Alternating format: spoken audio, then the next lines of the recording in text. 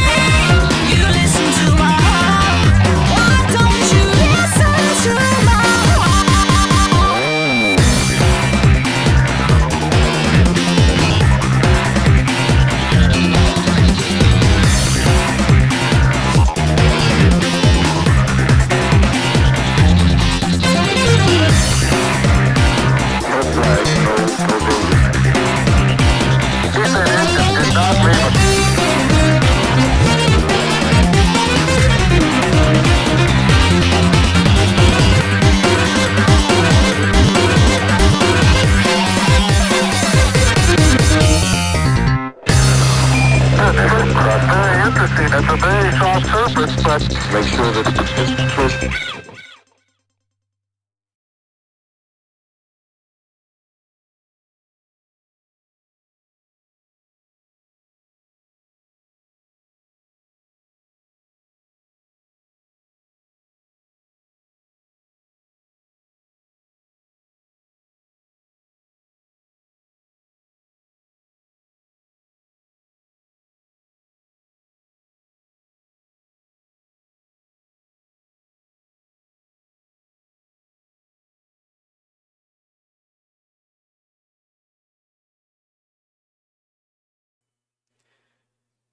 I swear I'm gonna remember one of these days.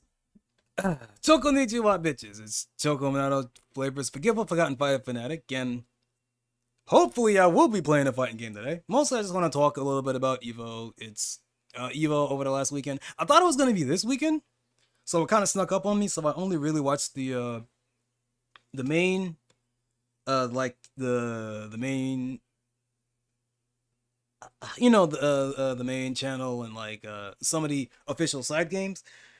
But when it comes to Evo, large tournaments like that, or really just Evo in general, I always like to see what's happening on the indie side because there's usually like a there's always a BYOC area when it comes to Evo. Bring your own consoles, right? And what the hell is that? Okay, that's okay. Never. Okay, so one of my tabs started playing audio. Okay, so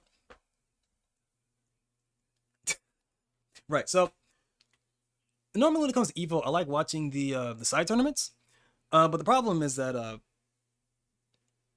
because Evo snuck up on me because it was last weekend instead of this coming weekend, which is what I thought it was going to be.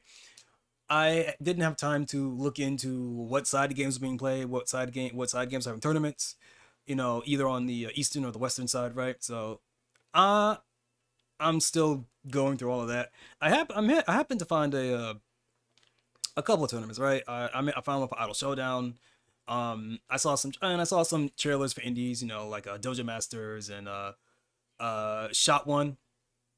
Shot One went from a Windjammers clone to a fighting game to a fighting roguelike, and I don't know I hope the game is successful because it must have been difficult to completely just upend and pivot what your game was going to be because I'm assuming oh shit, what was it?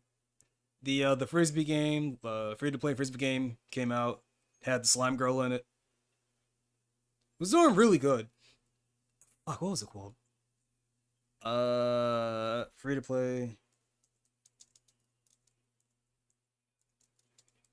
frisbee game. Let's sort there. Is it Omega Strikers? Hold up. Yeah, Omega Strikers. So I'm assuming that the developers of Shot One saw that Omega Strikers came out and was doing really good and panicked and tried to just pivot into a different genre of game. It's like, well, we have all these characters, might as well make a fighting game or something. I don't know if that's actually what happened, but that's what I'm assuming it is. I don't know. I hope the game does well, but I'll have to put some hands on it myself to see if I like it or not. Ow. Okay, so hmm, hmm, so hmm. I don't know. What else? I really want to see if there's a Soul Calibur 2 tournament. There's probably, I mean, I definitely saw some cam footage of a Soul Calibur 6 tournament, but I don't want to see if there's a Soul Calibur 2 tournament. Because Soul Calibur 2 has been brewing in the background for like the past few years. I should check Soul Charge FTC to see if they got anything. Soul Charge FTC are basically keeping Soul Calibur 2 alive, and they modded the Dreamcast. They modded not the Dreamcast. They modded the GameCube version of Soul Calibur 2 so that it has all the guest characters available at once. The guest characters don't have models, obviously, because they those models are not in the game, and it we probably really fucking hard to rewrite the game to pull up these character models. So they reuse models of other characters in the game, but have but and have like color edits to make them look different from the normal characters. But the fighting styles are there, the the movesets are there, the voices are there, so it works. It works. What was I thinking of? It has they managed to patch in like a proper training mode. It's kind of cumbersome to use properly, but it's really cool that they managed to like just uh patch in like finagle in a proper training mode with like dummy recording and stuff. It's really cool. Okay. Oh, what else? What am I thinking of? KFC probably has something there. The Counter Fight Club. They normally have a side tournament at Evo. Probably have one also. Probably have one at Combo Breaker 2 that I didn't actually watch, but I'll have to get into that later. Let me see what else. Off the top of my head, I can't really think of anything that I would. I can't really think of anything else at the top of my head. Okay, so for now, I just want to look at a couple trailers, right? I pressed the wrong button. That was still the wrong button.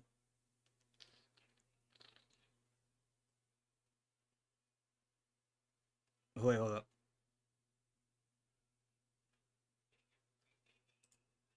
There we go. I need to relabel these fucking things, Christ.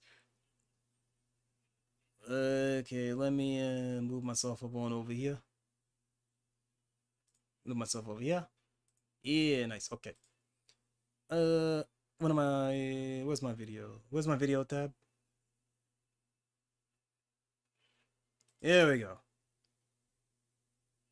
There we go. Okay, so first things first. I want to talk about Virtua Fighter because I did see the trailer, and the entire time I was watching the trailer, I thought the same thing I thought when I saw the first trailer and when I saw the first announcement. I'm not a teacher. I think it was like Evo Japan last year. I don't remember when the first trailer was. But the first thing I thought of when I saw that trailer is that, damn, this shit looks like Dead or Alive 6. And to this day, I'm still not sure if I meant that insultingly or complimentary, because I have a love-hate relationship with Dead or Alive 6 specifically. Well, DOA 5 and 6 specifically. I like the older Dead or Alive games. I think they look cooler and they play faster, so I like them more. Even if I can fully acknowledge that DOA 5, I haven't played a lot of DOA 6, so I can't comment on that, but DOA 5 is a magnificently put together fighting game. But I don't care because it's not as cool as Dead or Alive 4 or 3 or 2 or 1. So it's like, you know. Aesthetics can do a lot for your game, you know. Anyway, let me pull this shit up.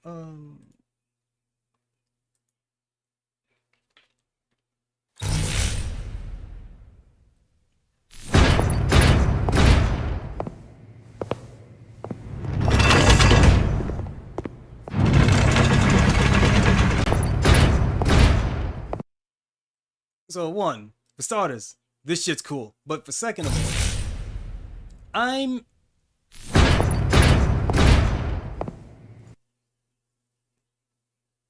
gonna be honest here. I don't quite like the look of Akira here. I understand that they're going for like wandering kung fu master, and for that type of look, it's really good, right?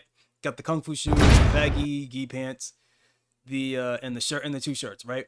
And it's actually really smart because in a lot of ways, this outfit right here, the black, the primarily black with the white undershirt and the wristbands here, this is very, well, not very, but this is not too dissimilar from Akira's outfit in Virtua Fighter 1. Because people associate Akira with the white karate gi, but in Virtua Fighter 1, the white karate gi was his alternate. His primary was a black karate gi, wristbands, and you could barely see it, and he was wearing a white undershirt underneath his gi. So using Virtua Fighter 1 as a base for his outfit in this new reboot project for Virtua Fighter 6, that's really smart. I like it. Not sure how I feel about the hat. I feel like the hat is there specifically with the cracked brim to be like, it's kind of like the I forget what they're called, the student caps for Japanese uniforms back during the fucking 70s, and like super cool badasses would have the brim cracked, and you could like gaze underneath the crack and it would look really cool, you know, like Jotaro shit, right? Wait, actually, I don't remember if Jotaro had a crack in his brim, but it's very much a high school delinquent badass kind of character, and that is what Akira was. If we're talking about Virtua Fighter 1 specifically, his archetype was like high school delinquent badass kind of character, because that was really common for I mean, that was a common archetype for contemporary manga at the time, but also that it I don't remember which character specifically, but Akira was very specifically modeled after a high school Baji Quant Master delinquent. So they carry that a bit forward. It's more so in like in a modern context, more so like in his rough way of speaking. And if you look at his custom items in Virtua Fighter, he specifically in Virtua Fighter 5 Final Showdown. I don't remember if it's Ultimate Showdown, but I know it's a Final Showdown, and I think it's also in 4, but I don't quite remember if it's in 4. That he had like various like school uniform style outfits, like Boncho style school uniform outfits. And this kind of be more of the more updated version of this. He's older, he's wiser, but he still has that youthful fire in him, right? Beard looks okay. The beard looks okay. Like he kind of had like Akira kind of had stubble in the Virtua Fighter 5 renders, so him growing a full beard is fine. Right. So anyway, Akira looks cool as fuck. I I'm not sure how I feel about the hair just yet. I'll have to see if I could take the hat off during customization, or if the hat can get knocked off in the fight like Virtua Fighter used to do. Before Virtua Fighter 4, we started having custom items, right? I guess if I had to guess, they got rid of that because like, hey, I spent this money and won all these games to afford this hat or this headgear for my avatar. So having it getting kicked off in the middle of the fight, that feels bad. So I'm assuming that's why they got rid of that. But in Virtua Fighters 1 and 2 and 3, accessories like masks and hats could get knocked off of the characters' heads, and they, you know, be on the ground and stuff. Something that Tekken also had with Shaheen, or his head thing. I forget what it's called. The head bandana, whatever, can get knocked off and it's on the floor now. Soul Calibur has that. Specifically in Soul Calibur 4, the only good implementation of the armor damage mechanic, broken armor would change the character's actual character model, and the broken equipment would be on the floor, and you could like kick it around and it would be moved around during the course of the fight. Soul Calibur 4 is really cool. You can argue endlessly whether or not Soul Calibur 4 is a good game, but it is a cool game. It is a cool game, and I like it quite a bit. The further, let me do this a little bit. The further I get from Soul Calibur 4, the more I like it. Or rather, the further I get from when I initially played it, I like it more and more and more. I have Xenia. I'll have to see how well the game emulates on Xenia, because I don't want to have to buy it digitally on my fucking Xbox, because there's no way that the Xbox brand will exist after another 2 years. So that would be a waste of money. And god damn it, if games are going to be investments instead of products, then I'm going to be treating them like investments, which means I probably should not buy anything on Xbox until that brand completely shuts down, or they have a fucking clearance sale and I can buy everything I want at like 95% off and, shut down the servers. But at that point, I'm not going to be playing online anyway, so it'll just be an archive of a bunch of cool shit that I have and don't want to get rid of just yet. Until, emulation can run these things better than the native hardware can. Anyway, back to Virtua Fighter. And here we have Stella, who is not Sarah Bryant. And it looks like... Oh, I never caught this. Stella has dyed roots. So she's not naturally a blonde. Interesting. So maybe it's someone that's mimicking Sarah? Also, that hair is looking kind of... I was going to say it looks kind of gray. And I'm thinking, wait a minute, is this actually a... So, okay. So I remember that when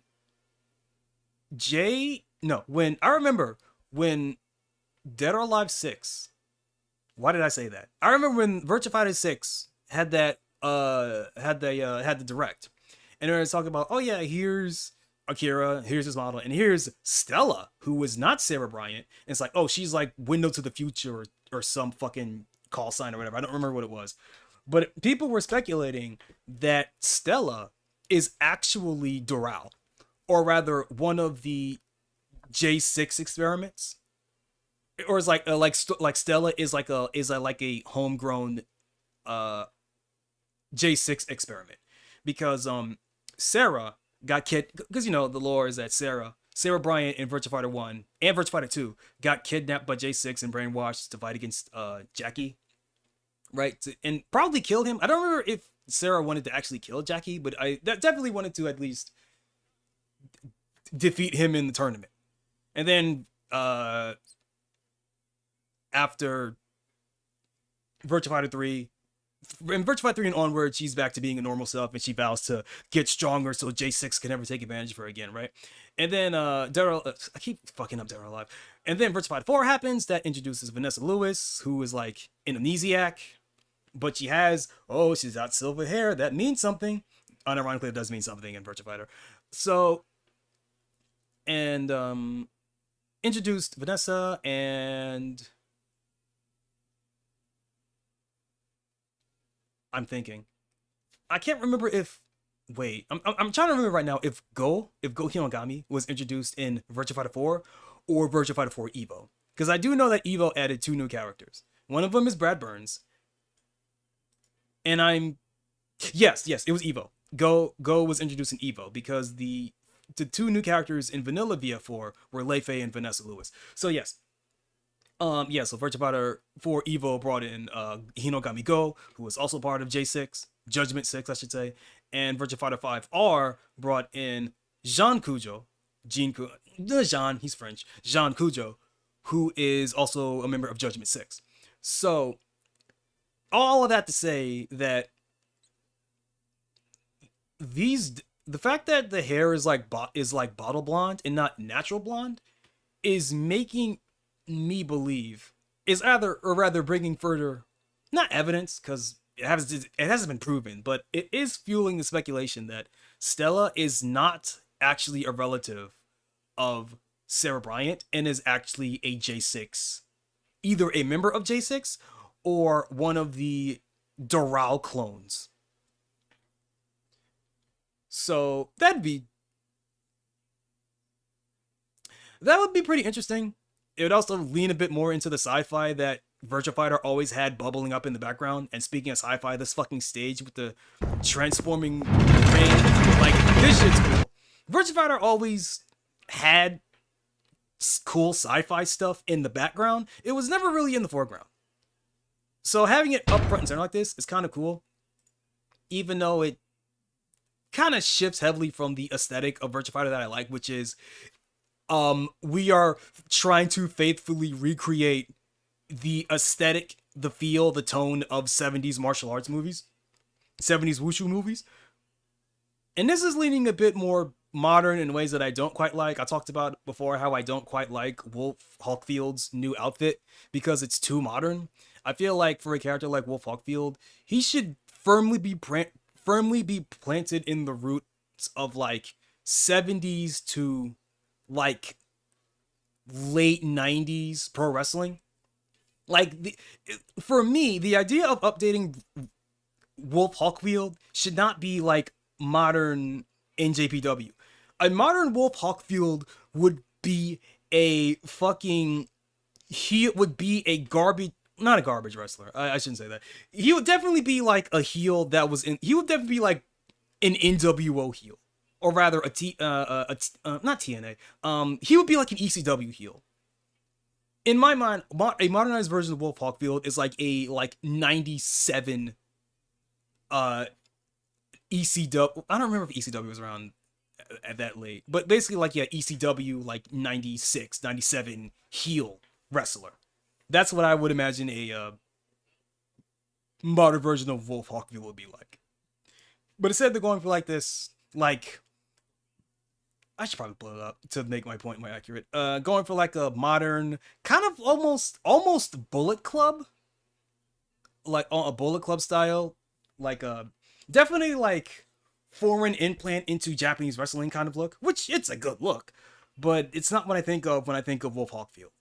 But I also am not a huge wrestling mark. I'd have to talk to Splat about that. Let me pull this up here. Wolf. Hawkfield. Okay. Uruhu Horuku Field. Why does the Virtua Fighter wiki have his Virtua Fighter 5 render and not his? Oh, let me check. Let me check the gallery. Is it in the gallery? Because surely you would want to use the latest version of the character, since that's going to be the one that they're most familiar with. It's not here. His, I mean, I guess it's because there's no official render of Wolfhawk Field. They don't want to use it just yet for the wiki. Okay. Uruhu Horuku Hirudo. I mean, like, but I have said before that I do appreciate how carny Wolfhawk Field looks. I appreciate that at least.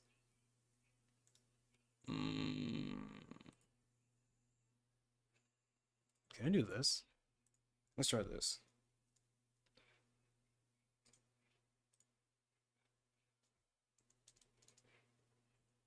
I'm gonna put this as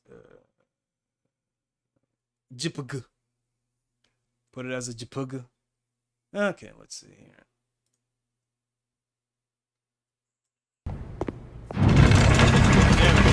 Video, don't play yet. I didn't order you to play yet, you sack of shit. So here we have Uruhu Horuku Hirudo.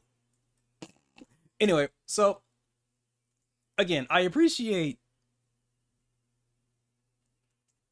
like, he certainly looks like I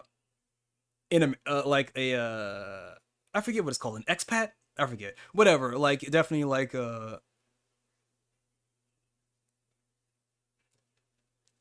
am I going with this? Right, like an NJPW expat, I believe that's what it is, right? So it's a good look for him. I don't like the removal of the blue, but again, this is supposed to be heel. This is supposed to be like a heel version of Wolfhawk Field. So, you know, the black to make him look more like a bad guy, and the beard, the like the overall like rougher, like 1%er kind of look, right? It's a good look. It's gonna be weird because normally when you do a redesign like this, you also you also have like the old designs as like nostalgia, and old Wolfhawk Field was a face, or maybe he was always a heel and I just didn't know. I don't, now I'm thinking about it, I can't quite tell if Wolf was supposed to be a heel or a face in the old Virtua Fighter games. I assumed he was a heel in the first game because his rival, because in Virtua Fighter 1 specifically, Akira's rival was Wolfhawk Field. So they wanted to play up that the whole like the Japan versus America. Well, not really America, because that would be Jackie. Even though you kind of feel like that was kind of what they were going for, because it's kind of mirroring, like, you know, like Ryu and Ken, your hot-blooded Japanese martial artist versus the cocky shithead American martial artist, right? But no, it's a Wolf. You know, his strong style wrestling versus Pachi Kwan, right? Raw power versus raw technique, right? That's what they're going for. Anyway, I'm assuming I can assume that at least for Virtua Fighter 1, Wolfhawk Field was a heel wrestler, because he was the direct rival of Akira, who is the face of the series. So they could probably going with Wolf being a heel from that angle. But after that, there was a general respect that the two had for each other, even though, if I remember correctly, I know that Wolf and Akira traded wins. I don't remember who won first, though, in Virtua Fighter 1. But there was a mutual respect that they had for each other at that point as martial artists. And Wolf kind of softened. But looking at it a bit more, I don't know if they ever really established if Wolf was a face or a heel after VF1. So maybe going heel is actually a return to form. The Pack. I really wish they would have just called it the Wolf Pack, but they probably couldn't, because there's definitely a stable called the Wolf Pack, so they couldn't really use that. But God, Wolf Pack is such a good name for a stable. Anyway, I appreciate the tattoos. Looking real carny, I dig it. But again, it is a very modern design, and I think that's cool in a way that it is emphasizing the amount of time that was spent between, VF5 and VF6. But because Wolf as a character is kind of like rooted into like 80s Japanese pro wrestling, I feel like they should keep that going. But I'm not a who the fuck do I care, right? What the fuck do I know, right? I said the same thing about King, right? I like King being firmly a Tiger Mask reference, and making him his own character kind of waters that down a bit because he was deliberately designed to be a homage to Tiger Mask. So whatever. I just don't like the cape. I think the reason I don't like modern King in modern games is pretty much the cape. I just don't like the cape. I think it's a bit too tacky. But again, wrestlers are supposed to be tacky. But I'm like, I don't know. I mean, I could take it off, so whatever. It's an element of his design I could just remove, so that's not too big of an issue. I don't know. I I would like it more if it was like one of those oversized like if it was like one of those oversized champion robes that like Steve has because he's a boxer. If it was like one of those, I'd be fine with it. But I don't like it. I just don't like the cape. I think the cape is a bit. It's not. I don't. I don't think King is cool enough to wear the cloak. Armor King definitely is cool enough to wear the cloak. I don't think King is cool enough to wear the cloak. Anyway, moving on. What was I talking about? Something, something, something. The endless march of time. I don't remember. Beard's a nice touch. Not sure how I feel about it entirely though. I mean, again, well, I'll say I do kind of like it. It's carny. I like it, but I a lot of the elements of Wolf Hawkfield's new design is something I'm going to have to see in motion before I'm fully sold on whether or not I like it or not. I mean, the art looks good, but Virtua Fighter is and always was and always meant to be a 3D game. So until I see an actual game render of him moving around and doing his moves in gameplay, it's going to not a hard sell. It's not a hard sell, but I at least want to see how Wolf's moves change because he's a heel now, or at least they are going into that him being a heel. I don't want him to. I'm kind of figuring like, how would they actually change his moves if he's a heel now? Hmm. Like, I want him to have dirtier moves. I want him to have like, I don't know. I don't want because I don't want him to pull out weapons. I don't want him to be like a garbage wrestler. He doesn't need to do all that because he's still a martial artist, and Virtua Fighter is about the martial arts, right? So adding weapons to that waters it down a bit in a way that I don't think works for Tekken, because Tekken was all about making it cool. Well, Tekken and Dead or Alive both, but specifically Virtua Fighter is more about the pureness of the martial art in and of itself. Oh, fuck! I wasn't paying attention to chat. Maya Holden, how you doing? Choconnichi, what's up, bitch? Welcome. I can see chats. I just wasn't paying attention. I'm talking about character design in fighting games. It happens. I like fighting games a lot. You will come to know that very soon. Well, if you haven't already, you will come to know that very soon. I like fighting games a lot, and when I get into my fighting game talk, I can go for hours without stopping. But what's up? Anyway, I'm talking a little bit about Wolf Hawkfield's redesign of Virtua Fighter 6. Overall, I like it. They're going more for him being a heel, but I am kind of worried about how it will change his moveset.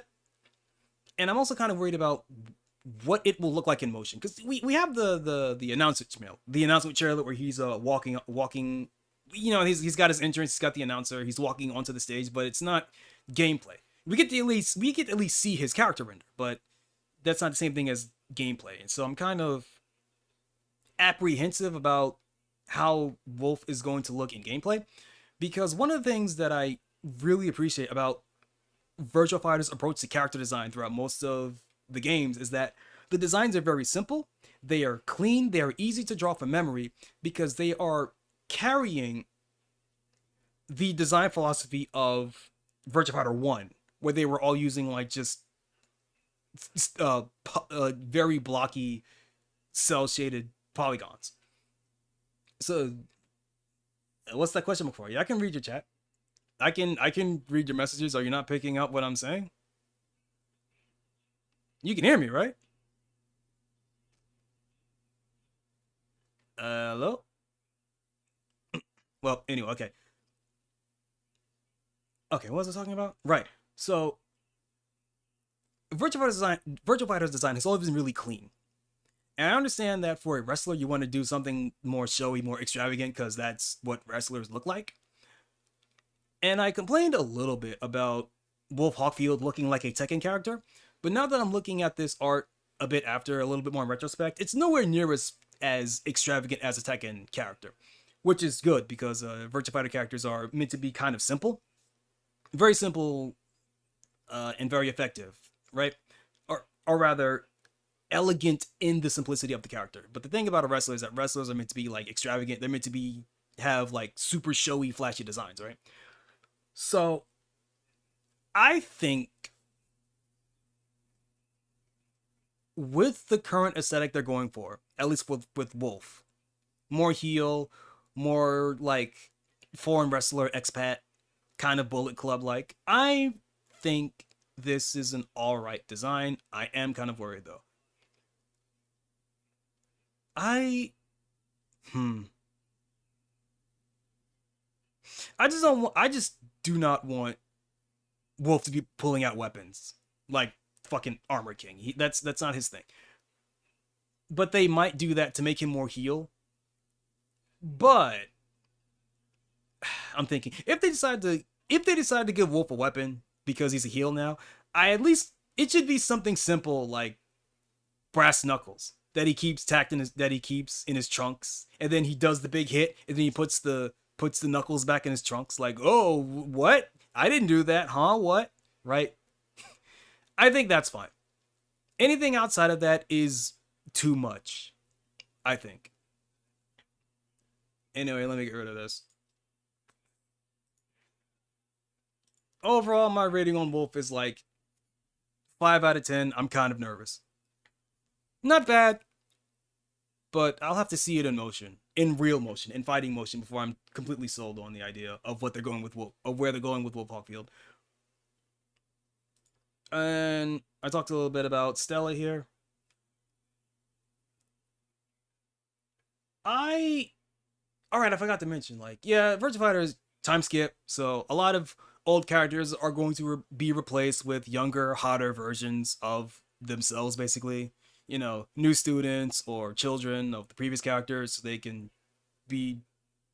I mean, that's the general flow of it, right? So the fact that Stella is here is already proof enough that Sarah Bryant is not going to be in this game.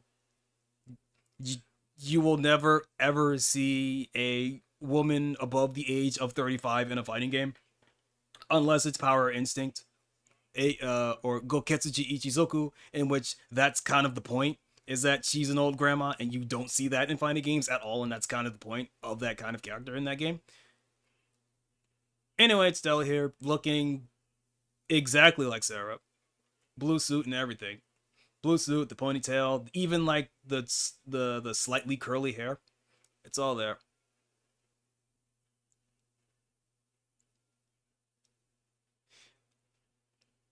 I can't. I'm trying to read that red. I'm trying to see what that red. What is that? A red pen? I'm trying to find out what that is, and I can't quite tell. I'm trying to see if it's like is that like a J6 pin? Is that like a J6 or something? But I can't tell what that is.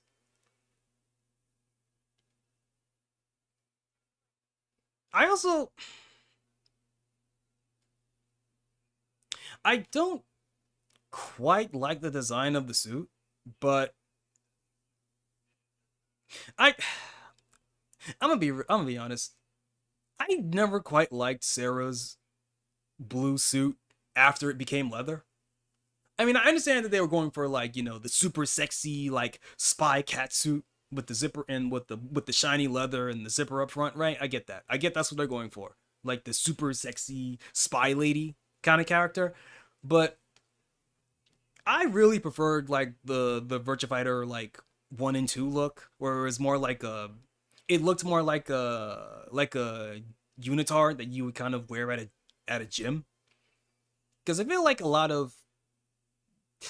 the best way to make a fighting character is to start with like, well, basically do what Tekken does. You start with what is the uniform of the martial art, and then you go for, okay, now you go for like sportswear, like gym wear, and you add personal character touches to that, right?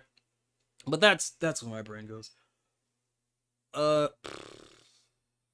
Anyway, the part that really gets me is that Stella looks like Sarah, and I understand that that is the entire point. But if it was like a student of Sarah, or like a student, like I don't know, like Jackie and Sarah have like a dojo or something, and like this is just one of their students, that'd be fine. But even though I understand the entire point of Stella looking like Sarah is like you can pretend that it's Sarah, I understand that. But if there is no lore relevance to this other than just being like, oh yeah, it's just Sarah's daughter, like that's kind of lame. Because playing so far into making Stella look like Sarah not only directly means that she is meant to replace her entirely.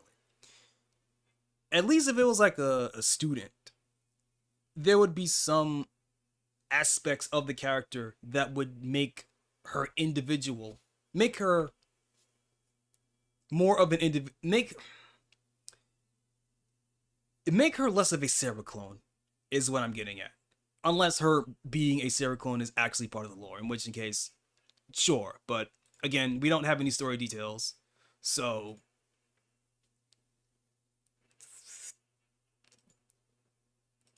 I don't really know what to say about that. Anyway, play the rest of the video.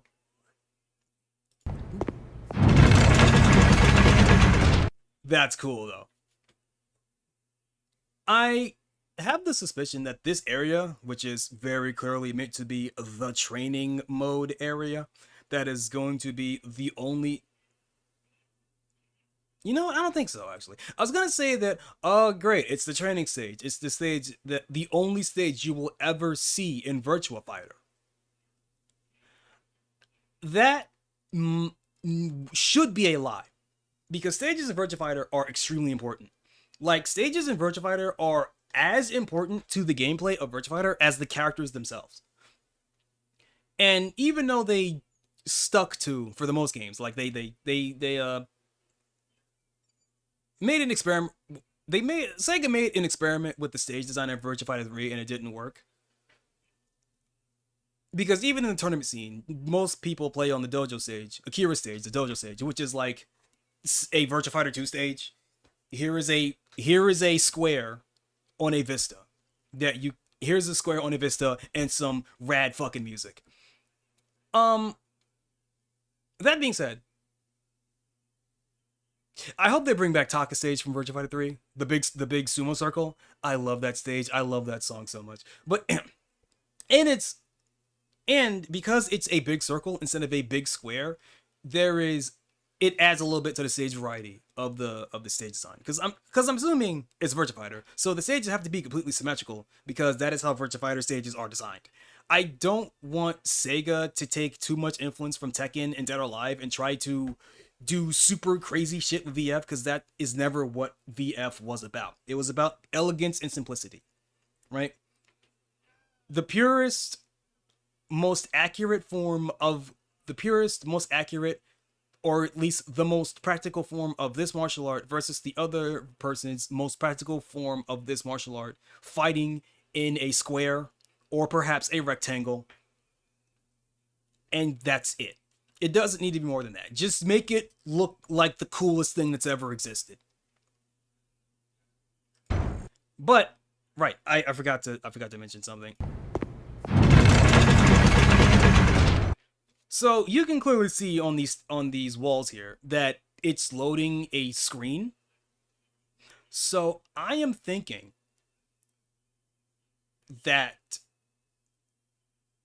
even though this is the training stage, I think that one really cool thing that I hope this game does is that as you play through the game, you can unlock different holographic or like different backgrounds for the training stage, so that whenever you play, Ready, go!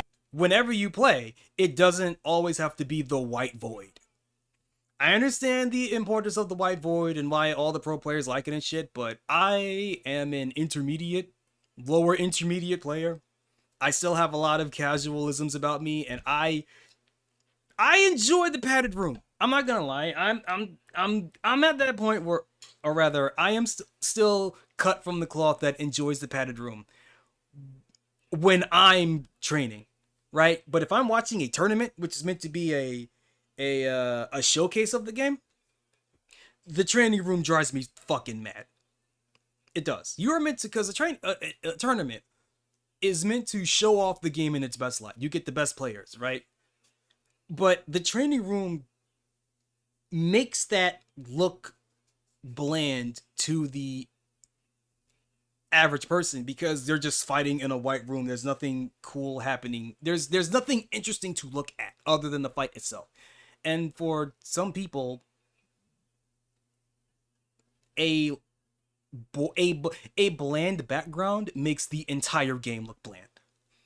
And to be fair, having the training stage grid nightmare be a hologram, like a screen being projected from being an image being projected from a screen, that's pretty fucking cool. And I do hope that, much like Killer Instinct 3, that you'll be able to unlock different images to paste onto this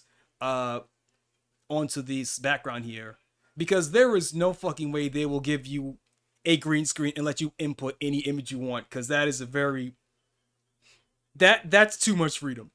People will fuck with that in hellish and very funny ways. Ready. There was something else on the but whatever. The lab, having this training stage actually take place in a lab is kind of cool. I dig that. Ready, go! So,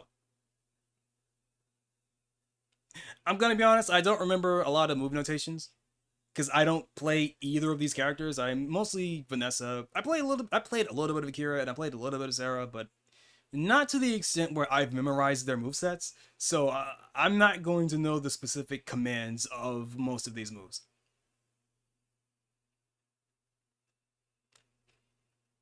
There is something I don't like about Stella's blue suit, but I don't know what it is just yet.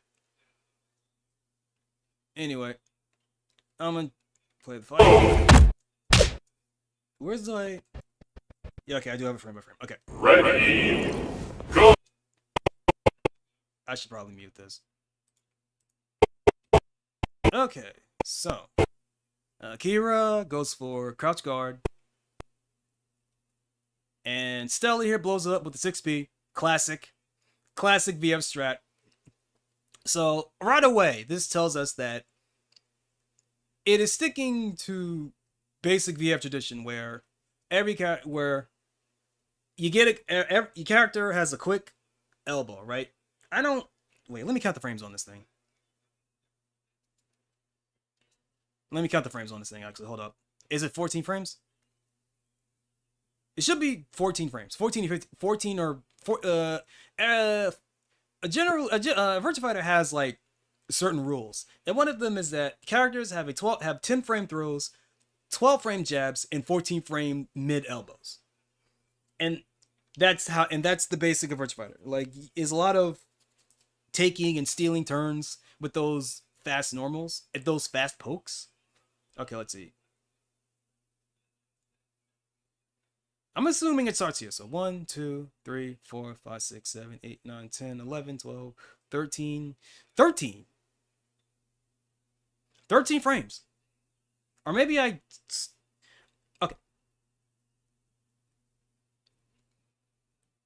So let me think here.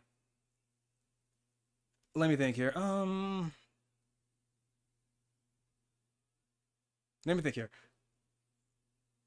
So I counted 13 frames. It's probably 14, but the animation in Virtua Fighter was always a highlight of its series, so it's going to be kind of hard to tell when it starts. So maybe I started here. So maybe it didn't. So this is 1, 2, 3, 4, 5, 6, 7, 8, 9, 10, 11, 12. Now it's 12. The fuck? 12 frame. That's ain't no way they're gonna give her a 12 frame.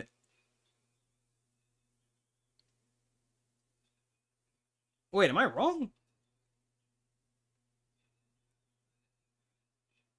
Wait, am I wrong? I thought the rule is 12 frame throw. No, 10 frame throw, 12 frame jab, 14 frame mid. Did I get it wrong? Or is it 10 frame jab, 12 frame mid? It's been a while since I actually studied this shit. Also because the characters I play, and when I did play Akira, because the characters I play don't follow that rule. Vanessa is pretty slow, so she actually has a 14 frame jab. Wait. No, she has a 12 frame jab and a 14 frame mid. But she has a 10 frame high that sucks, but it's. So Vanessa doesn't really play like regular VF, right? She has a 12 frame high. It's right, 10, 12. Because frames are also. Because Right. Yeah, no. Throws and jabs are both 10 frames. But that doesn't matter much because strikes beat throws every single time. Okay, yeah. Because Vanessa, right? Vanessa has a 12 frame high and a 12 frame mid. 12 frame jab, 14 frame elbow, but a 10 frame high that's short range and it sucks. But it is a 10 frame. So she can technically play proper VF, but her 10 frame sucks because defensive stance is more about throws and counters. Well, reverse, throws, counters, reversals, right?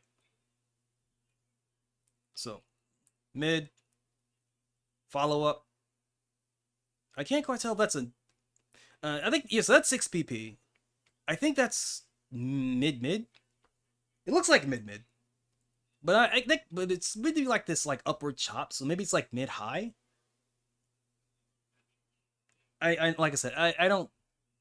It's been a long time since I played Sarah, and even when I did, it was not VF5. I played Vanessa in like 2 and 3 and a little bit in 4. By the time 5 came around, I was like, well, okay, vanilla VF5 I played Jackie, but for Final Showdown I mostly played Vanessa, and I played a little bit of Akira and Revo. And again, Akira's also like a weird character. He doesn't have like the regular 10-12 that other characters do, because he's all about guard breaks and being plus on block on everything. So okay, so I'm gonna assume that's mid. All right, back to neutral. What do we got? So I'm going to assume that Akira was going for a 2P, the classic dick jab. And judging by the animation of this move, I'm going to say this is like down forward P plus K. That sounds about right. Down P plus K, counter hit launcher, which is like launching mid, so it knocks him out of the 2P, launching mid. And now we got this. I'm going to say that this is like 6 K plus G, or maybe 6K plus G. I'm assuming, like I said, I don't really play Sorrow that much, and it hard knockdown. Well, no, wait, is it hard knockdown or? Yeah, hard knockdown. Hard knockdown, which means she gets a follow up, and then she goes for, I'm assuming, like 1 or 2K or 3K plus G, because I recognize this sweep, but I don't remember what it is. I'm gonna say 1K plus G. I'm not saying that's what it is, but that's where my internal logic of what frames are attached to what commands in Virtua Fighter. And we see here that, ooh, first of all, 1, hitboxes. So we see a couple things here. 1, Akira's using a handspring to get up faster, but in doing so, he also dodges this low that would undeniably hit him if he was still on the ground, because he was in a hard knockdown, and hard knockdowns mean that you can get further hit for extended combos. So this handspring is probably, is it a new Kemi? Hold up, is it a new Kemi?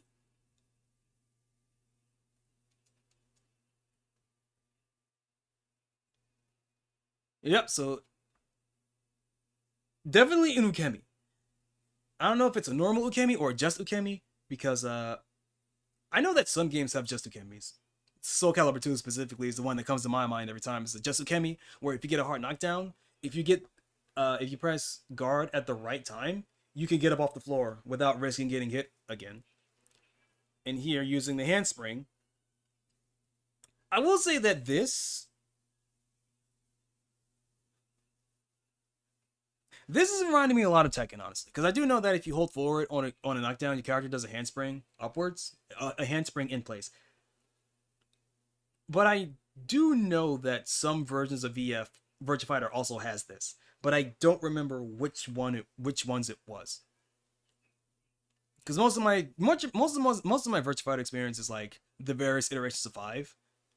I have played all of them, but the one I played the most was the various iterations of 5, mostly Final Showdown and Vanilla VF5, and a little bit of 4, and a lot of 2 when I was younger. But again, I was younger, so I didn't quite know the intricacies of Virtua Fighter at the time. But anyway, handspring here. I'm hoping that the slowdown is just in the trailer and not during the actual game, because I don't like. I'm not okay. Let me phrase that. It's not that I don't like slowdown. It's that when slowdown happens, it oftentimes eats up the inputs during the middle of the fight. So it's best to keep them for. It's best to keep them rare.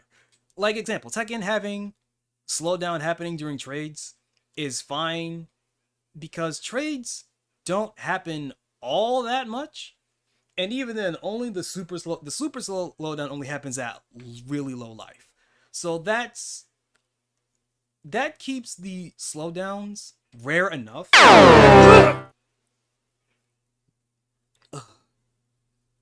Okay. Clara Daisy. Choconnichi, what's up? Bitch, how you doing? Ugh. I'm doing good. I'm talking about Virtua Fighter. I was originally going to just be having a post Evo look at all the trailers stream, and then I started talking about Virtua Fighter for, let me check the time here, 50 minutes.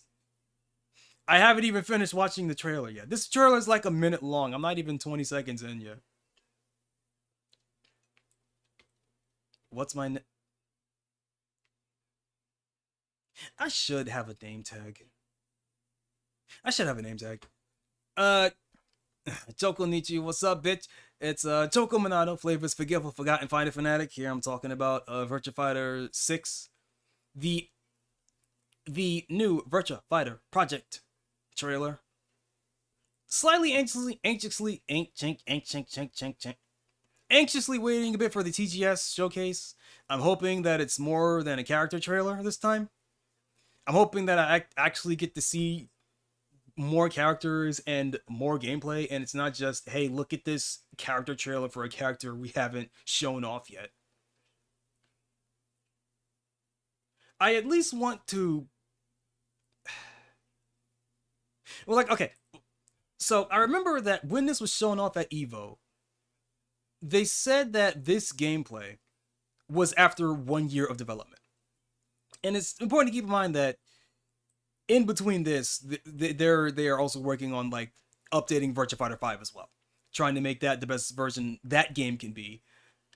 And I'm assuming that after 1 or 2 more years of VF5 support, they're gonna go all guns blazing in on VF6. Like probably like I'm assuming it's gonna be like when Virtua Fighter 6 comes out, that will officially be the end of support for Virtua Fighter 5. And they're gonna put they're gonna focus all in on Virtua Fighter 6. That's what I think is gonna happen. Do I have a pet? No.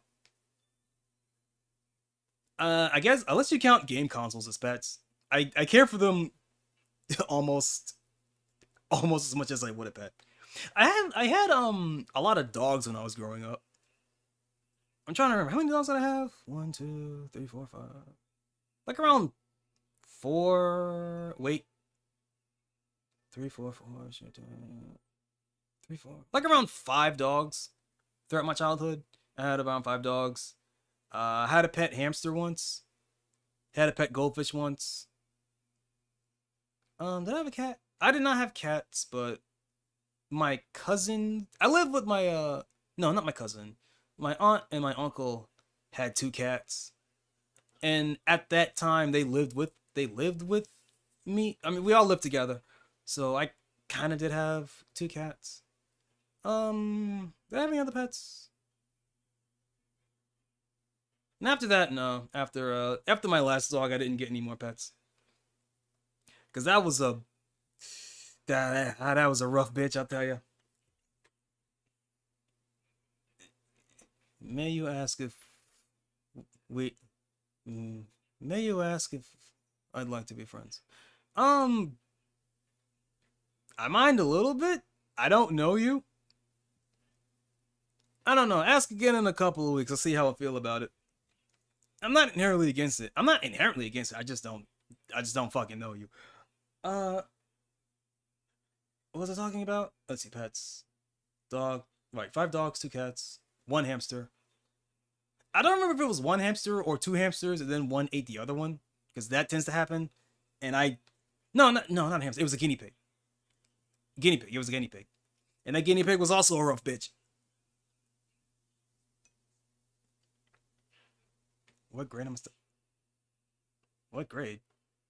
I I'm not in school anymore. I graduated from school a long time ago. Okay, what was I talking about? Okay, right. Trailer. 6 BP, 3P plus K, counter hit, X kick hard knockdown, 1K G, handspring to dodge.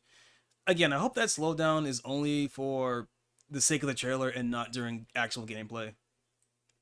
Virtua Fighter games are really fast, and I don't like the games being artificially slowed down for hype moments. Okay, so Akira's up.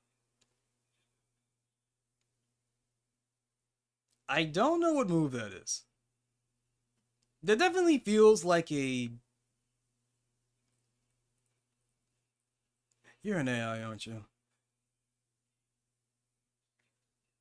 Ask. I mean, you can ask if we like to be friends all you want to, but like I said, I don't fucking know you. So I do mind actually. Ask me again in a couple of weeks and see how I feel about it. Okay, so this move, I don't quite know what move this is. Feels like if I had to take a random guess, I'd say like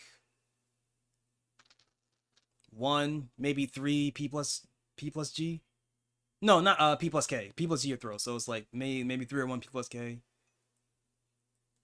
You chat me on Discord? No.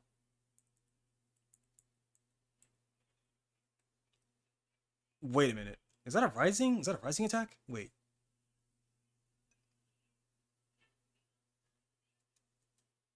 Hmm.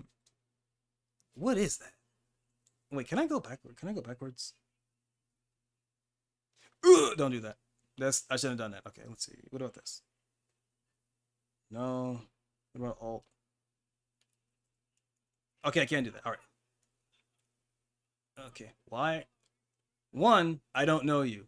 2, I don't talk to anybody on Discord. That's not even a you person thing. I don't use Discord for that. I basically only have Discord so that I can set up my streaming accounts. I have a cool idea for my stream to go faster. I don't care about that. I've never once checked my stream analytics. I don't give a fuck about my numbers, man. Okay, let's see. So, okay, so.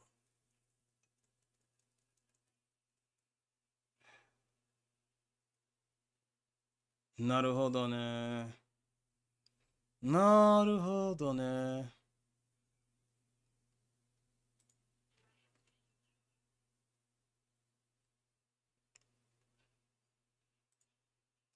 Well, thank you for the consideration. I'm gonna make you shut up now. Okay, where was I? Okay, so. Okay, where was I? Okay, so. Stella blocks the move. Not a guard break, but definitely. Wait, is Kira minus on this? Yeah, Kira's definitely minus. I don't know if not punishable, but definitely minus. Okay, so Stelly here does a what looks like to be a while rising K. And that says quite a lot because okay. So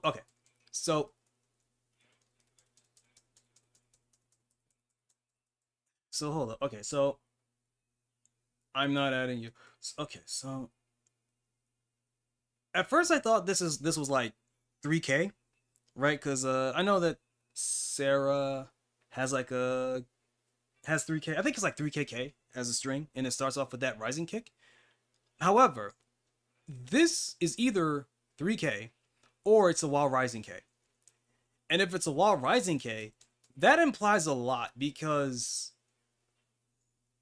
characters generally do not have rising move attacks while rising from crouch anymore. More characters had them in older Virtua Fighter games, but in modern Virtua Fighter games, they tend to not have that anymore.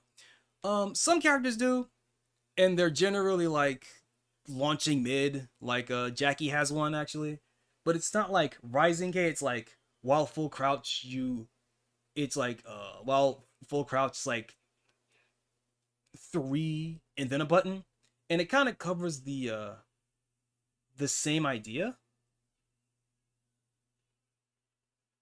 Well, okay, or rather, I would say that the way that rising attacks are implemented is different from like your Tekkens or your Virtua Fighter, your Tekkens or your Soul Calibers, right? But again, I'm going to assume this is 3K and not a while rising move, even though let me check when does the attack actually start? So I'm gonna say here. So I'd say the attack probably starts on this frame. This frame definitely.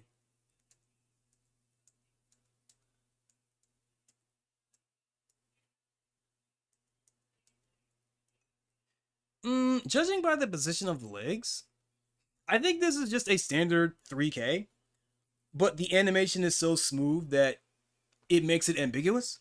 And again, one of the hallmarks of Virtua Fighter as a series is the motion capture, is the animation. Not only the motion capture, but uh the hand animation of other moves. I'm hoping that Virtua Fighter 6 does clean up the animations and that everything is or not that everything has new animations, but that most of the attacks have been re-recorded so that there isn't that disparity between, oh yes, here is something that is obviously mocapped versus here is something that was obviously reused from Virtua Fighter 2. And to be fair, I'm not against asset reuse. I've always praised Capcom as the kings of asset reuse, but Sega also is really good at asset reuse. Like, look at any Yakuza game. The asset reuse in Yakuza is absolutely insane. Like, the Pirate Yakuza still has things from Yakuza 1, from like, I think 2004, 2005, I believe, when that game first came out.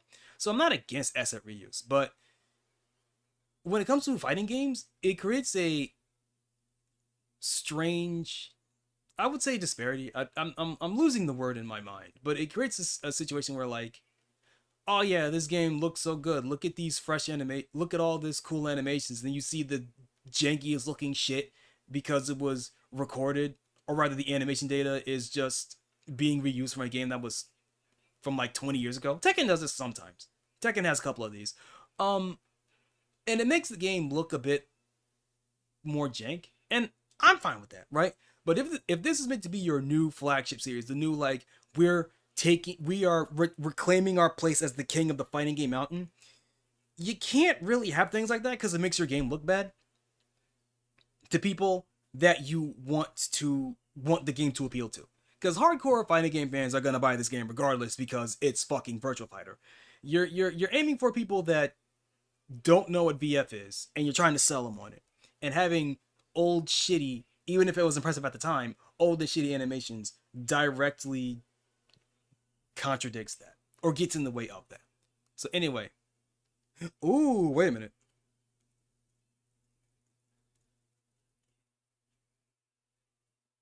So this here I didn't catch that. So here, Akira is in his is crouch guarding, right?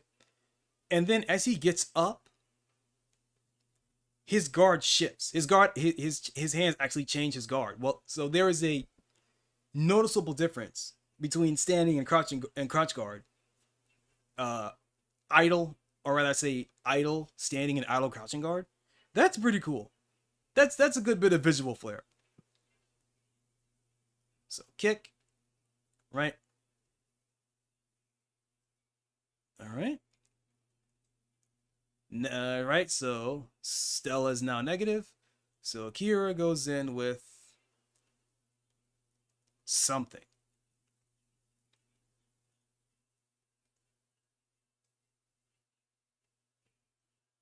That move reminds me of like Akira's like.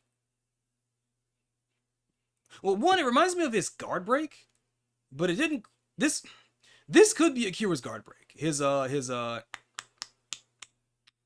like his, I think it's 5 PKG. No, no, that's not it. It's yeah, his 6 PKG, which is like a high guard break. But I feel like that's too slow. Because the thing about Akira's guard break is that it's supposed to be really fast. So having it be slow ruins the point of the guard break. So it's definitely not that.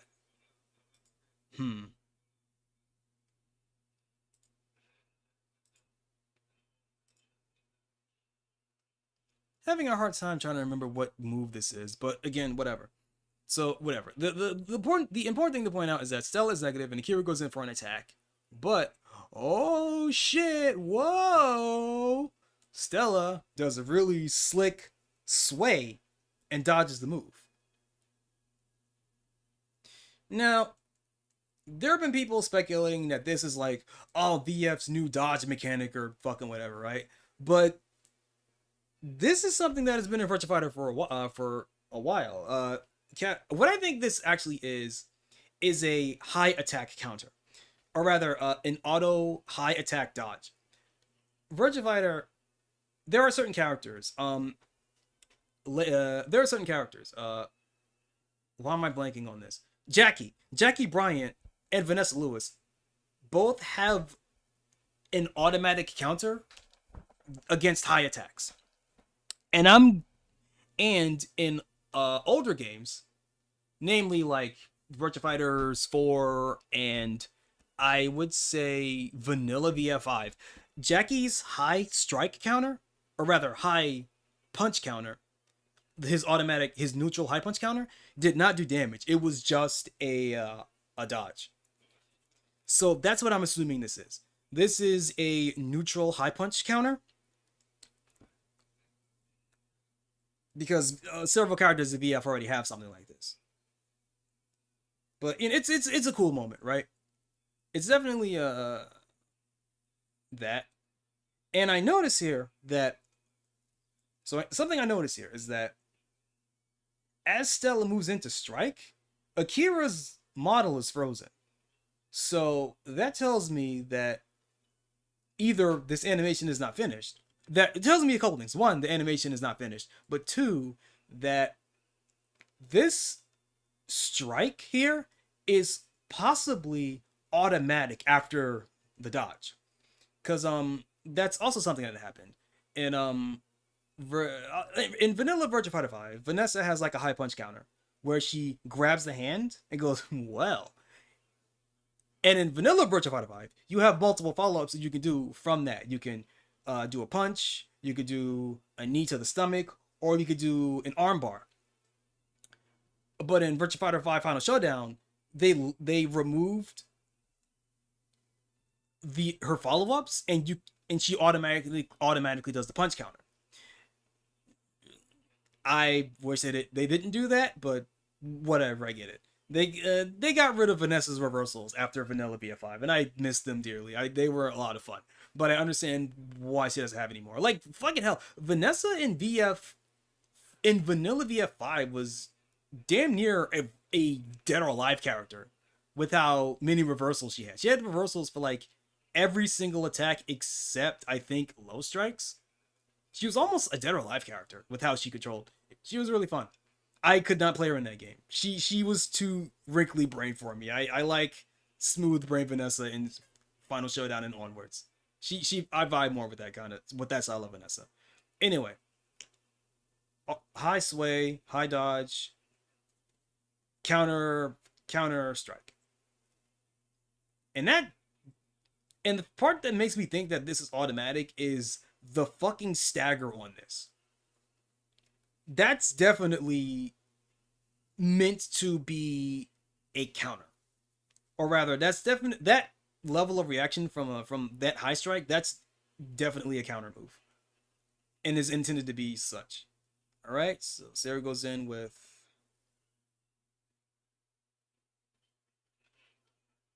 I called her Sarah, didn't I? So Stella goes in for jumping roundhouse, double jumping roundhouse. I don't know what command that is. Like probably like if I had to take a guess, I would say like 9K, 9KK.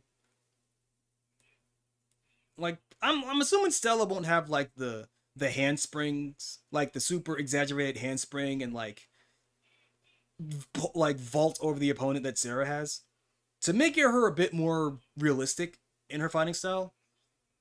I'm assuming that's what they're gonna go for, but I have no idea. But anyway, we see here that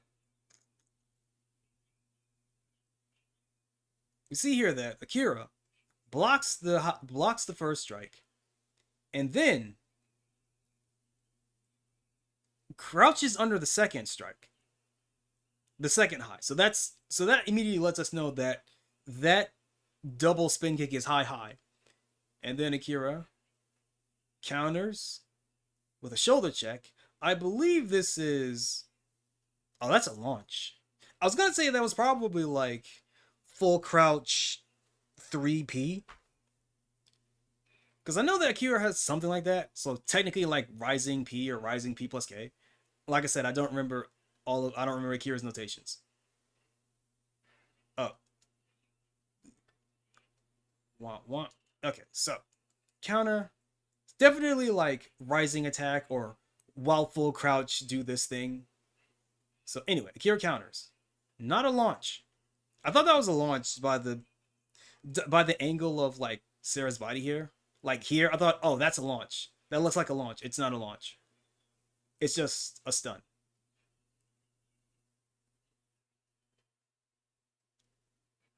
So there's this extended period here. So there's this extended period right here where Stella is recovering from the animation and Stella looks like she's in Sarah's Virtua Fighter 1 combat stance. Again, don't know if that's accurate or if that's just the data reuse or the animation isn't finished. Not quite sure. But anyway. Bam. I know that move. I don't remember the notation. I think that's like... I don't think he gets a follow-up. That's definitely a tracking... That's his tracking high. Because Akira doesn't have a lot of tracking moves, so any tracking moves he does have is really important. But that's like the tracking move, and there's like a follow-up. Not the same follow-up. This is a different follow-up. But I'm assuming that this tracks the opposite way. So I think it's like 3PP or something. 3PP, something like that. 4PP, I don't remember. But it was like semi-circular. Like one tracks one way and then the follow-up tracks the other way. Because Akira basically has no tracking moves. But there's that, right? That's the basic idea, right? Anyway, natural counter combo. Second hit knocks down. Dodges up. So what does Sarah do here?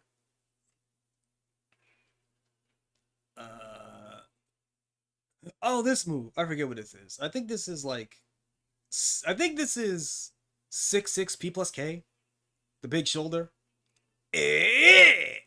Right? Okay, so whoop, counter, shoot, pop, pop, pop. Classic. Hit him with the plus on block. The plus on block shoulder check on wake up. Because if it counter hits, you get to start your offense again. Alright, so what does Stella do here? I don't know what the fuck that move is. That's definitely a new move. I've never seen that. And I don't. Hold up here. So, I don't know what that is. If I had to take a guess, these blue sparks, right? Because you see here that Akira's guard changes on every single one of these strikes. And we've already established that when you block a strike, you get this white, like this white particle effect. Like hits are yellow, blocks like that one's more like this one's like yeah, that's yellow, so that's a hit. And you get the yellow, right? The yellow's a hit, and when you block, it's white. But when Akira blocks these moves here, he gets like a blue spark. So I'm going to take a guess here and say that these three attacks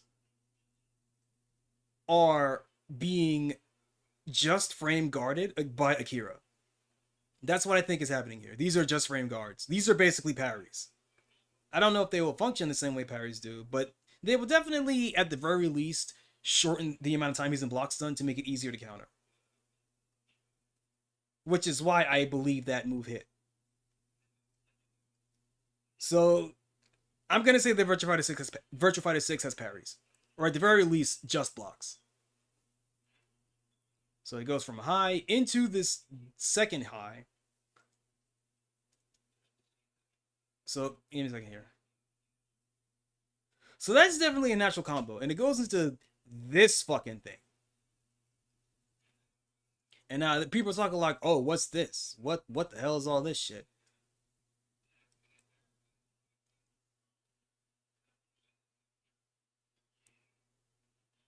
I think that I'm hoping this isn't true.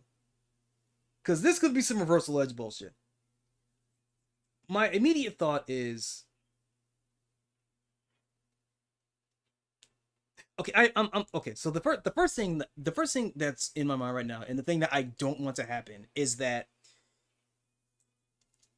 let me reverse here. Is that Akira put himself into a defensive stance, where he automatically blocks these moves and follows up with this shit, like reversal, like literally reversal edge from Soul Calibur 6. That is what I don't want to happen. What I think is happening, because Virtua Fighter is a bit more elegant in their game design. What I think is happening here is that yes, these are just frame blocks. That I think is true. These are just frame blocks, and because Akira did a just frame block and did a punish counter, did a punish using this string, that this attack here, this high kick, puts Stella in a critical condition that will make the next landed attack do more hit stun. Now, I don't know what this is, because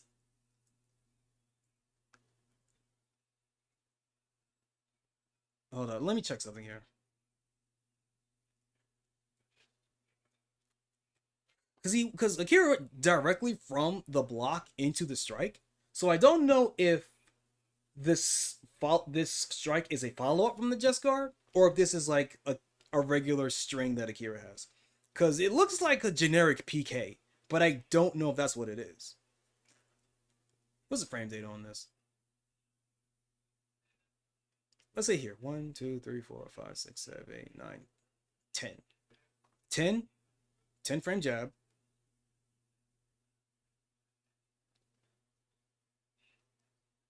That could just be Akira's new PK animation, his 5 PK. So, 5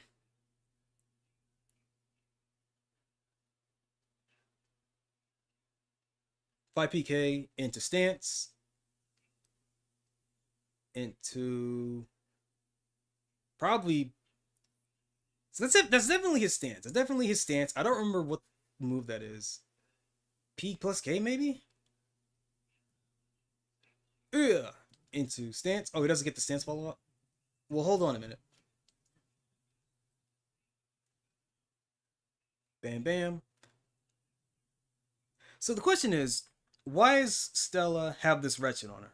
Is that because of the follow up from the just block? Possibly. I'm assuming that's what they're going for, like a fucking, I don't know, concussion state, right? You took this really bad counter hit, and instead of getting knocked down, you're put in a disadvantaged state or a concussion state where next hit will do big damage, right? So here goes the stance into, because here's the thing, this move right here is a guard break. So guard break, and then follow up, bam.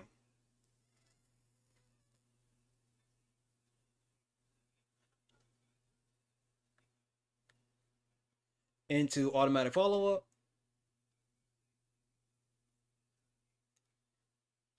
That I could have sworn would be a launcher, but it's not. I could have sworn this would be a super big launcher, but it's not.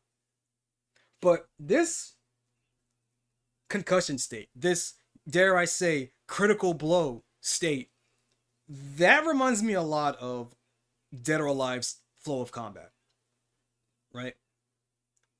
The question is, how often will this happen in a normal match? Because like a Dead or Alive, a critical blow happens like all the fucking time. Or a critical state happens all the time. But that is baked into the flow of how Dead or Alive's combat works, where you can reversal at any point, and the combat of DOA is about baiting, is about this constant guessing game between what attack should I do versus what attack should I reverse. Like this constant.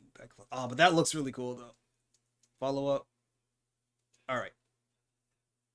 And Stella is still red.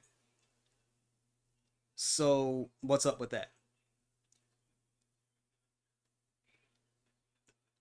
Elbow. The Raimon Chochu, the 6-6P, the move that. You know what? No. That's not Raimon Chochu. That's a different elbow. That's not 6-6P. I think this is 6-6-6P. Because 6-6P, he doesn't change his footing. He changes footing on 6-6-6P. So this is definitely 6-6-6P. The really good elbow.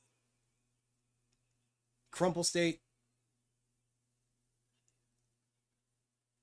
That's P plus K. That is 100% P plus K. So 6-6-6P. Or maybe, I had a thought. What I think this wretched is, I think what this is this is a critical state where the next hit is a guaranteed critical. I think that's what's, not a critical, it is a guaranteed counter hit. I think that's what's happening here. It's like Rage in Tekken, where if you pop Rage, your next hit is critical. The next hit you deal or the next hit that you take is going to be a guaranteed critical. I think that's what's happening here. The next hit that lands is a guaranteed critical. Okay, so I think that's what's happening here. So, counter hit 6-6-6P. Crumple into P plus K. And I think that because Stella got knocked down here, that the critical counter rage whatever state ended.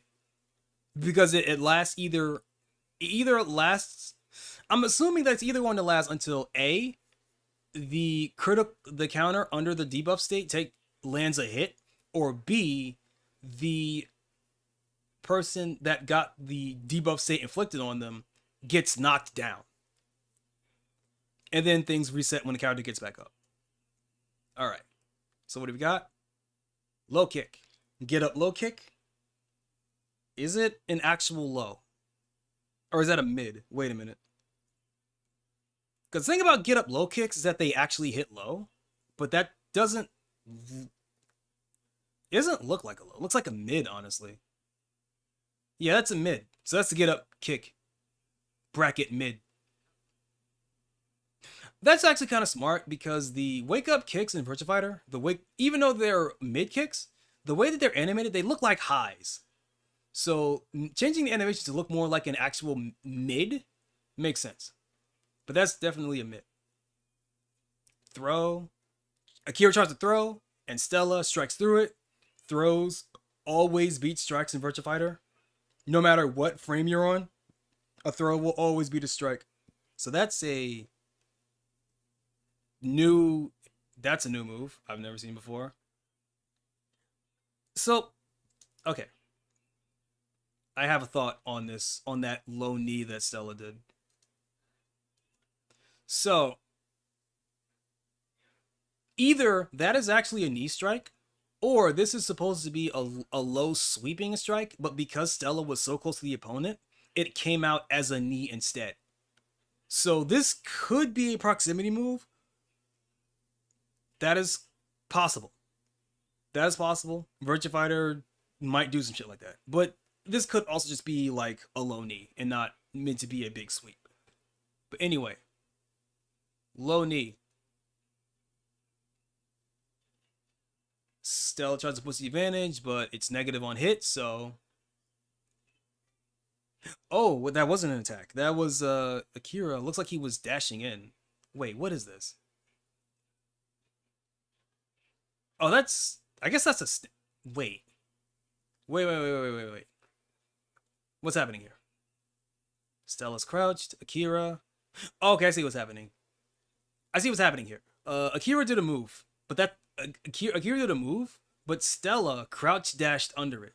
So that's a high. So Stella crouch dashed under a high strike. That's what's happening here, and then does a big rising kick. I don't know what move that is. Was that a counter? I mean, why did I say that? Of course it's a counter hit. But what I'm saying is, I mean, obviously it's a counter hit. But what I'm saying is, once that kick hit, the camera angle changes. Now, is this just for gameplay?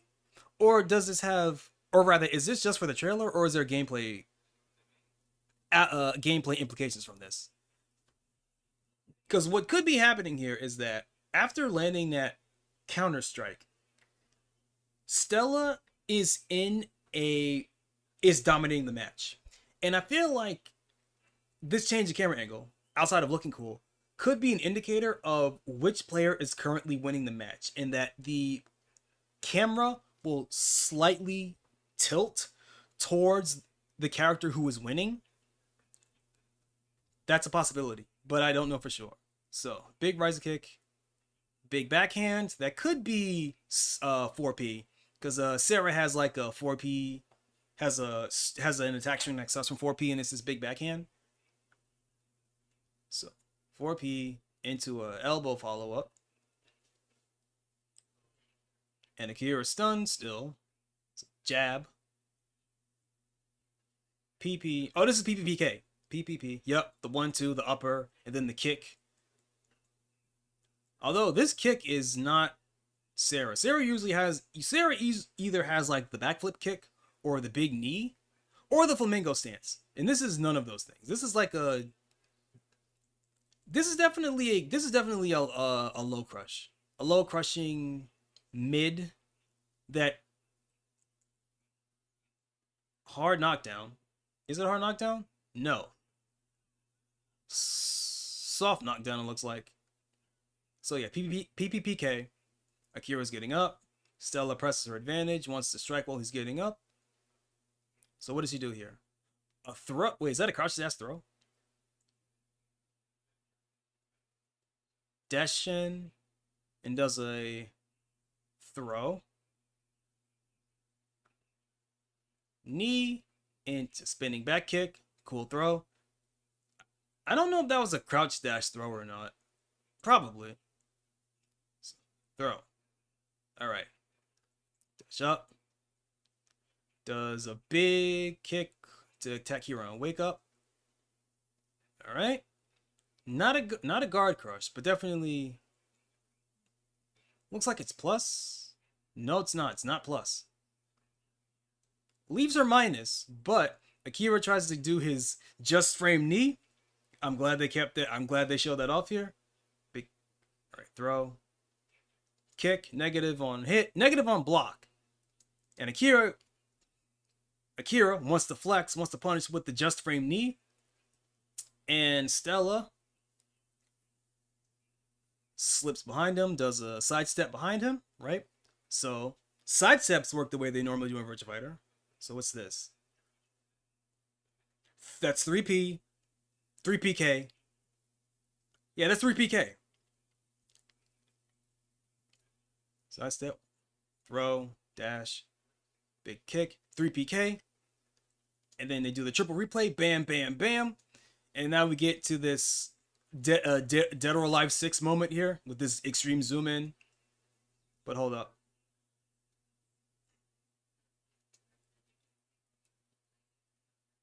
That wasn't a counter hit, by the way. Akira just ate that. Because he tries to reorient, bam. But that's a normal hit. But notice here, Akira is already in his battle stance. That wasn't that's not a natural combo. Akira just fucking ate this foot for no reason. Bam, bam, bam. So, what I think that this fancy shit here, I think this is going to be the KO screen for Virtua Fighter 6. Where, because in Virtua Fighter 6, when you end the round with a big hit, it does the triple replay. So what I think is going to happen is that when you, under that same condition in Virtua Fighter 6, when you end a screen with like a big move, it does the triple replay, but but for the third shot, it's going to do this cool slow-mo of the attack connecting and Akira losing his fucking tooth here. KO! And it's going to be like, KO!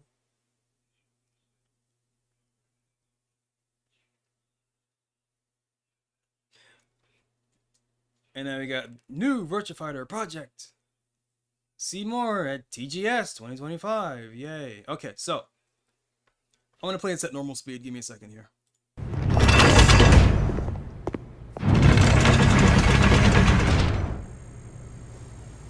Ready, go!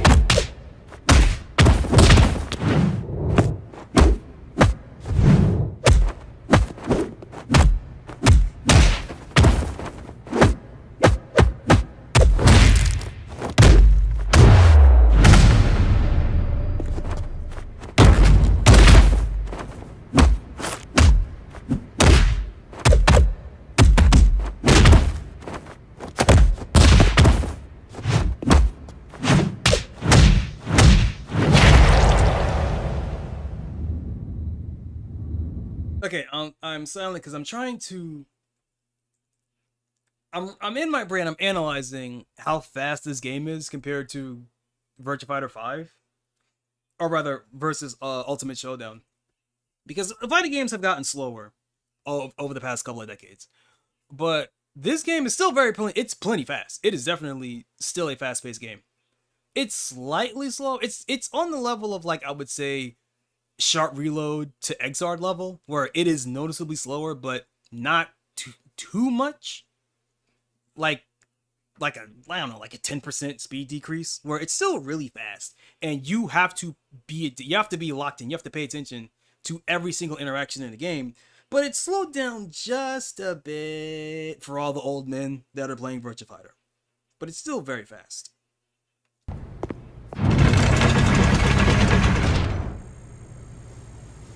Ready, go! Ready. Also,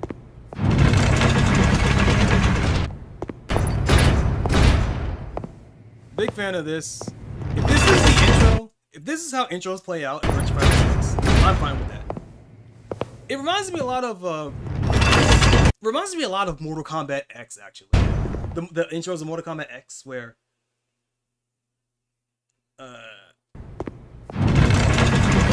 like shot, reverse shot of the characters walking towards each other. It's really Ready, go! definitely were slowed down a little bit.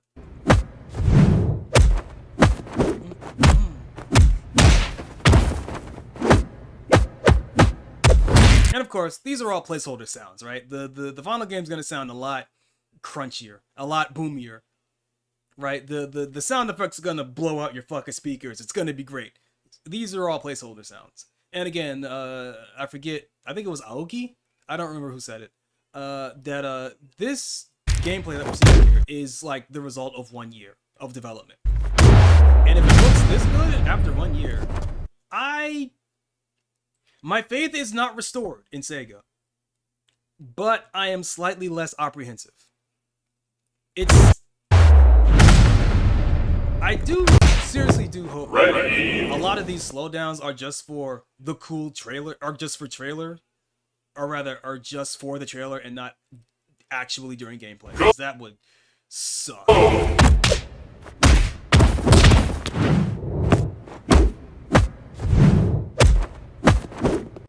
Like I am not a fan of these slowdowns if they are happening in the middle of a fight. Ready, go! I'm fine with the slowdowns happening during trades in Tekken, because trades are so rare that it makes the moment more exciting.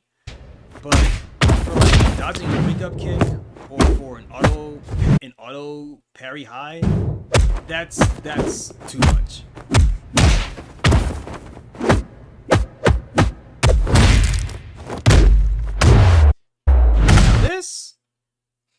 this is where, so I think the reason to slow down here is to like, yo, check out this cool new thing we're adding to the game, right? However, for the slowdown, I think it's just there for emphasis. I don't think it's going to. I think the slowdown will still be there during gameplay, but it will be nowhere near this long. It's just being It's just being here to emphasize, yo, check out this shit. Oh fuck! What is this cool new thing we're doing to the game, right? I think it will have a slight amount of slowdown, or after the hit, to be like, oh damn, you got fucked up. You shouldn't have been pressing buttons. Why'd you eat that hit? But it's not going to be anywhere near as dramatic as it is during the trailer. That's what I think is happening. Because Sega are very particular about Virtua Fighter. They are very protective of Virtua Fighter, and not changing the bare minimum, but like even with aesthetic changes, there is a very strong foundation of how Virtua Fighter plays, or rather how it's supposed to play. And because this is a shiny new Virtua Fighter game, Sega are very hesitant to make drastic changes to the formula of VF. Because, well, let me put it this way. Virtua Fighter's formula is so fucking strong that a 10-year-old game that people are choosing to play. Some people, I would say. Some people are choosing to play Revo, or rather World Stage now, which is barely a reskin of a 10-year-old game, which in and of itself is an update to Vanilla VF 6 came out in 2005. Wait. It's either 2005 or 2006, or rather, I think Arcade was 2005 and Homeport was. Wait, hold up. I need to look this up. I forget every single time. Okay,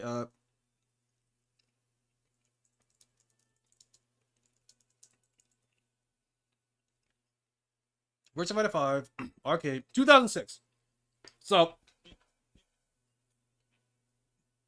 Virtua Fighter 5 came out in 2006. Virtua Fighter 5 Final Showdown, the arcade version, came out in like 2010? Let's see, Virtua Fighter 5 Final Showdown. Final Showdown arcade. Yeah, so Virtua Fighter 5 Vanilla came out in 2006. I believe 5R was like 2009. Or like, no, 2008?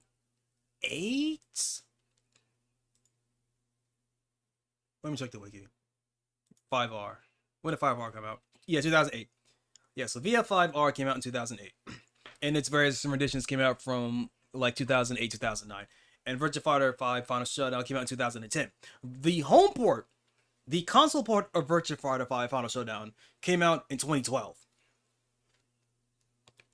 So even at that point, Virtua Fighter 5 was a 6-year-old game. When Final Showdown came out on consoles, Virtua Fighter 5 Vanilla was a 6-year-old game.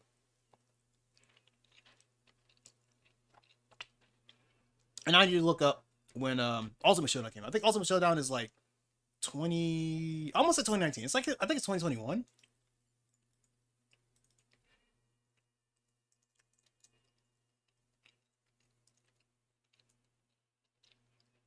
Ultimate Showdown, yeah, 2021. So Ultimate Showdown came out in 2021. And Ultimate Showdown is a reskin of Final Showdown. A game by, at that point, was like, well, if you want to count Final Showdown arcade, it'd be like 11 years. But I say that like 17 years old at that point. 17, 18 years at that point. Vanilla Virtua Fighter 5. And now we have World Stage, which is coming out later this year. And at this point, Virtua Fighter 5 Vanilla is 20 years old. 20 goddamn years old. And there are people that are deciding to play this reskin of a 20-year-old game more than Tekken 8, which came out last year. And not all of them are just old people that never stopped playing VF. A lot of them are, but not all of them. And I think that speaks to the strength of Sega's meticulous hand when it comes to crafting a Virtua Fighter game. That people are playing an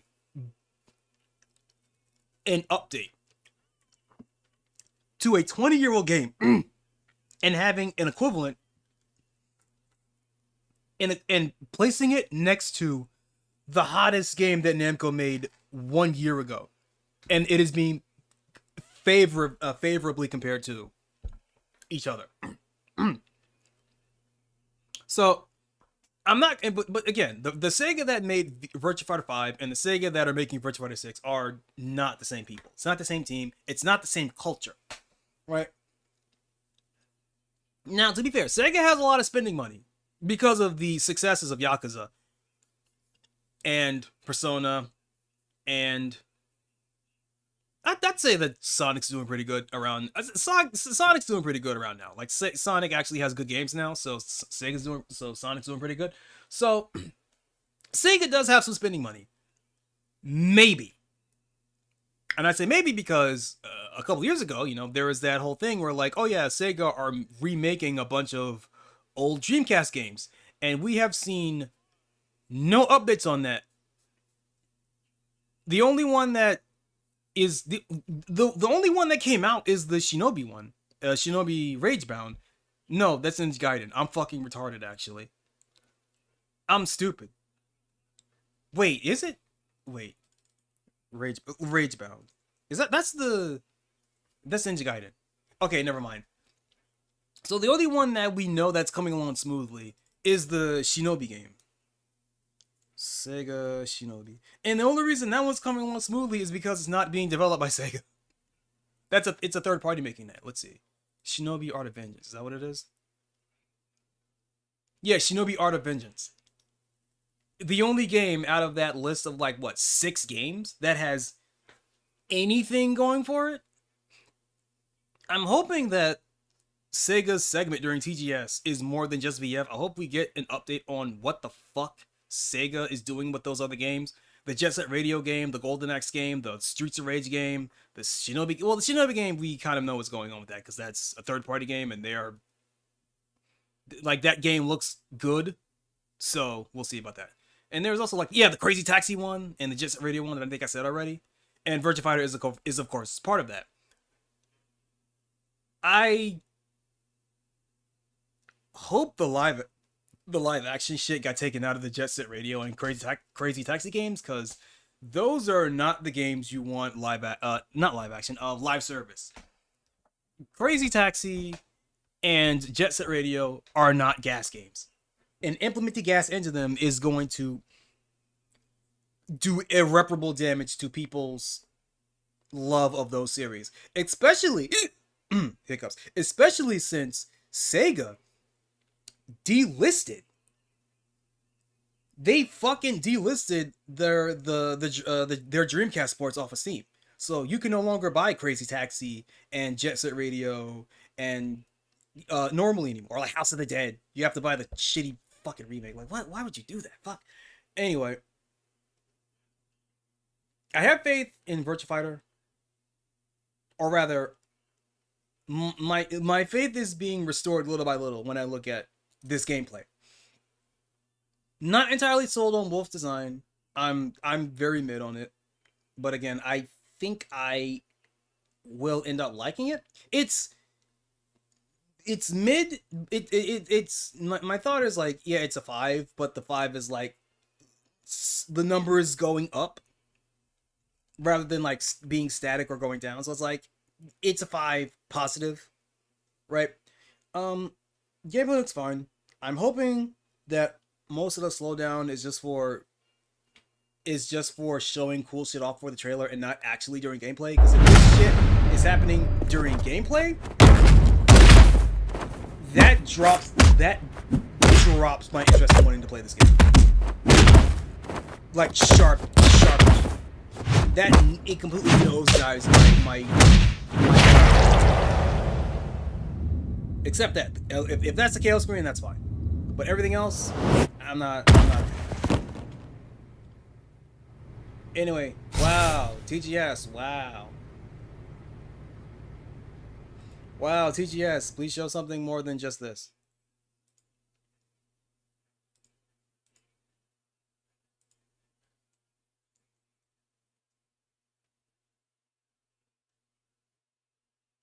There was something else I wanted to show off, but I don't remember what it was. Let's see. Was it this? No, it was not.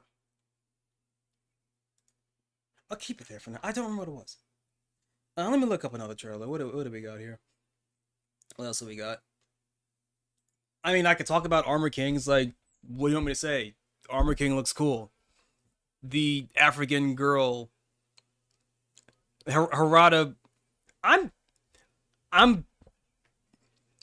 guess Harada woke up to brown tomboy lust, because fucking hell, throughout Tekken 7 and Tekken 8, there's like what, 4 brown girls in the roster?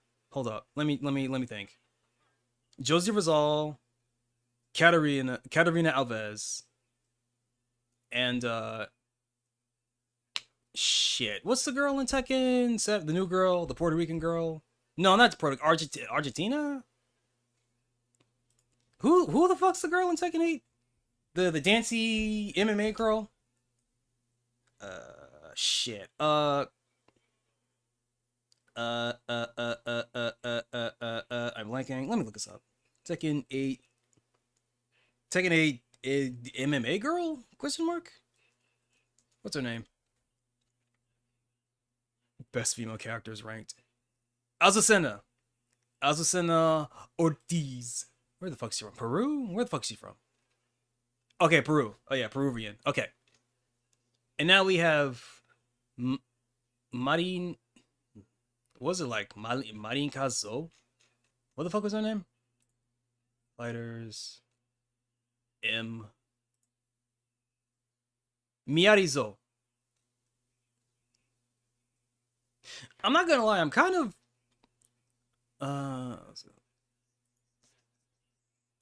what's her fighting style? Did she have a fighting style?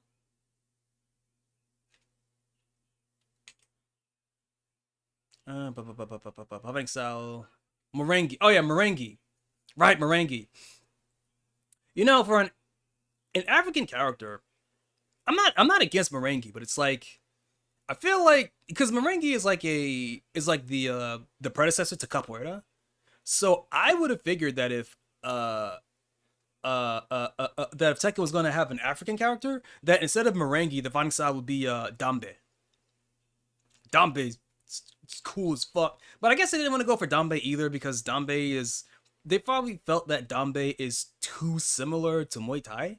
But I also feel like the asymmetrical nature of Dambe, because you basically have to fight with like one arm wrapped. Because the idea is that one arm is the spear and the other arm is your shield. So interestingly, in Dambe, you fight with one arm like completely wrapped shut. It's like a fucking club. It's cool as fuck. And I felt like uh that would tie in very well with the asymmetrical nature of Tekken's fighting system, where you have like one button for left punch, one for left kick, one for right punch, one for right kick. And I think having a fighting style that really, really strongly overemphasizes that aspect of the martial art would be really cool. But again, I feel like if they were to make a Dambe fighter, it would just be African Fakumram. And I guess that's why they didn't do it. And they probably felt that, I don't know, Dambe is too brutal of a martial art for a cute brown tomboy girl. I don't know. I'm just saying, throughout the last 2 Tekken games, there have been 4 brown tomboys, and 3 of them incorporate dance into their fighting styles. All I'm saying is, I think Harada has a type. Based, by the way. He looked up at the sky asking what would save Tekken, and say Ichi Ichi. Parting down from the clouds says, brown tomboy. Add another brown tomboy.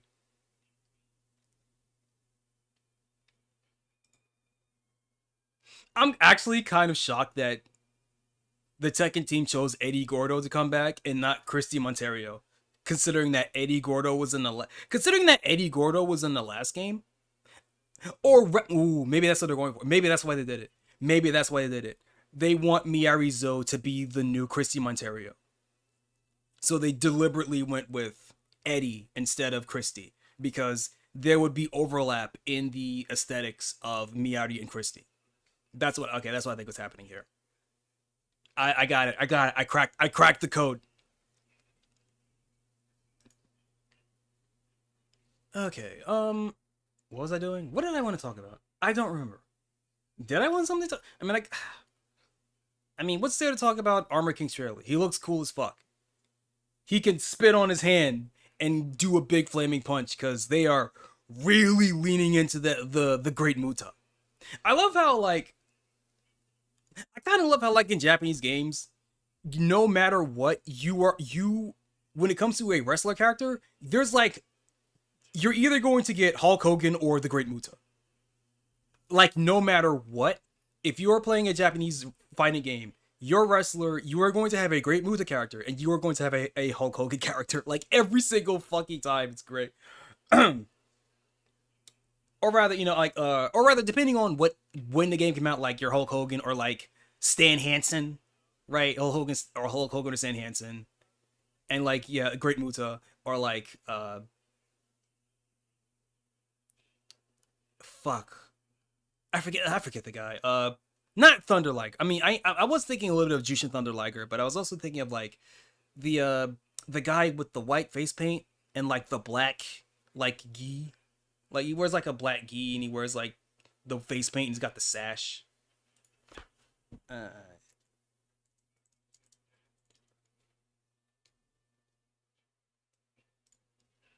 Am I still thinking of Great Muta? No. Maybe?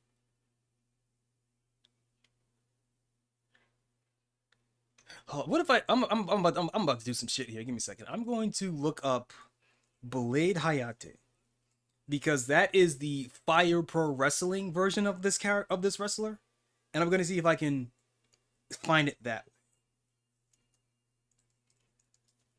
Blade Hayate, Fire Pro Wrestling.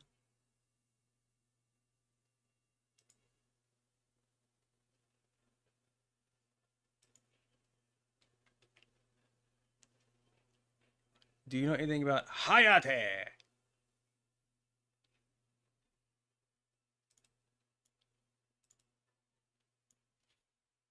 Oh, here we go. Is it Great Sasuke? Is the Great Sasuke? Yeah, that's what I was thinking. I was thinking of Great Sasuke. The Great Sasuke. And of course I get fucking Naruto shit. Anyway, that's enough of that. Do I have anything else here? Oh, actually, yes. There's something I wanted to show off here. Street Fighter V is still being worked on.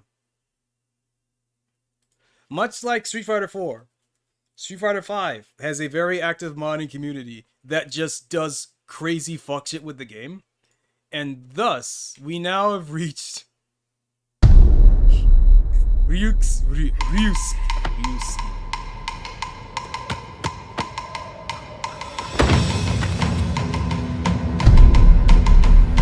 母が平八と俺を殺そうとしていた。とんだ茶番だ。I'm guessing these are people that 滅するのは貴様だったようだな。心配するな。すぐに終わる。面白い。We now have we now fucking have Kazuya Mishima in Street Fighter V. Because modders are fucking insane. I saw a mod the other day actually that I think it was God, who's that fucking guy that keeps putting Goku in all the keeps putting Goku in all the Arxis games? Like that guy. I think the modder also worked with Maximilian for Marvel Infinite and Beyond, like Wistful Hollow or some shit. Is it Wistful Hollow?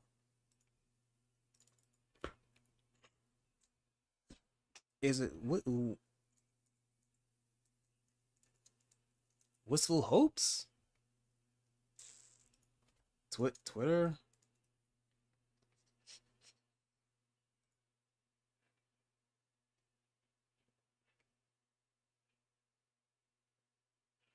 Wait, Whistle Hopes is working on a fighting engine?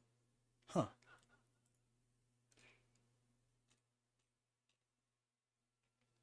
Goku, Luffy. Where's the new one? Okay, can I wait, will this work? Will this work if I do this?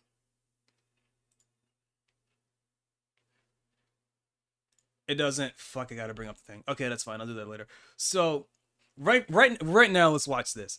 Motherfucking Kazuya Mishima is from the hit game Street Fighter Cross Tekken. Is now in Street Fighter 5. Oh wait, hold on. And he looks like shit. It's so good. Is that wait? Is this his Smash model? No, that's not it. I'm trying to place this model because it doesn't look like Tekken 7. It doesn't quite look, it is stylized in a way that makes it fit Street Fighter V's aesthetic. But I'm trying to find here, like, is this Smash? It's not, I don't think it's Cross Tekken. I don't think it's Cross Tekken. Like, it doesn't quite look like it doesn't quite look like 7. It doesn't quite look like Cross Tekken. So I'm thinking this could be his Smash model that they just changed the proportions on. But I also think that if it was his Smash model, it wouldn't, the textures would look different. You know, I don't know.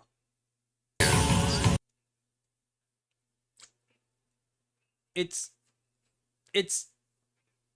or maybe they took Kazuya's Smash model and they put Tekken 7 Kazuya's head over it.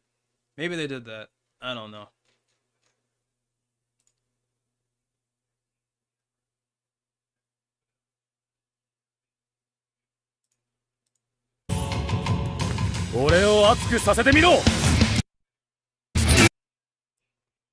Oh yeah, the back fist. Starting off strong immediately. I'm just gonna let the trailer play out normally because I do not play enough. I hated Street Fighter V. I absolutely hated that fucking game. I hated it even after it became good. I have been a lifelong hater of Street Fighter V, so I cannot tell you the intricacies of how that game works. Like, I gave up playing that game when crush counter sweep pop V trigger was the big meme in that game. That was like season 1 shit. So I should play Street Fighter 5. I should reevaluate my thoughts and feelings on Street Fighter 5. But today will not be that day. 俺を熱くさせてみろ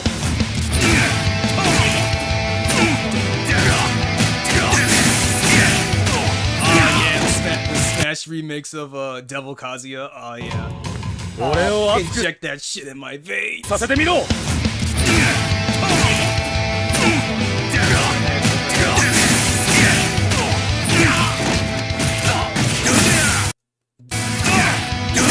Doria! Yeah, and these animations are lifted straight from Cross Tekken. No doubt about it. So they are definitely using Cross Tekken as a base for how Kazuya works, which is smart. But I think giving a character access to... Well, like, I don't know if these are... I'm guessing these are technically target combos and not attack chains. So they only work on hit or block and not in neutral. So maybe that's not too bad. 熱くさせてみろ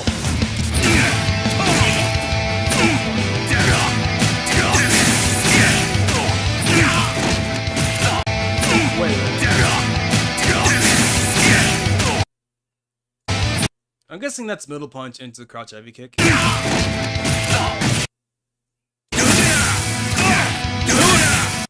How tight is the execution on the Just Frame Electric? I'm assuming it's going to be around the same as like the Just Frame on Karen's like command dash launcher. Like probably around that. So yeah, it could be fine.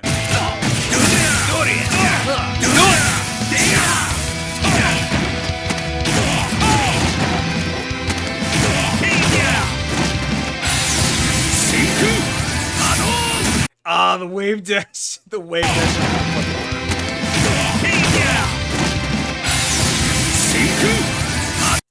I wonder if the meter changed at all for this mod, or is because some games do shit like that. I remember Mysterious mod going fucking crazy. I wonder if Mysterious mod is still being worked on. I'll have to double check that.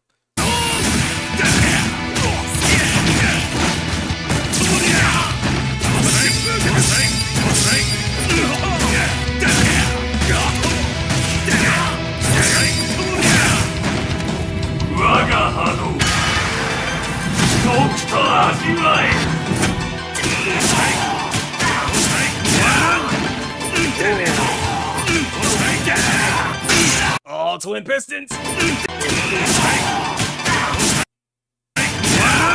Okay, so his V skill 1 is like, yeah, I just get attack chains.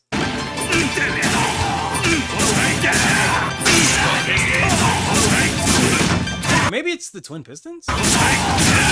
Or okay, maybe it's that mid punch. The down forward 1. Down forward 1 into whatever the fuck I want.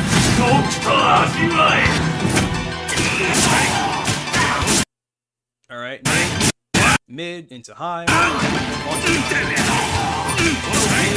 Launching mid, right? Twin pistons.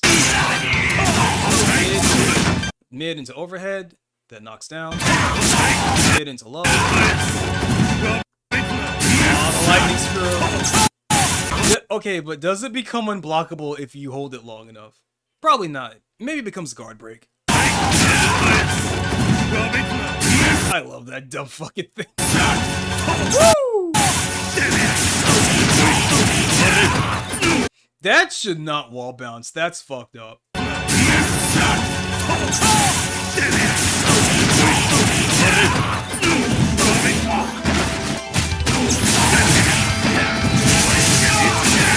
Oh yeah, that's definitely a fuck. That is at least a guard crush. Should be unblockable with how long it takes to charge, but you know what? I'm gonna say it shouldn't be. Actually, pop V skill 2. Yeah, I have now access to a fucking unblockable. Yeah, a guard crush makes more sense because at least on your guard crush follow up, it does reduce damage. So that's probably how they're balancing Kazuya's. That yeah, he can do really sick Tekken combos, but they don't do a lot of damage. Or they do slightly more damage than a normal Street Fighter combo, but you have to work harder to get it. because he's a Tekken character. Ooh. Oh, he's got the that thing. The Mishima style, the pop pop pop pop pop, the 5-hit thing.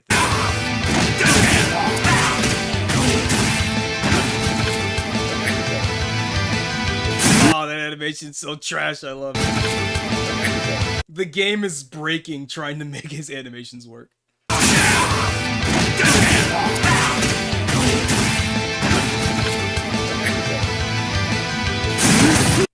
You know what? To be fair, all things considered, that ain't too bad. It could look so much worse.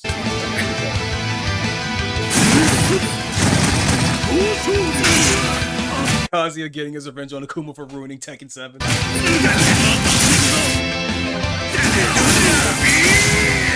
got the beam. He's got the air beam, huh? I mean, he does have air beam in some of his moves, but it's not like... Can he do that on... Can he just do that off of a jump? Because if so, that's fucked up. Is that downward beam just a follow-up, or can you do it from any jump?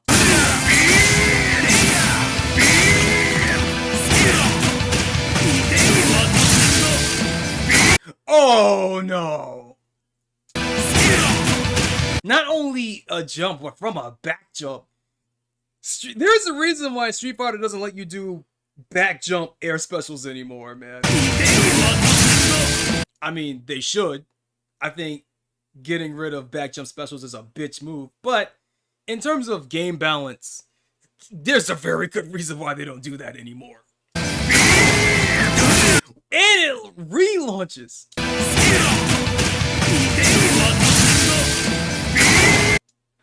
Okay.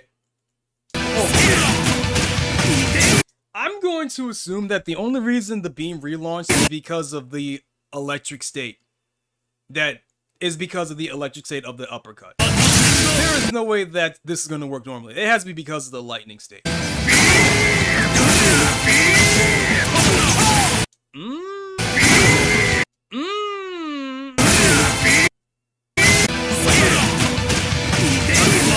I'm noticing. I'm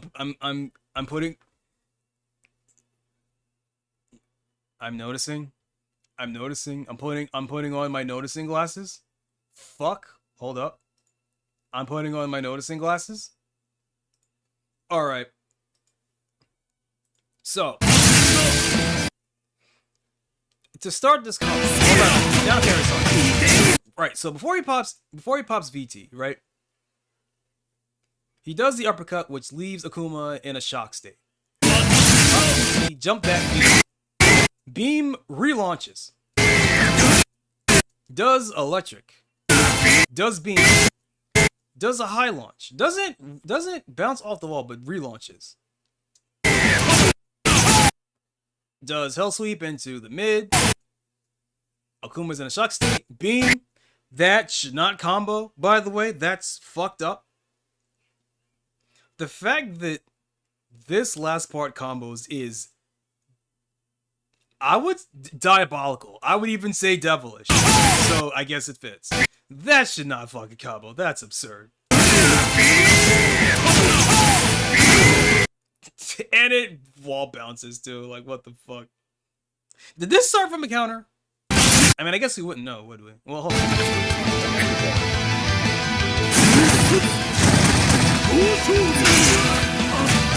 Okay, never mind. It's a punish counter. Never mind, Akuma. You deserve to die. Don't do wake up DPs, shit ass. Colossal retard. Okay, no, that's just from an overhead. That wasn't even a counter. That's a normal overhead. Okay, I take it back.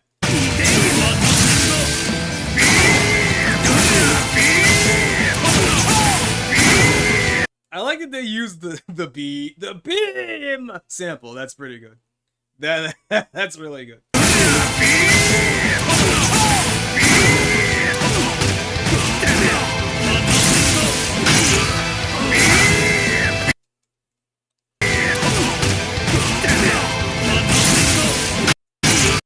Ooh.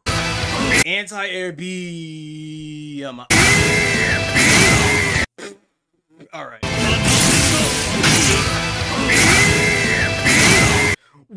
Why did that second one wall bounce? How many uses of beam does he fucking have when he pops VT?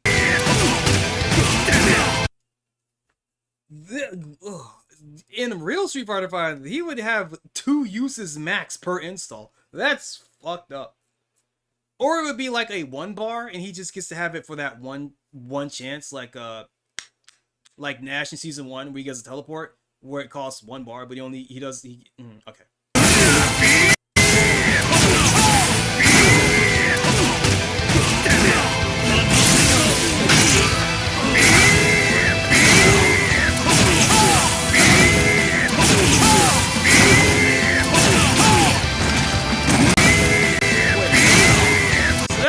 Hard coded to wall bounce every single time?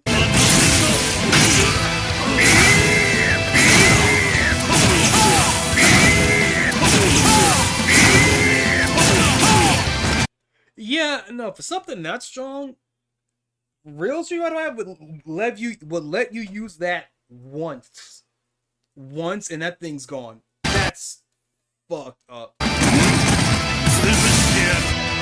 Devil Instinct. Oh, he gets the black smears. That's pretty good.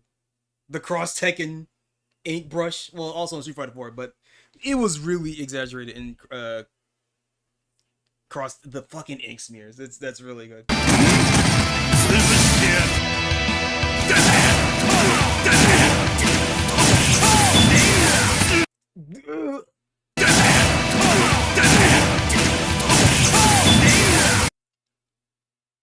He gets the waifu cancel?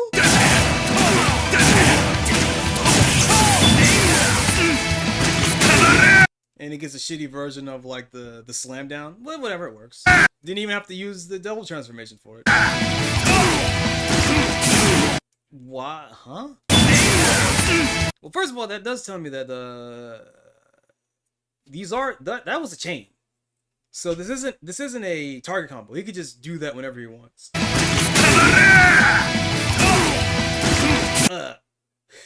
And it blew through his EX?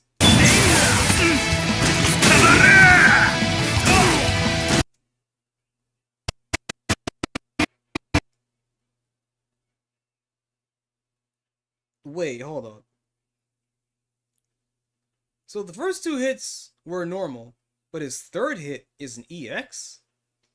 And it blows through Akuma's EX Fireball. Why would you want to do EX Fireball at this point, Akuma? Are you retarded?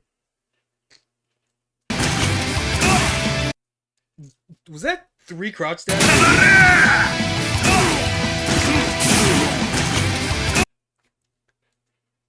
That looked like a normal dash and then a double crouch dash.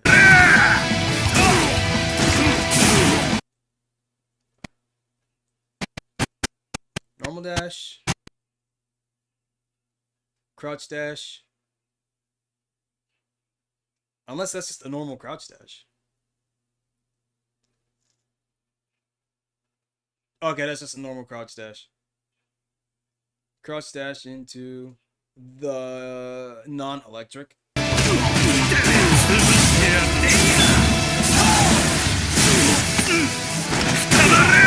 Okay, so the Devil Instinct seems to be the dash cancel. I get to just wave whenever the fuck I want.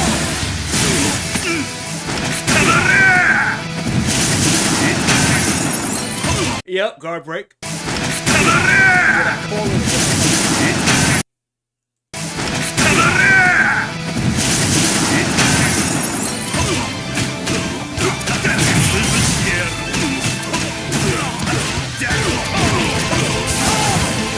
Wait, was that his... Wait a minute. Is that his 10 string?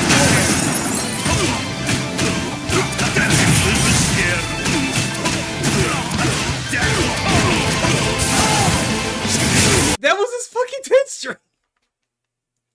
Alright, that's pretty good. That's a good gimmick. I'll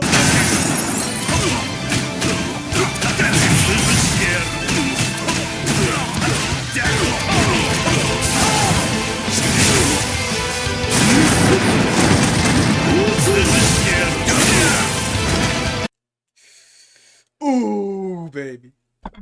Punish counter electric. Alright, what do you got? What is that fall? Hold up a minute.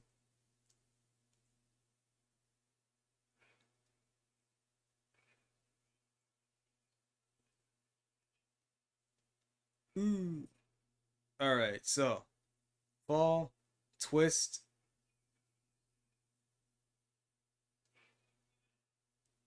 That's a fucking KOF fall. What the fuck? That's like an EX KOF ground bounce animation. What in the hell?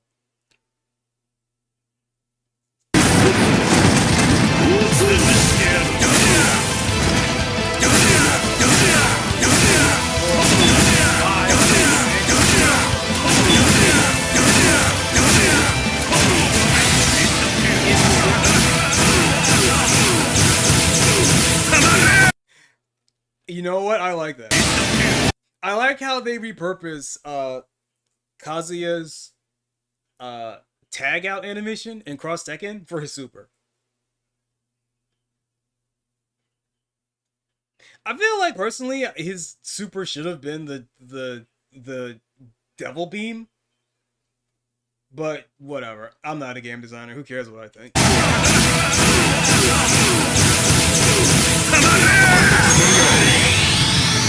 戦いと最後にどちらが勝っているか Makoto? Wait, what? Oh, okay, see, these are replacing characters on the roster. So Dudley takes Lara's spot, Fei Long takes Karen's spot, Kaze takes Rashid's spot, Abel takes Dulcime's spot, and Makoto takes Birdie's spot. Because, well, to be fair, in Street Fighter V, when are you ever going to fight? Okay, let me phrase that.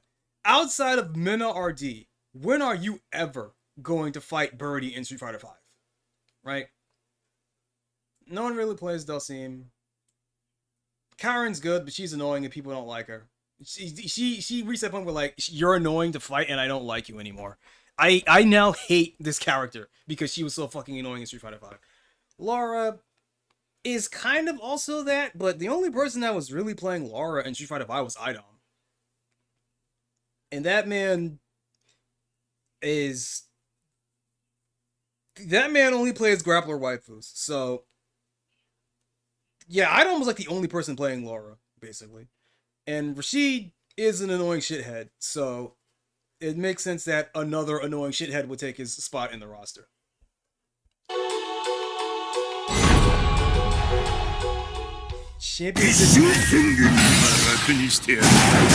That's fucked, bro. Oh, nice. He gets a different super with the beam. Alright. I'll shut my fucking ass up. Mysterious Street Fighter V Champion Edition 5th Invasion.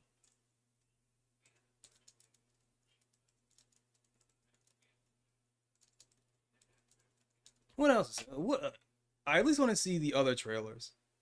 Makoto Trials. Hold up. Ruski. Trials 9 days ago. 12 days ago. Balance changes for Dudley, Fei Long, and Abel.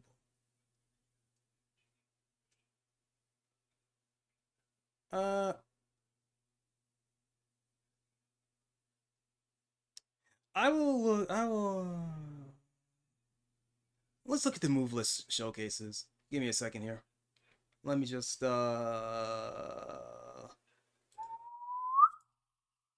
it didn't work. Fuck, hold on.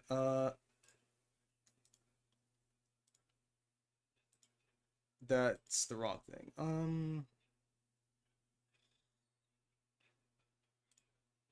There we go.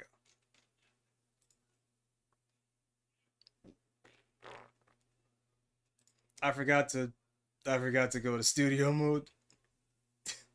Eta blat. Okay.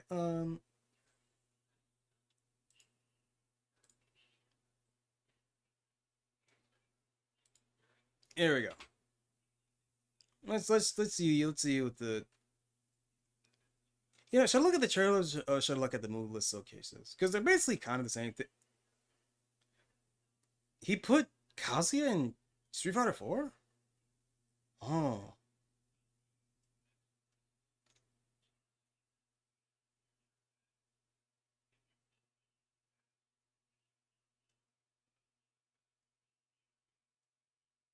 Yeah, fuck it.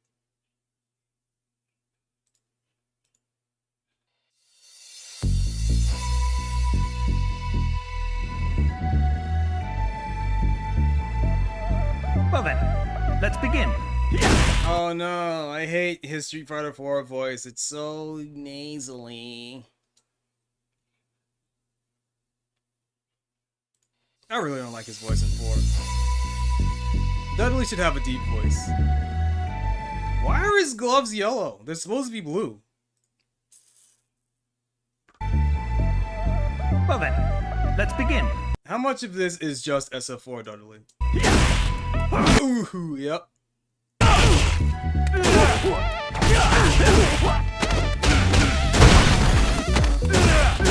Hold up a minute. I forgot. People get pissy if you don't run it at 1080. Do do do do do do do do do do do.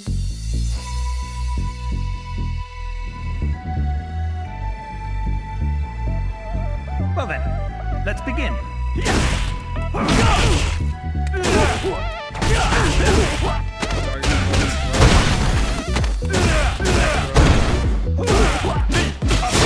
Jab, jab. Thunderbolt. Why the fuck does he have Thunderbolt? Is all right. Sure, whatever.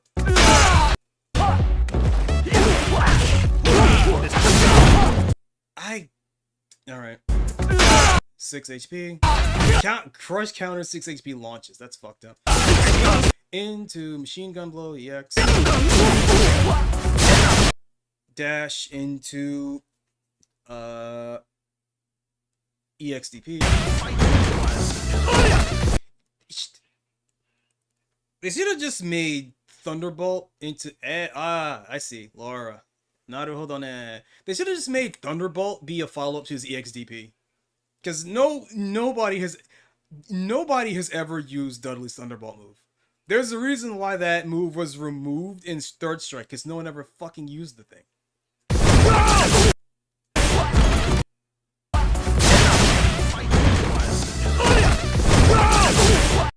Alright. Go on then. Go on then. Cross counter, yeah. The time-honored tradition of taking moves and turning them into V skills. I will never forget what they took from me with Cammy for making her fucking spinning knuckle of V skill. At least it properly crossed up in that game. That was nice. 3 hits. Why? 3 hit. Why? Is it dependent on his meter? Like why does it do one? Whatever. I don't care.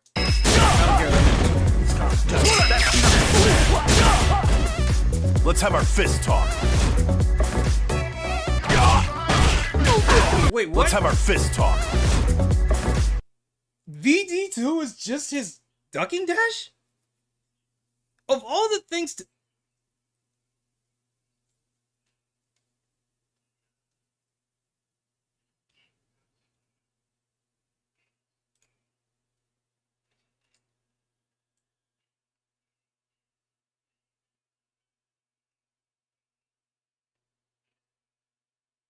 Which one of these was it again? I forgot what my... This one? Of all the things. Of all the things. I forgot to... Let me put it here. Hold up. Hold up. There we go. Let me just move you over here. Of all the things to make Dudley's VT2, or rather his VS2, you make it his fucking dash? The thing that's a core element of how he plays? That is the equivalent of making Karen's VT, her VT1, her fucking Rekkas. That's, oh Jesus Christ. That completely siphoned any interest I had in playing this mod. Holy shit.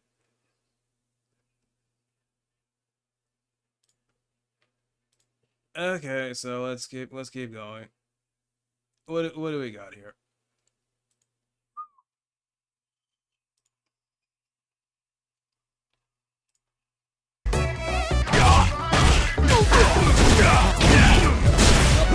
Wait, it's both of them? Both his forward and back dupper? Back duck? What? Why would anyone pick VS1? Who the fuck cares about cross counter when you can do the ducking maneuvers are a core part of a core element of how Dudley plays. Why would you ever make that optional? You basically ensure that no one is ever going to pick VS1 when playing Dudley in this mod.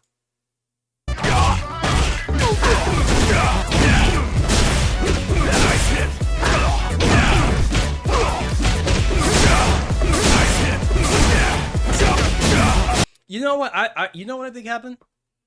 I think they were studying Smug's Street Fighter 4 footage, and they're like, yeah, we can't have him Dudley just do this shit normally. We gotta limit that somehow. And it's like, yeah, just make it a V skill. I don't know if that actually limits how Dudley fights, because like no one in their right fucking mind would ever pick VS1 for Dudley in this game.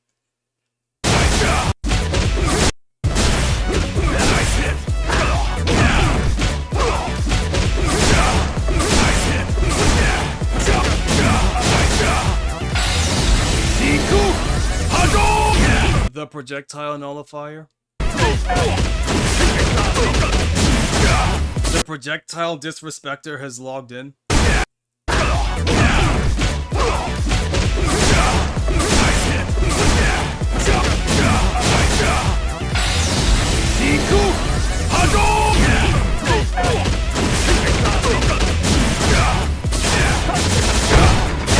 Thunderbolt has a headbutt attached to it now.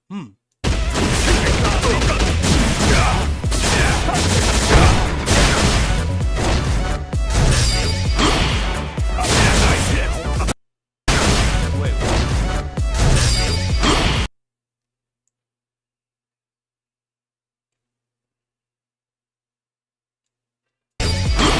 Ryu can parry the V reversal? I'm not too surprised. I just don't think I've ever seen it happen. Nice. Reversal EXDP.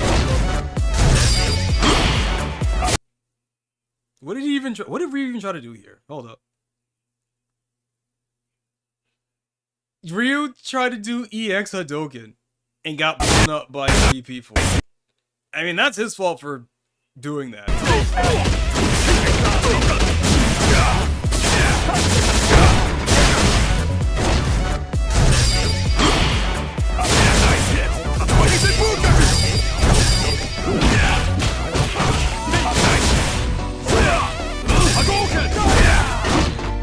I'll make a move, you won't.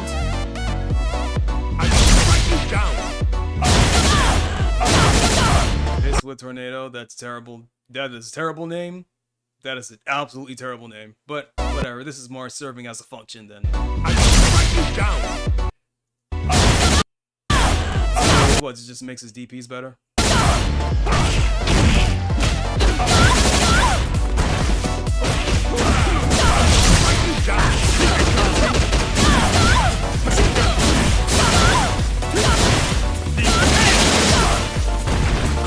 I see. That's why they did it. They did it to incorporate, in some manner, Dudley's SA1.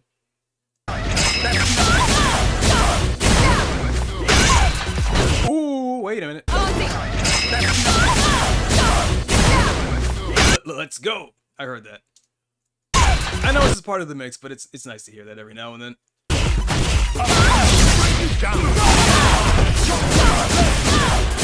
I see, right. So that's why they did it.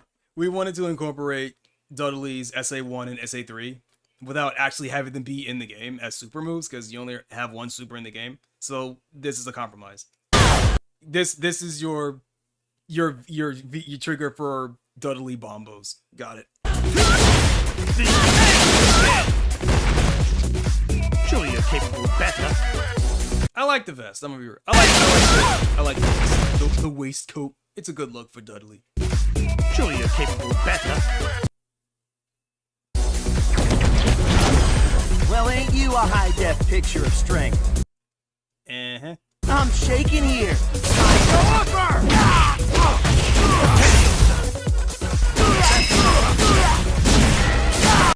What the fuck is this?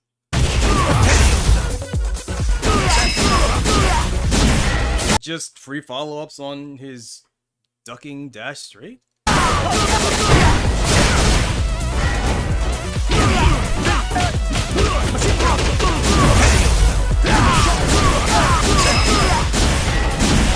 Okay, I get it. It's a special to special cancel. Got it.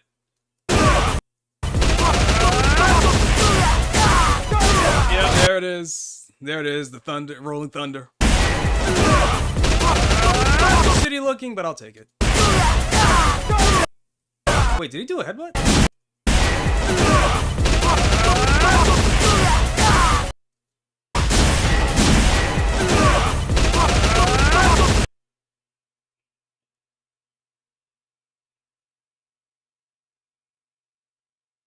Nice. He does a little headbutt. No, he didn't. Never mind. That was an uppercut to the chin.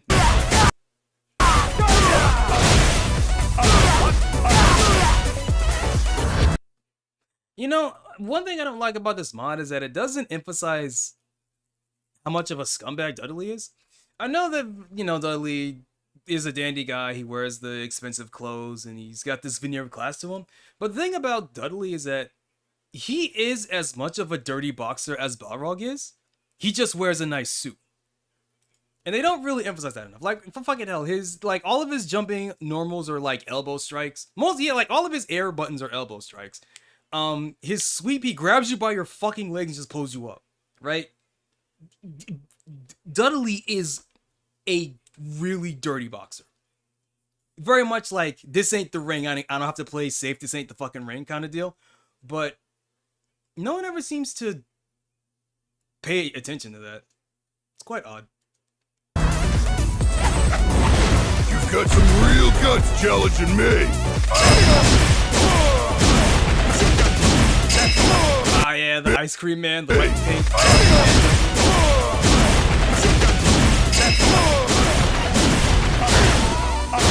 50s malt shop Dudley. I dig it.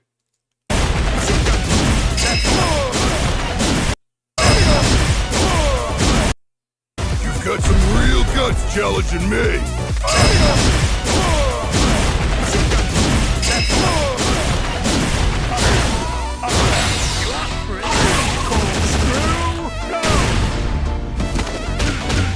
Why can you follow up after that?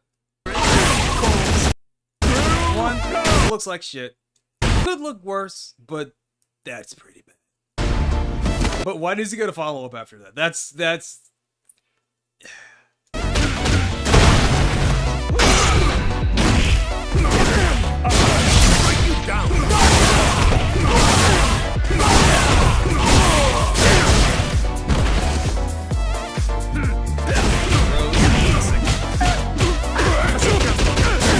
oh god, the jab links. Had to keep it there. You had to leave something to smoke.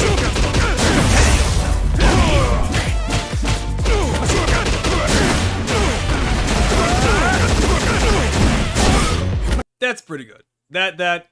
I love doing that throw.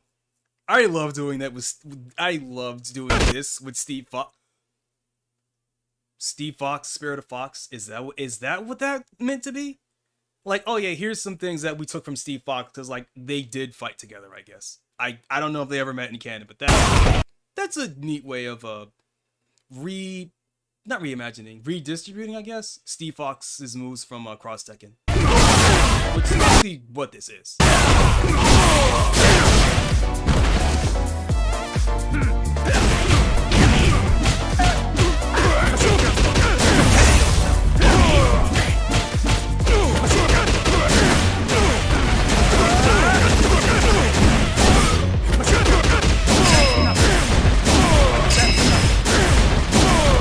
They don't really look like Steve Fox punches, though.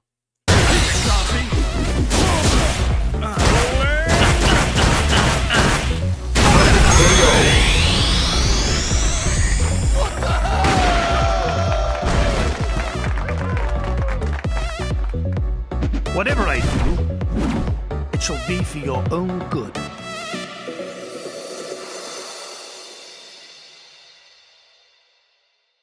When was this? 1 year ago. Show me what you've got. You won't hear the full kick count! Why don't you go to hell? This corkscrew. The end.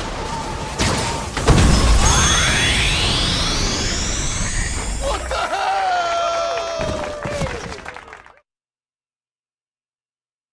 Why? Why? I'm not gonna think about it. I'm not gonna think about it. Got Dudley, Fei Long and Abel, Trials. I'd say cheerleader for both of them. Sure, alright. Dude, watch Abel's V skill be his forward dash so that he can cancel into it from medium kick. Because there's no way that's gonna be a normal thing that he could do in the game. China.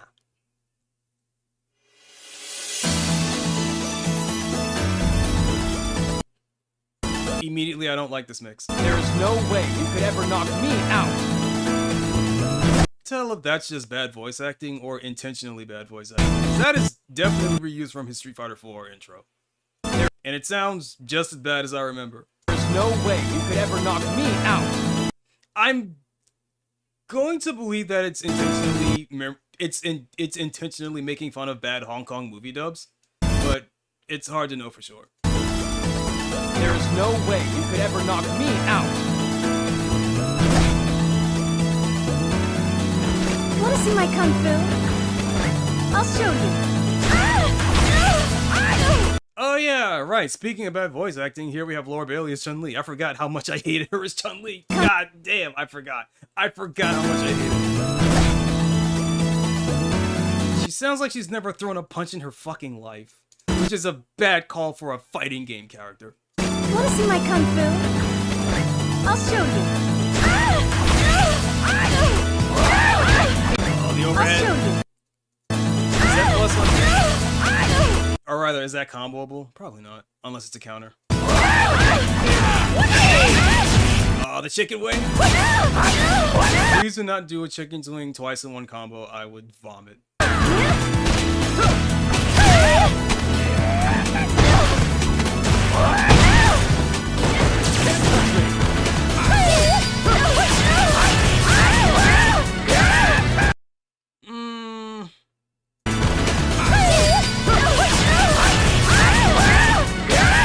I mean, I get it. You're referencing his super, but This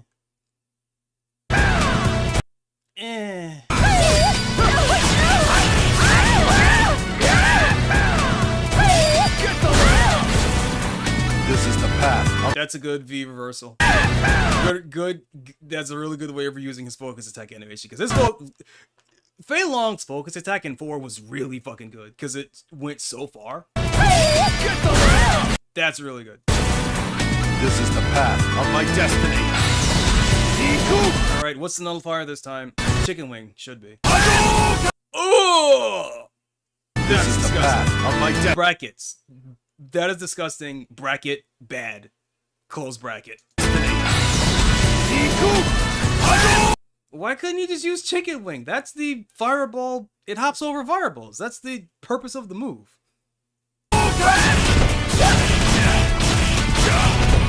Nice reuse of martial law's kick strings.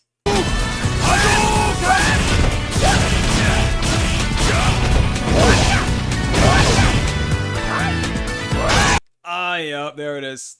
His VS1 would be his command grab.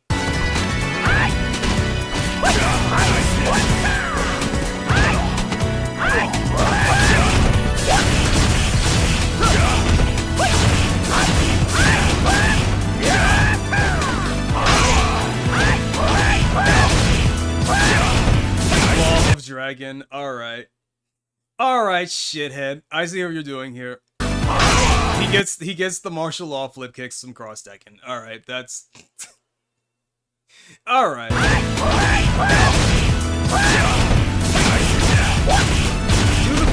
Do the double flip kick though. That's how you do it. That's how you do it. Oh, that should not have hit.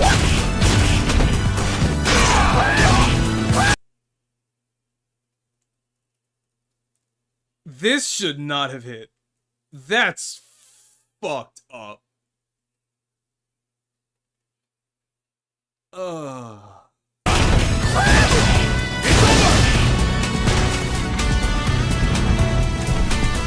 Heroes are always supposed to make a grand entrance. Never have Entrance. I guess. Okay, wait. Is it just passive fire effect on all of his punches? Yeah, that's definitely jumping medium punch.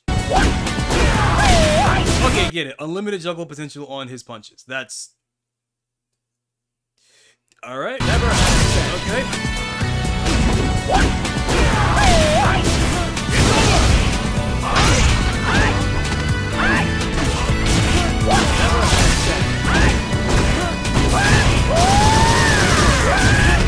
Once again, nice reuse of martial laws moves from cross second. Not derogatory this time. I've always liked doing this in cross second, so.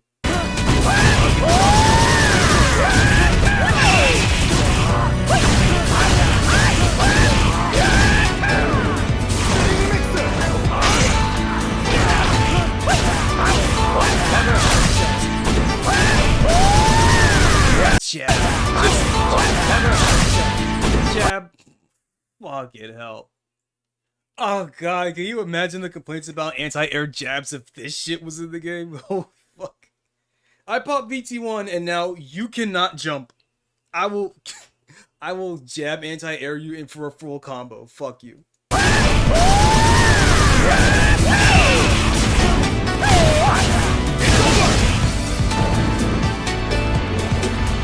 If you interfere, then no mercy.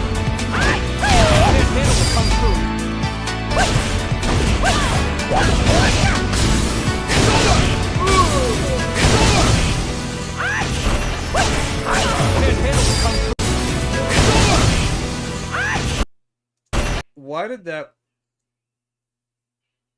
Okay. I'm going to assume that was flagged as a counter hit, but that's.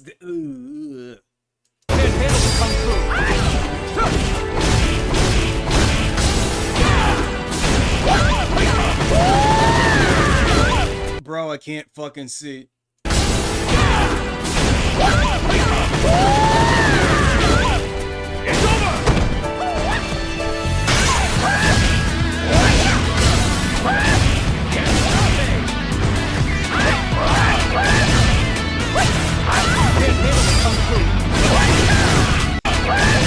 Bicycle kick? What the fuck?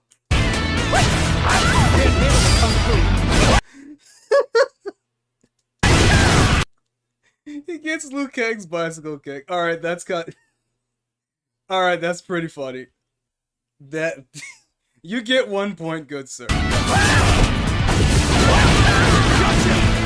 Oh, and the follow-up with the launcher. Oh, that's the MKX version. Ooh.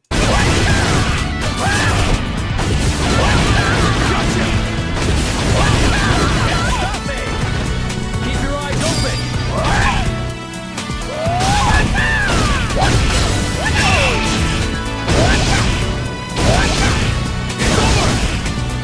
Never have sex.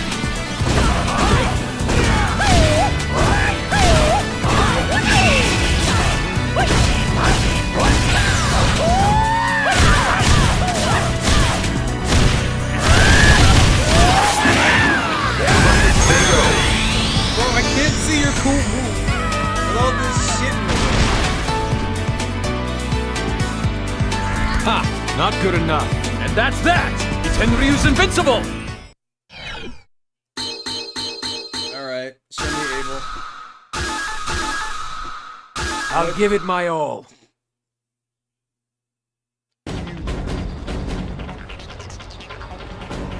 Well, let's begin.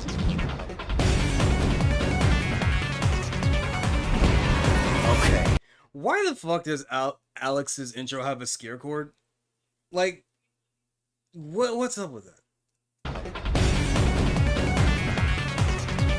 Like, that's not the mod. That's just in Street Fighter 5. Like that's just there. Like what the fuck is with that, man? Okay, let's rumble. Well, I guess it's not really a scare chord. I don't know what to call it. Okay. How do they handle Abel's proximity normals? Because they all hit twice, which is like a thing for his combos. So how do they... Let's rumble. I guess they're all target combos. I guess that's an easy way to handle it.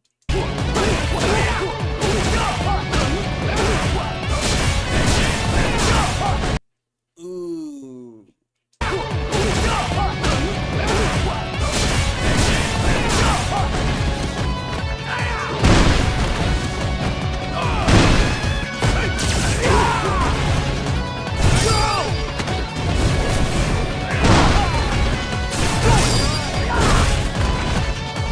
Muscle is always waiting to be trained!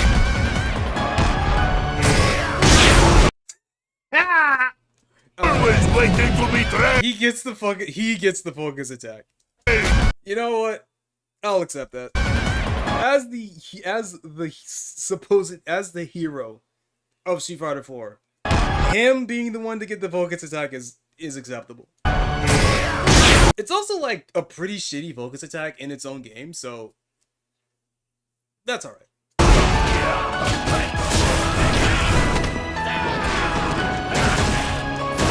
Why does that combo? What the fuck? That doesn't combo in 4. Whatever. Wait a minute. Don't tell me they did it. Don't tell me they made the second hit. Don't tell me they gave him a built-in mix-up with his Rekka. Where the second hit of the if you do the punch, it's an overhead, and if you do the kick, it's a low.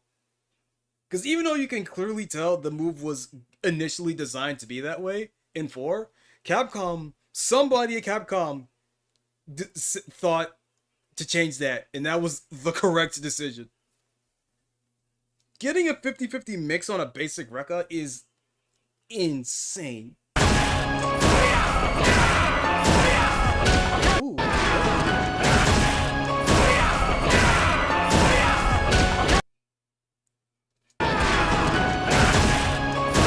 Yep, FADC, yep. But can he FADC backwards? He gets Shining Wizard. He gets King's Shining Wizard, alright.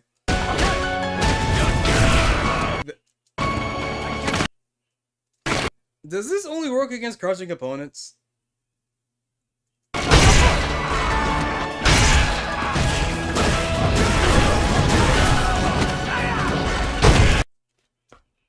King shit, alright. It's all king shit. Ooh. Yeah, just give him king. Oh.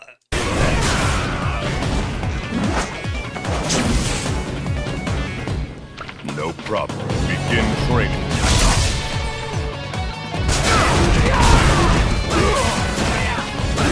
He has red focus?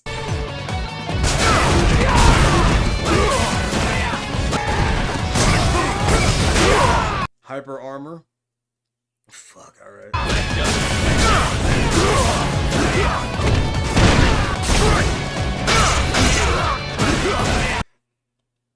Does he have proximity normals? There's no way that's just his standing heavy punch, right? There's no way. It's either a command normal or they actually gave him proximity normals, and I don't think any character in the game has proximity normals, so they would have to program that in. So that has to be a command normal.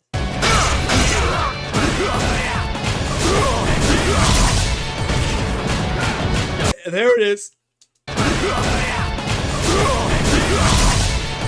The dash off of standing medium kick. I'm shocked it's not a V trigger, or rather a V skill. All right.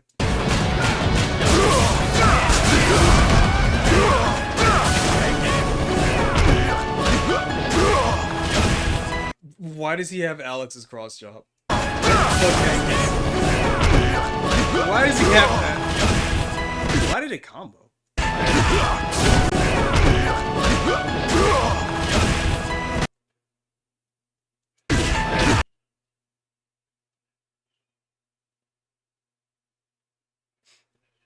I'm trying to remember what this is taken from. Oh, that's the Sobot. That's King Sobot. The limits you feel are all in your head. Ignore them.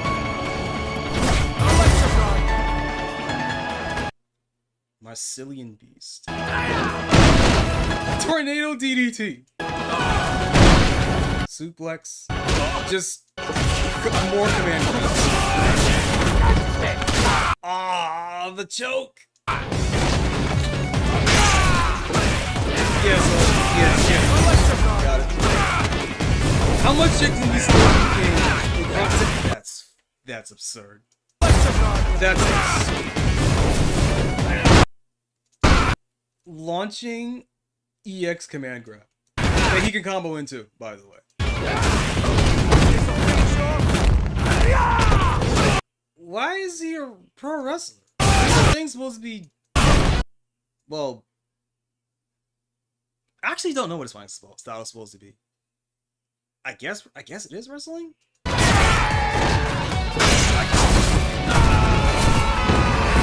thought it was like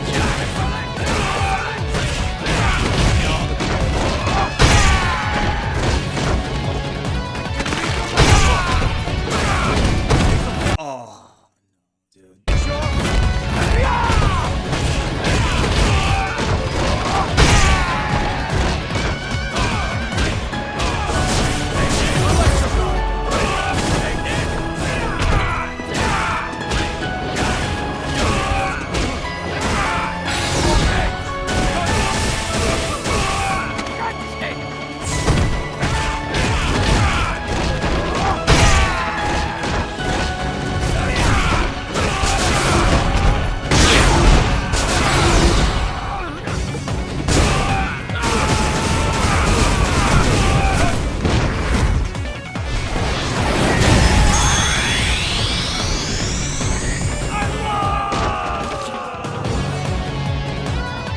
Guess I got lucky. It takes more than brute strength to win.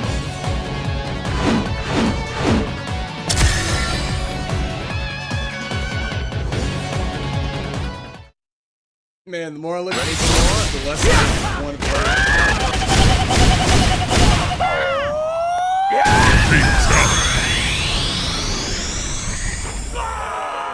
Who wants some food?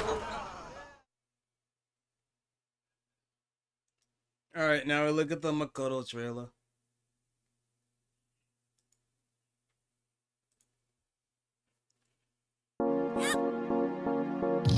The Menace. People that say they want Makoto in Street Fighter 6 are liars or insane. Can you imagine Makoto with Drive Rush? Full screen?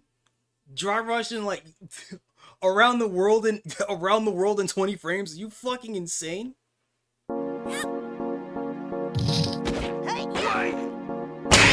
You don't stand a chance. Ew. Fix your face, G. Get ready.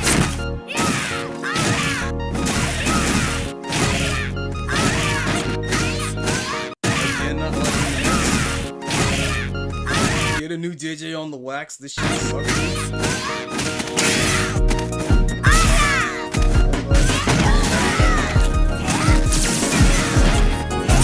What was that? I mean, I know that's her V reversal, but what was that?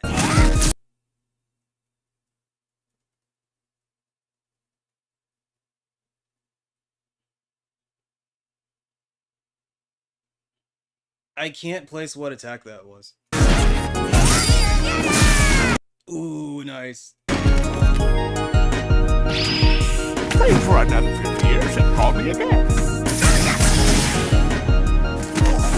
Drive Impact.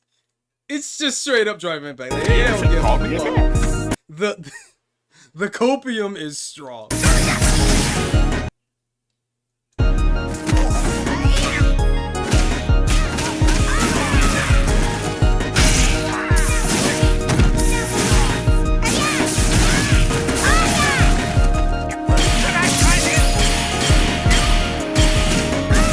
Oh yeah, no, the copium is strong.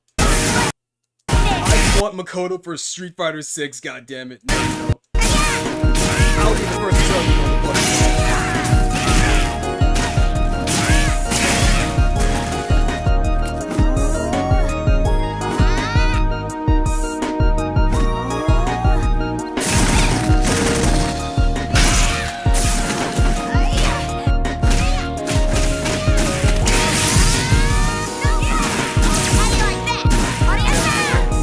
more damage, we can't block.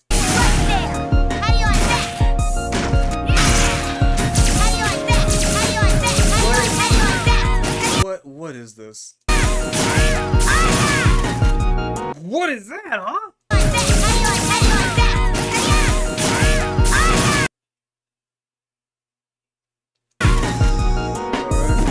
I'll take you on. This'll be quick. You can't handle the kung fu.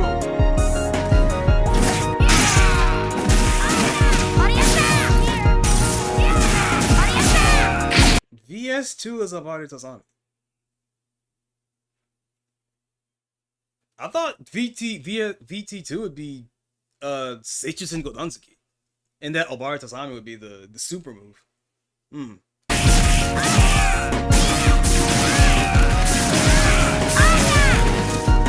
Here I come.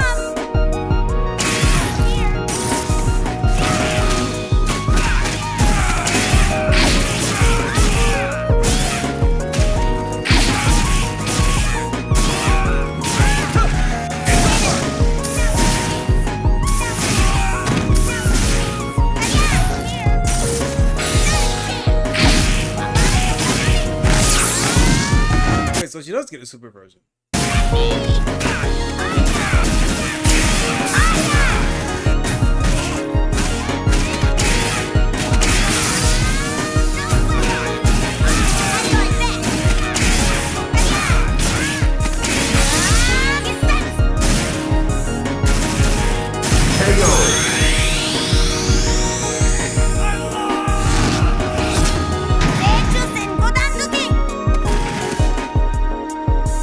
Nothing beats Rinnokan karate.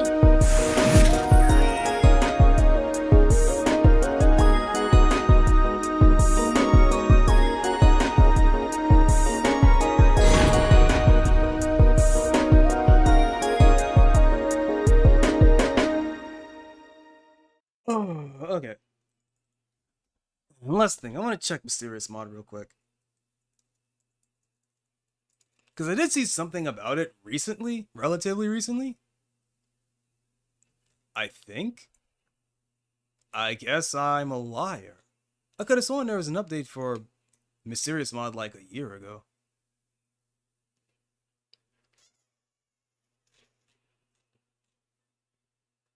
Two years.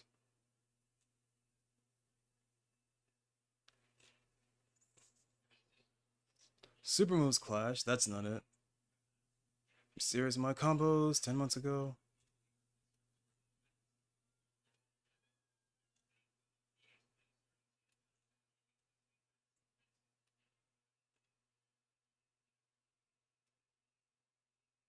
Oh, it was this.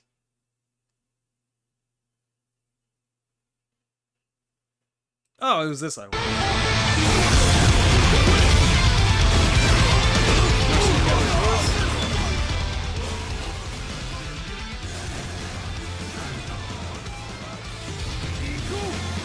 You know,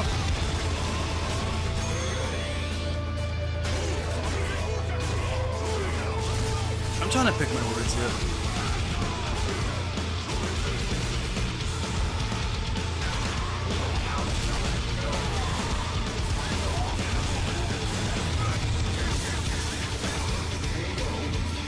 found it. I think it says quite a lot about fighting game players that whenever a mod like this happens that just completely changes the gameplay, it always turns into this combo match shit. I remember that there was a mod for Grand Blue Fantasy, not Versus, the original Grand Blue Fantasy, that made it play like a standard anime game, and people were salivating at the chance to play Grand Blue like it was guilty. Right? Despite the fact that the game was deliberately designed to not play like that, it was designed to be more, you know, slow paced, more deliberate. And people were like, I don't want this, I want it to play like an anime game. And it's like, well, why didn't you buy literally any other anime game, because they all basically function like this? I mean, I didn't say that. It's like, it was just a thought in my head. It's like,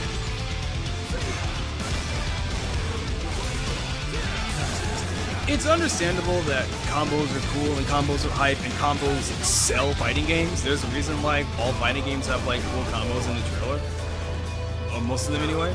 Because you want to say, hey, look at this character doing sick stylish shit, doing DMC smoking sexy style combos, right? But it also comes at the cost of changing the perception of what fighting games are for most people. Because when people that don't play fighting games think of what a fighting game is, they think of, what's a good example I can show? I mean, I could play this again, but that doesn't quite. Ooh, hold up. Let's see. Big one. Chaos Code. Oh yeah, here we fucking go. When people think about fighting games that don't play fighting games, think about fighting games, they think of shit like this. I need a good example. This is pro. So, wait, is this free play? Is this a real? They have CP. They have CP. What's the highest CP in this exhibition? I mean, it doesn't really matter because up to a certain point, Chaos Code turns into clown shit anyway. So let me go back to. You know, Cerberus could do some cool shit. Yeah, here we, well, he doesn't have max. The real crazy shit happens when characters pop burst, or rather characters pop max. Oh, the side switch on the corpse hop side switch. Oh, that's good. Oh, that's good. I should do that. That's so fucking dirty. If it's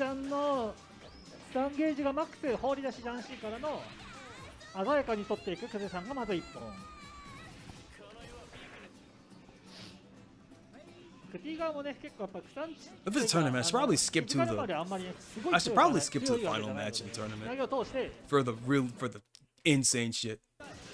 Oh, Kudlock in finals. Oh, this is gonna be just absolutely fucking disgusting. Kudlock is a bullshit zoner. Which says a lot, because zoners are traditionally like kind of handicapped in a lot of modern fighting games because nobody likes to fight zoners when they're good. And this game is a good example of that. I don't know if Kudlock is the best character in the game, but he's way up there. Here we fucking go. 口が動かない。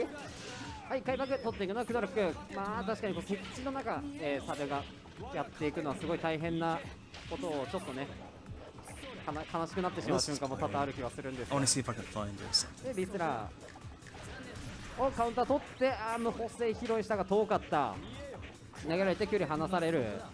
この距離になってしまうとちょっとサベも追っていくのがすごい大変なので可能な限り近くにいたいんですが。クドラックの攻撃判定とニエが許してくれない中間距離 EX シュートで全部壊したがまあこれもね 0.5 払わなきゃいけないということで、はい、ダウン取った方のクドラックで置き攻め通っておっと 6B つながらずねクドラックもね自らの体で生贄を守ってくれるという主人の鏡みたいなムーブで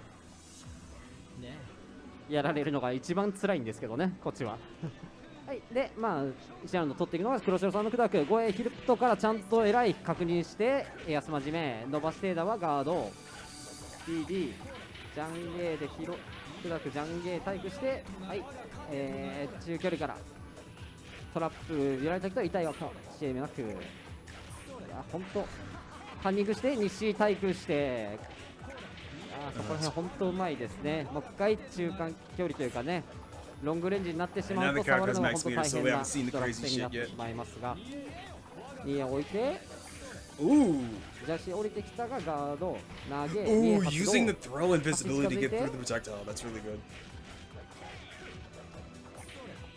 いや画面端投げてめっちゃ投げて These throws are really smart. ジャンディ投げスカ Missed it. カウンターしてしまった帰ってきたお帰りなさい Oh, drops it. Wait, back away.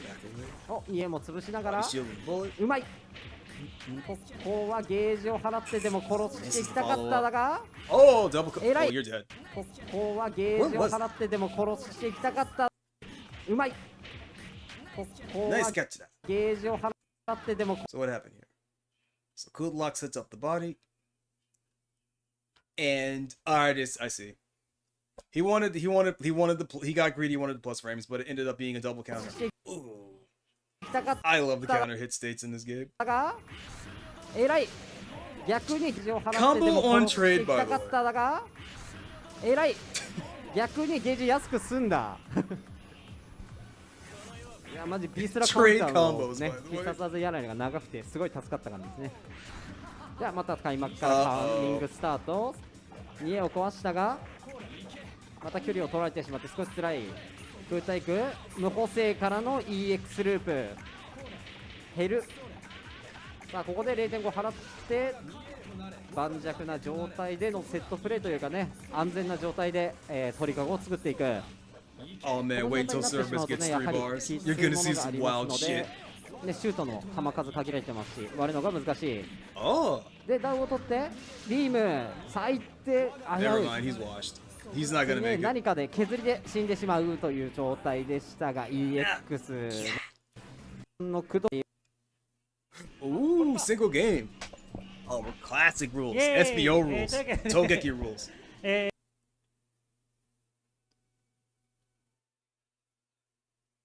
What else we got?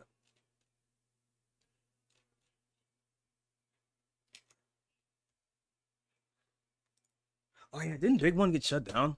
So let me try Casco Tournament.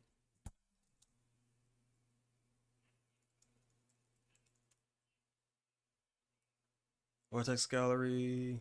And those are gonna be American play. Wait, are there any Japanese exports? 'Cause that's where the real shit is. You could have your entire game plan rolling and like super efficient. You know what? I like the stage specifically for Pikachu's color. Yeah. Because like the stage is so bright. And bright. And we ain't got that. Okay, Anime Evo. Big one. Shadow World 9. Oh.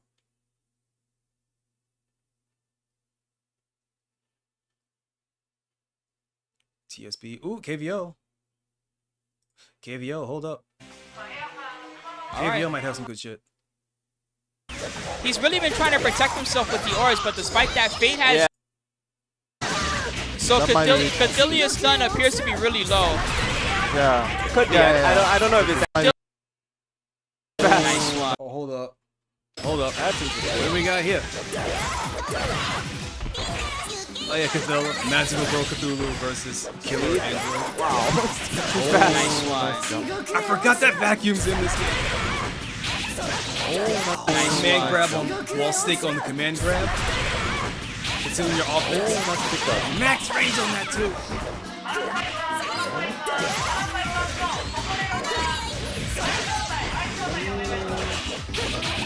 Oh, nice. Got the stun again. So Cadillia's stun appears to be really low. Yeah. Could be. I don't know if it's actual different stun value. Attack on Be really low. Yeah. Could be. I don't know if it's actual different stun value. Okay. Bounce. Oh, that could have killed too. Without meter. If Celia sounds angry, it's because this is kind of like the angry version of Celia. Stayed in front. Combo into the command grab. Wall stick, not enough time to continue the combo. So you just get good positioning. Okay. What a bummer. He's really been trying to protect himself with the auras, but despite that, Fate has either found ways to work around it or just ignored them completely. Just remove it with her own projectile. Has either found ways to work around it or just ignored them completely. Yup. Ground to air. Yup. Yup. Remove it with her own projectile. Yeah. Air unblockable normals. Oh. Nope. Oh, he dropped it. Actually, Black has a lot of meter right now. Yeah. Maybe he can make something happen. He can actually make some really cool stuff happen. Oh. Yup, you're dead. Grab combo again. Should be it. Oh. Super cancel. Didn't even need to do it. Well, he did a super. I would have done the beam. Oh. Probably would have Oh, it's probably why. Black. I don't know. It's because This has a good balance of run or oh shit, Lupinus. Shake it out. all right. Nice start for Sushi.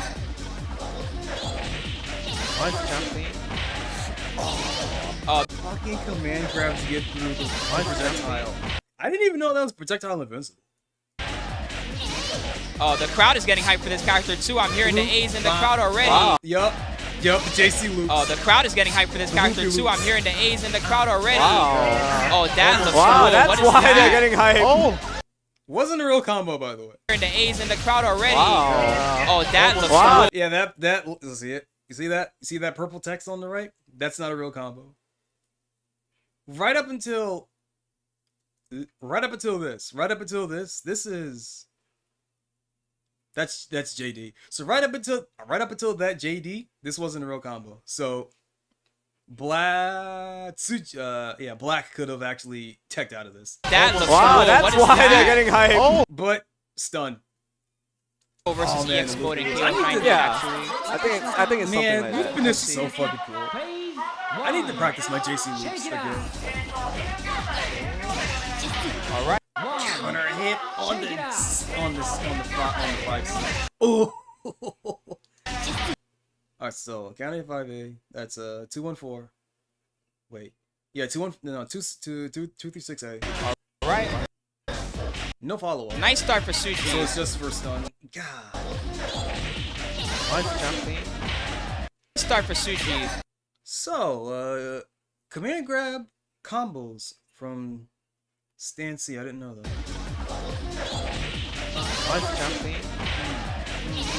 Oh, okay, hold up. What was that? That was like 2A,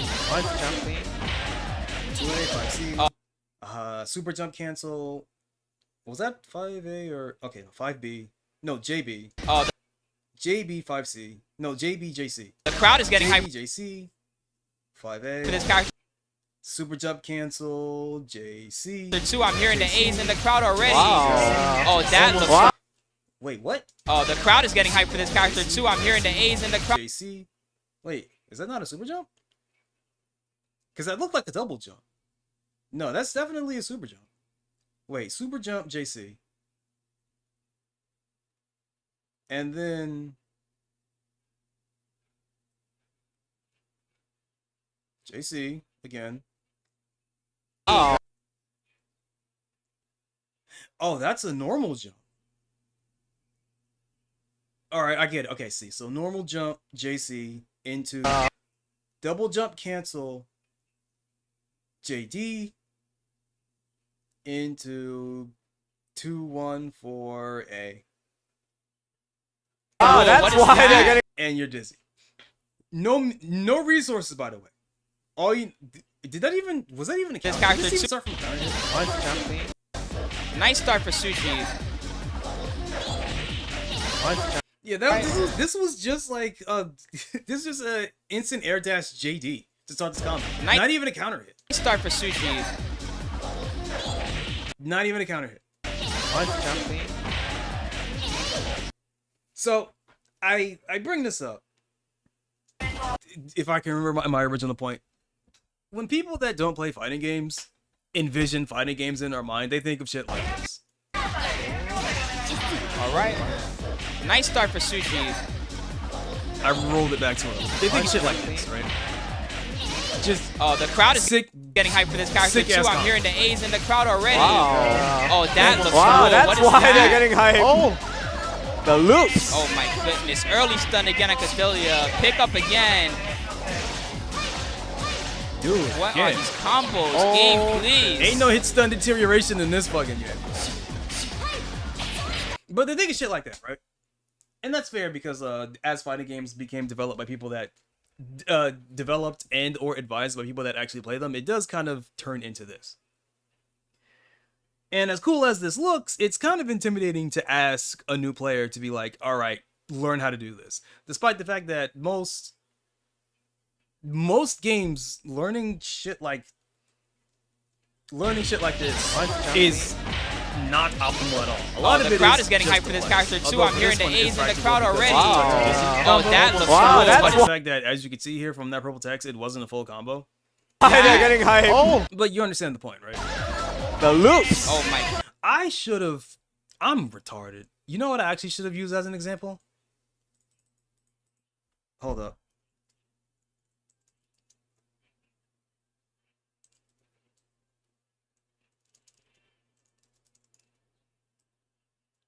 King of Fighters, KOF 14 Vanessa combos. This is the shit that I actually should have brought up. Unless you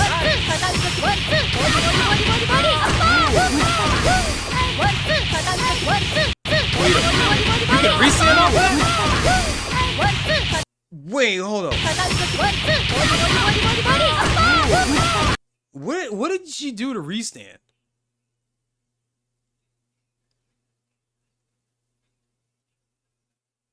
That just looks like JC.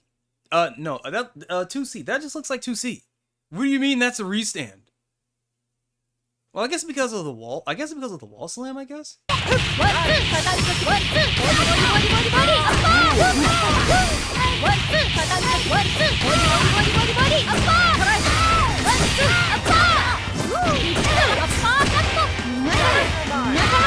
Stun. Yep.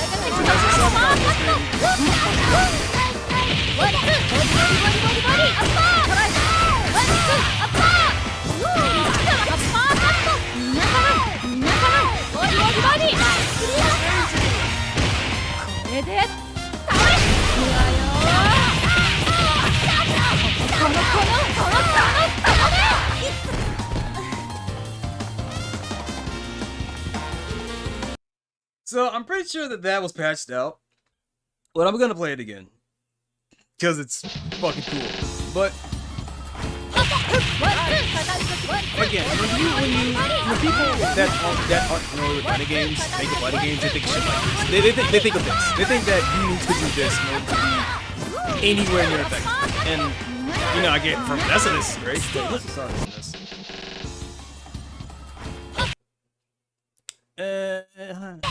Hyper Hop JC, I guess. JC or JD. I think it's JC. I think JD goes upwards because it's more of an air-to-air button. So I would say that Hyper Hop JC is not that. Well, I don't even think that's a hop. I think that's just a jump. What's the angle on this?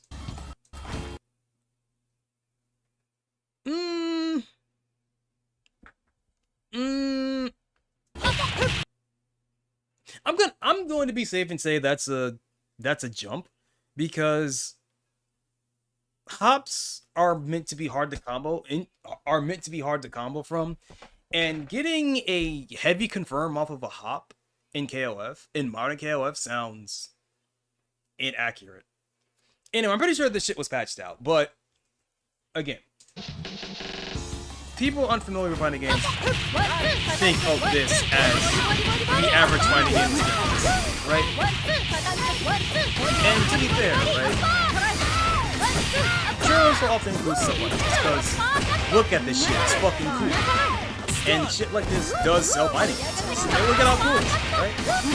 But there's such a disconnect. And I can't blame him for it. But there's such a disconnect to how average fighting games are played, about how the average match is played, versus this hyper-optimal, extremely situational, well, slightly less extremely situational. This is a touch of disconnect into a touch of death from a fucking hyper-hop JC. So, the question has to be asked about, so, you know, practicality is pretty good, actually. I mean, yeah, you need full bars. Okay, so Vanessa has an anchor, so I'm going to see if they patch down Vanessa's touches.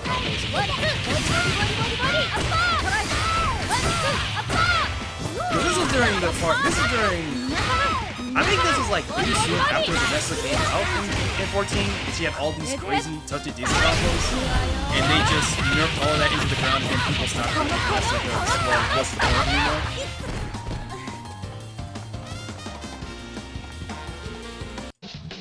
Turn that loop off for a second.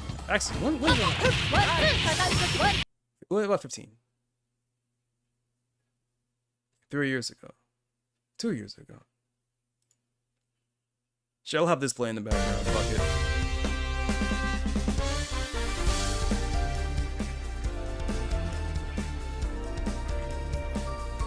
I forgot the point I wanted to make.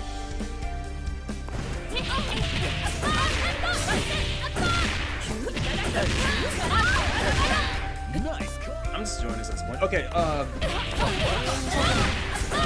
like, yeah, the difference in perception in fighting games between, you know, casual. I don't even say casuals. And I don't want to say new players either, so I'll stick with that. Like, between, like, casuals or, like, more invested people. Like, almost tournament level, not quite. I don't know. What was the point I wanted to make? Something combos are cool, but they're not the end-all be-all of fighting game expertise. But that perception is not helped by, well, one, the games themselves, but also what people value when it comes to what it means to be good at a fighting game.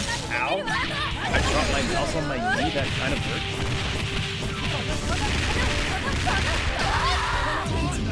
Okay.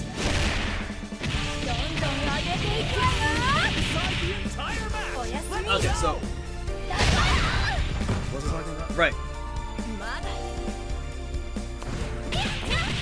So, make no mistake, there is a sizable part of the fighting game audience that just wants to do the sickest combos in the world. And that just do the combo and only the combo and fuck everything else. And part of that is due to the fact that combos are a simple way to show, or rather, how to say this?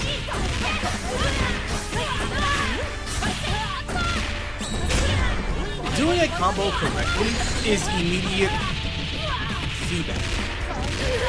If like, because fighting games are really hard to get better at, except for combos. Combos are immediate. You have an immediate understanding of whether or not you're getting better or worse at the combo, judging by whether or not the combo actually works. So there's that element. It's instant feedback. You can see that you are getting better in real time when you do the sick combo and it lands, right? But, you know, neutral, you know, but actually playing the neutral game or managing the resources or, you know, maintaining distance or something like that, that's a lot harder to judge in real time, right?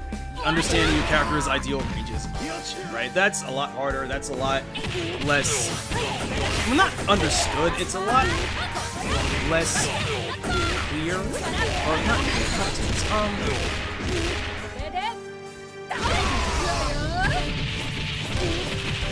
I'm sorry, I'm watching the combo again. The neurons are firing. I am being stimulated. I need to look away. I need to look away from the screen to actually talk about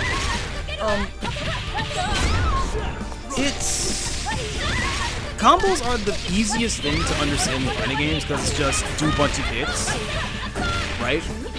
And that means that for a sizable amount of people, the effectiveness and sometimes even the length of combos is direct is they perceive length of combo as directly proportionate to skill level. And for some characters, sure.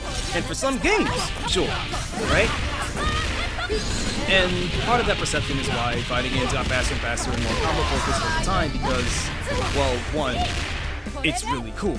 You know, Marvel coming out, you know, like, not Marvel, Children of the Atom, right? Children of the Atom and shit like Darkstalkers, Killer Instinct, and Street Fighter Alpha 1, and even 3, and 2 to a lesser extent, but specifically Alpha 1 and Alpha 3 with Vism, and Alpha 1 with its robust anime combo chaining system, right? Or Gatling, Magic Series, whatever you want to call it, right? Led to made combos easy to do, and because there was also like a kind of general lack of understanding of how that would shape fighting games going forward, it was just meant to be, hey, look at this cool thing, and then like, oh no, this is now the new standard for all fighting games going forward. And then it became too big, and it's like, okay, we still want to retain combos, but we want to retain the high combos, but we want to make them difficult, or at the very least still have it be have a skill expression as part of it. And that's kind of where Street Fighter 4 came in, where it's like, okay, you want to do these cool combos? All right, sure, but you need to have very strict timing.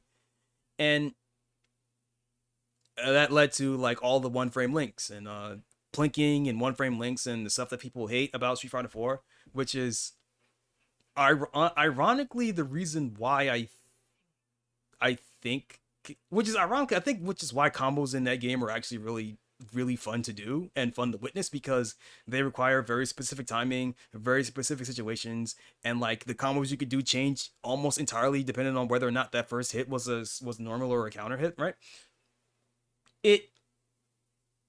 But a lot of people, even me included when I was younger, bitched about one-frame links, and really because I couldn't do them. A lot of it just goes down to, oh man, look at this cool combo. What do you mean I can't do it? This game's bullshit. I hate this game. I can't do the sit combo. This game sucks, right? It kind of devolved into that, basically. I saw Chaos Breaker and I got excited. I need to look up Chaos Breaker. Ooh, wait, I need to see. Was Chaos Breaker at EVO?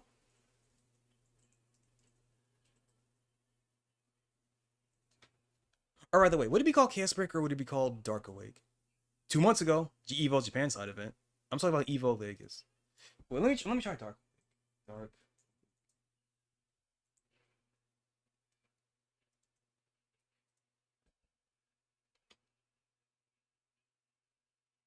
I guess not.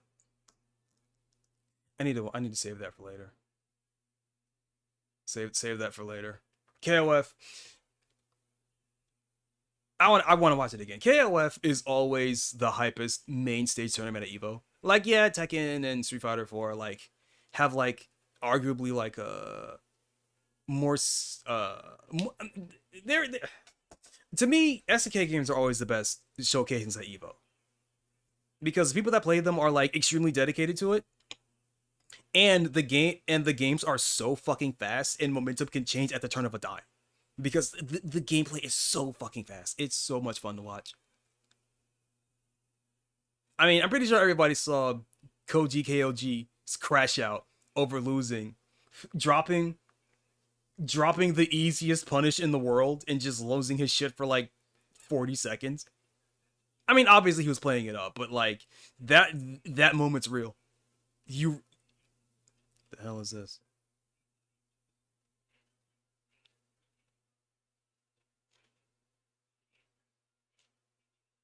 I want to watch Chaos Breaker again. I want to watch this again. Chaos Breaker is so fucking cool, man. Dude, look at this shit. You got a skeleton on a horseback doing an infinite juggle. This is really hard. This is really fucking hard to do, by the way. The timing on this is all, I don't remember if it's frame perfect, but it's really tight. This is not easy at all. But God, look at how cool it is.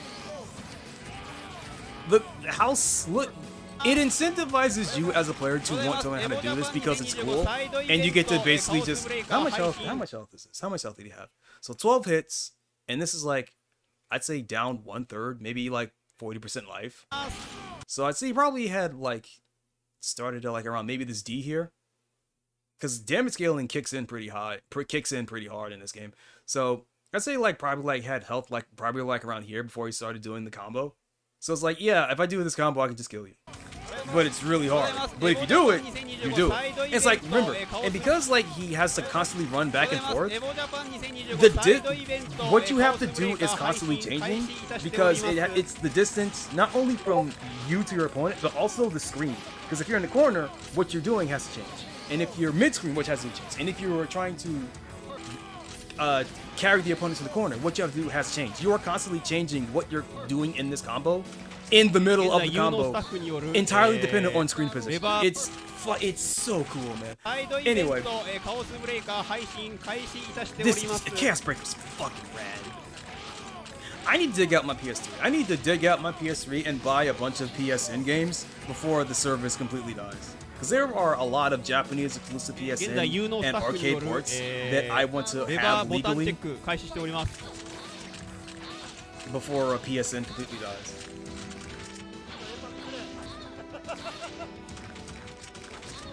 I mean, I have an emulated version of Chaos Breaker as well. It's like, I want to at least show my support for this Korean studio that made this cool game like 20 years ago.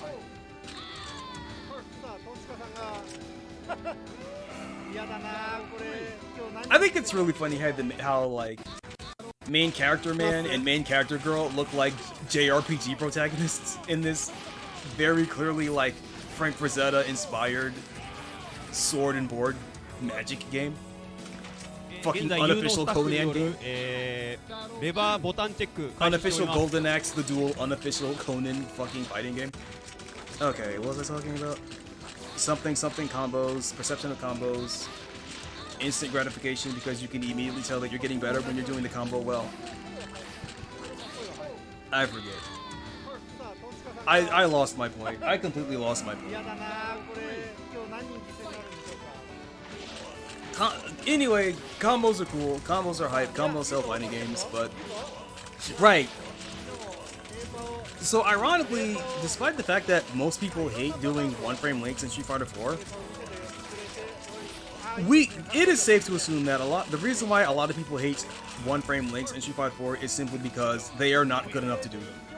And instead of using that as an incentive to get better at doing the combo, they bitched so hard that Capcom, and by extension every other developer, changed the input buffer on normal moves so that it has a wider berth, which makes combos easier to do across the board. Maybe I'm just old school, maybe I'm an elitist, but I feel like optimizing damage should be the hardest thing to do in a fighting game. Or, okay, maybe not the hardest, but it should be really fucking hard to optimize your damage in a fighting game. Now it's just, in games, modern games, it's just given to you. It leads to... What's that fucking term all the pro players like to use? Player expression? Doing a big combo is player expression. I mean, it is when the combo's hard, because then you have to make an active decision on whether or not you want to do the hard combo or you want to do the safe, easy combo. Right? What is the risk you're willing to take when it comes to stuff like this? But when combos are easy to do, are extremely easy, when damage is given to you for free, it ruins player expression, because the most optimal thing a character can do is figured out immediately. And then everybody just X copies that until new optimal thing is found. Especially in a game like Street Fighter, or rather, especially in a modern environment where tournament cash prizes are millions of dollars, or hundreds of thousands of dollars. It sucks the fun out of fighting games, really. For me, at least. I mean, well, not anymore, because like I'm not playing at that level, and I will never reach a point where I'm playing at that level, and I honestly never want to play at that level, because the last time I tried to play at that level, I stopped enjoying fighting games.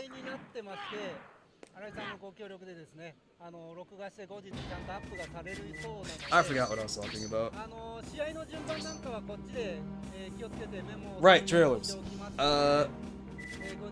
Trailers. Okay, I should save this spot for later too. I mean, I saw this before, but like, I want to watch it again because I think Chaos Break is rad. Okay, okay, hold up. Let's see. Can I just put Evo trailers? Evo trailers, indie? What's for indie? What did they put for indie games here? Yeah, I saw the Dojo Masters expansion pack. Neko Warriors. I have never seen this. Neko Warriors, what the fuck is this?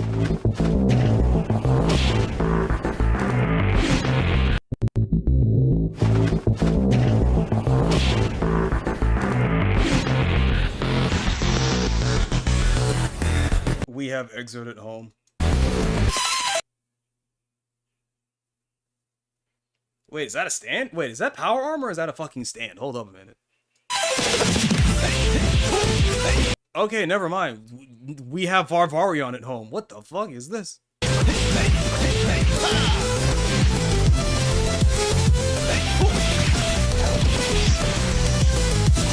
Hold up a minute.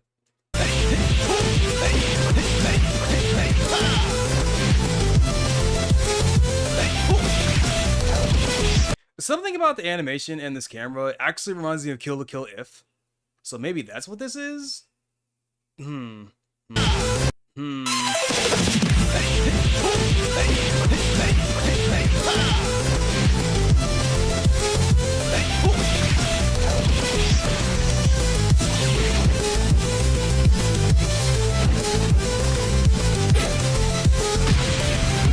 that's good.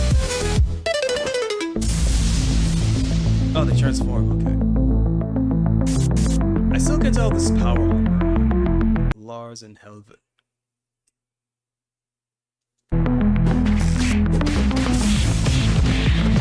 Oh yeah, big hammer man. What do you got?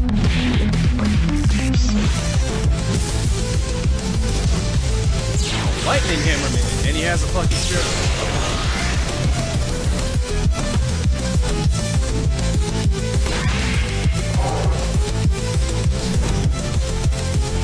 Kabuki man. I can't tell what these things are, I'm gonna be real.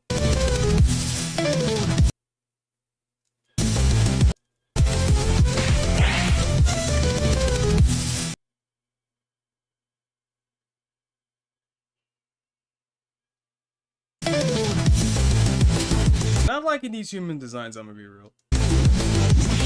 Ooh! It's Yoshimitsu.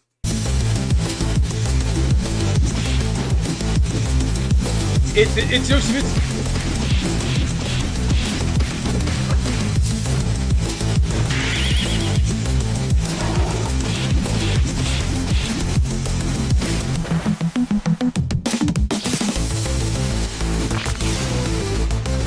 Oh shit, he's so in. A fucking Gundam?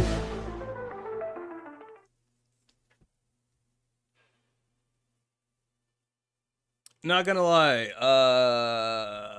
not a game that I am interested in, but I'll wishlist it anyway. I might like it, but save that for later. Or actually, no, do this. Let it play.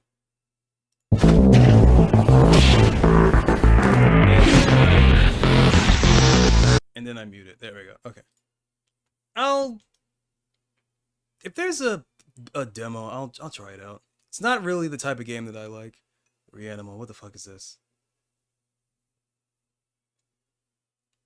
Official, what the fuck is this? Not a fighting game, I don't care. Auto Fight, last year, Auto Fight, Wait, I've never seen this. Evo 2023. What the hell is this?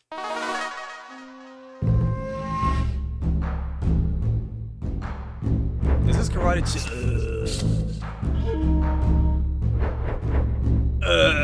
Okay. Ready. That explains why I never heard of this.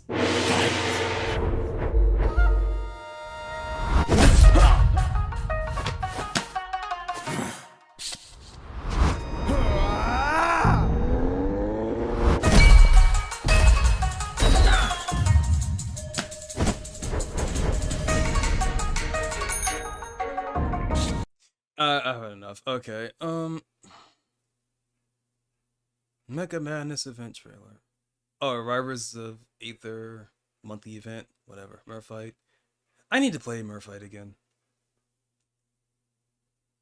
Oh yeah. Resistance 2040X got a trailer. How long has that game been in development? Like 4 years? And the demo. Okay, I'm over exaggerating a little bit, but I remember being part of the first playtest when this game when that was being put out, and there was only one character. And it's like, okay, cool, you made 2 new characters, and the game's still not out. Are you bleeding money? The fuck? Showcase, Virtua Fighter, THQ Nordic, whatever. Izumi, new character. I don't have the game, so I can't tell you what I think about it. I saw the V thing already. Let me go back up here. I don't remember if I have Robo Master or not. Okay, so there we go.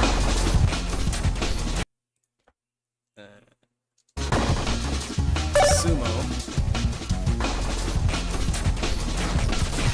Season 2. Sumo. Kyokushin. Not enough karate, we had to add another one. Capoeira. Huh. Stages. Yeah, probably has ice skates. A bunch of funny advanced training modes.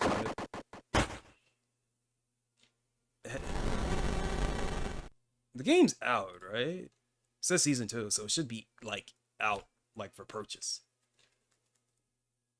August 21st. Ow.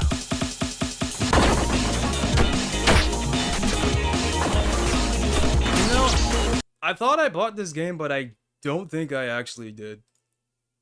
I never bought Shatter Strike? What was it?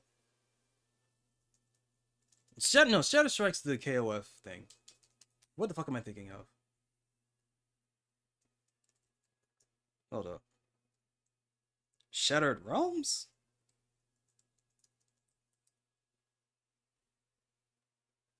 No, that's different. That's a different cool game.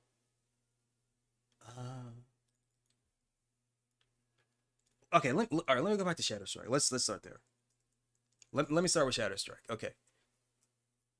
Shatter. It was that game that was in development hell for like multiple years.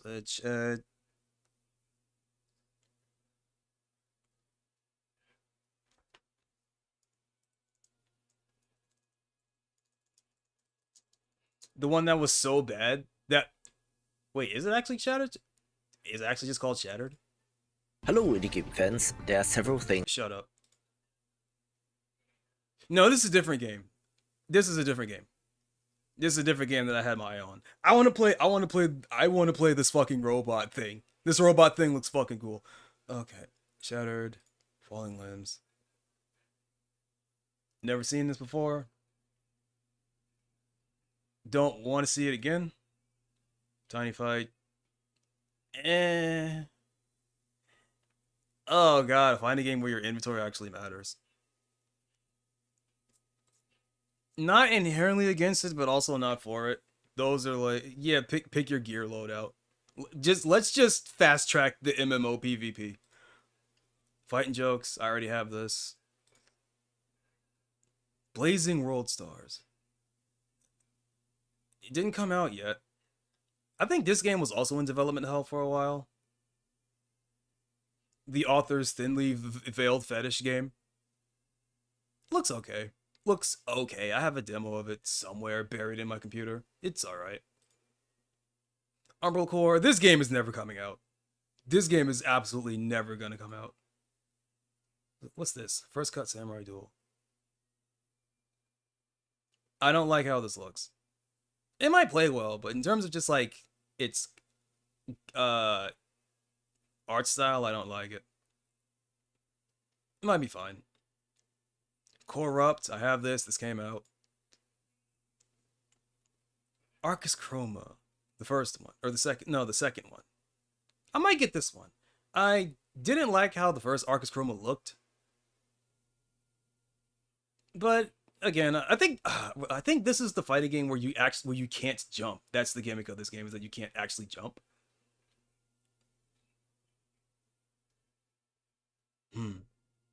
Whatever, looks neat. Die by the Blade. Another Bushido Blade type game that's probably going to suck, because they all fucking suck. Every time someone tries to make a game based off of Bushido Blade, it fucking tanks. No one has ever managed to replicate the success of Bushido Blade, and it sucks because Bushido Blade's fucking rad. Five Force Fighters, aka that one game every single black kid in high school said they were going to make, except these guys actually fucking did it. I have the demo, but I never actually played it. I should do that. Why the fuck is this here? Traje Fatai is never, ever, ever going to come out. The development team for the game fucking quit, because the guy handling the money was an asshole. This game's never coming out. I have the old demo. It's pretty cool, actually. This is back when it was a one-button fighting game, and it was like really fucking cool. And this looks, kind of generic, honestly. Not bad, just like, yeah, I've played this game a million times before. I would not call...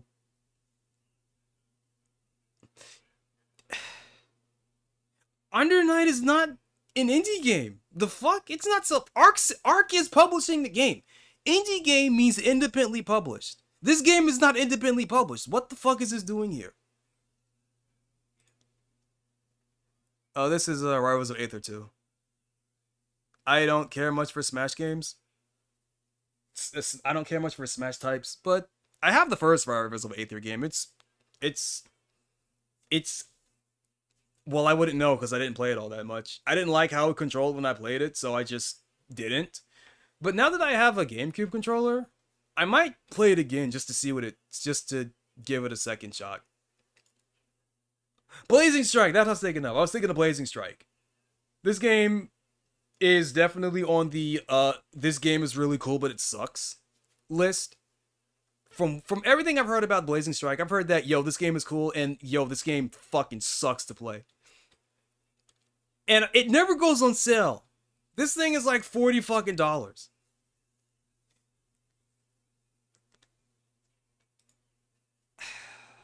If Blazing Strike ever goes on sale, I'm gonna have to buy it. I need to know. I need to feel it with my own hands.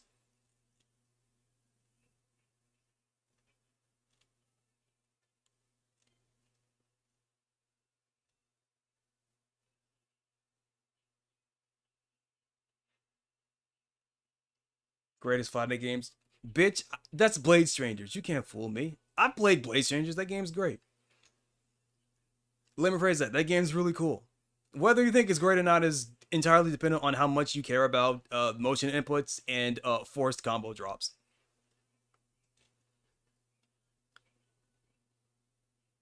Virtua Fighter was never realistic. It was authentic. That's the word people mean to say when they say realistic.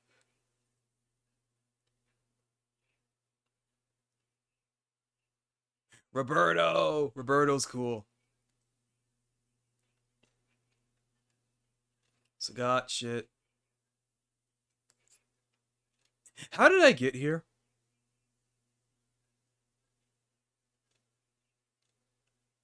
Competitive Mugen. Oh yeah, Ultimate Sonic Smackdown. Right, I think this turned Sonic Smackdown into like a Marvel game, I believe it was. Like it's a tag game now instead of a 1v1. Let's go here. Roll back. Yeah, there we go. It's 2v2. It's Marvel 1. I'll have to play. I am not joining a Discord to play a fighting game. Or rather, to download a fighting game. I'll wait.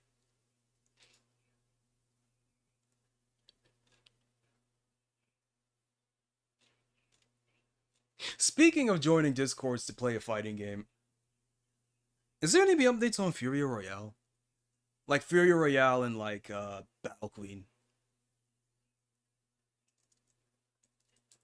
Let's start with Fury Royale. IET Arcade. You got anything new? I saw this stuff already. Around 2 months ago. Alright, so he's steadily working on it. I don't know what possessed this guy to work on 2 different fighting games at the same time, but God bless him, he's gonna need it. Okay, what about Battle Queen? Any updates on that?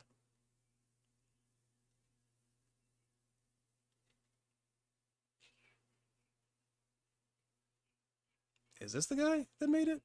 I know it's a Korean guy. No, that's a showcase. Mod game.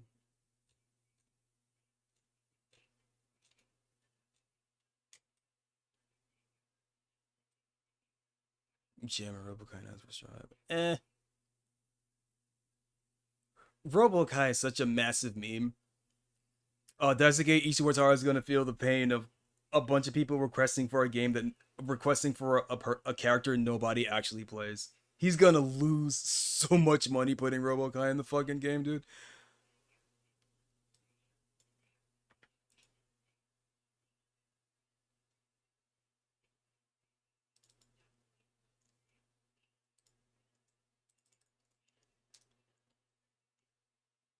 Here we go. IX.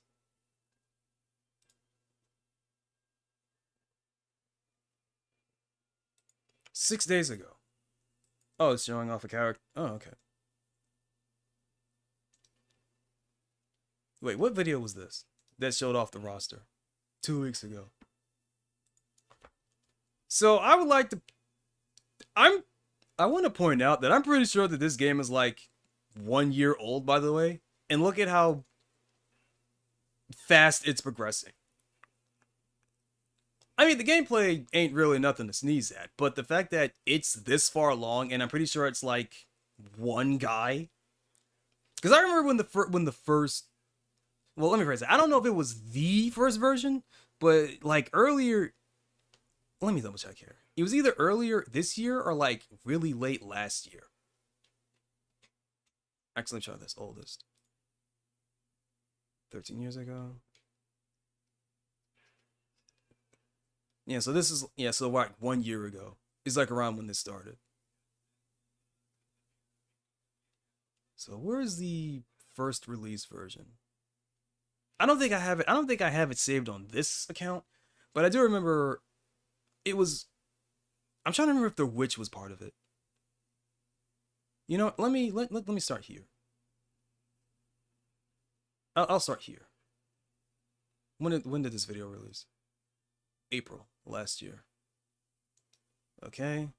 It was, because I'm trying to remember if The Witch was part of the roster. Because I remember there was Night Girl and there was Backpack Girl, but I don't remember if Witch Girl was there yet.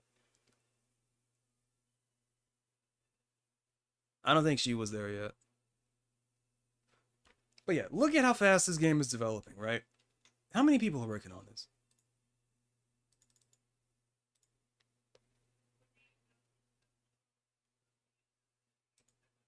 Oh yeah, back break. Okay, how many people work on this? Current status. Red Eyes Bloodshot. Yep. The trials and tribulations of an indie fighting game developer.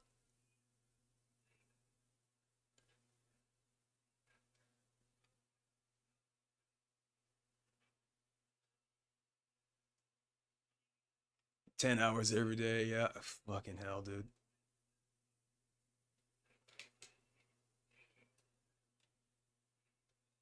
The amount of times I've looked up not even Japanese, like just Asian indie developers, and there is a health, and every time I see a blog, it's like, oh yeah, I'm in a fucking health crisis right now. My body is literally tearing itself apart because I won't stop working. It's saddening, man.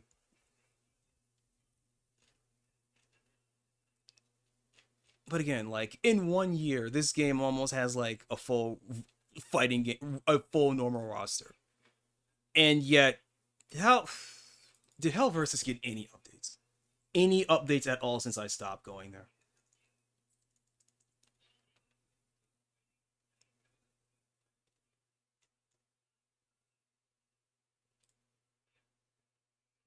Upload date. 5 months ago, a narrator audition. Not official, by the way. Work streaming, Kyohei, 1 hour ago.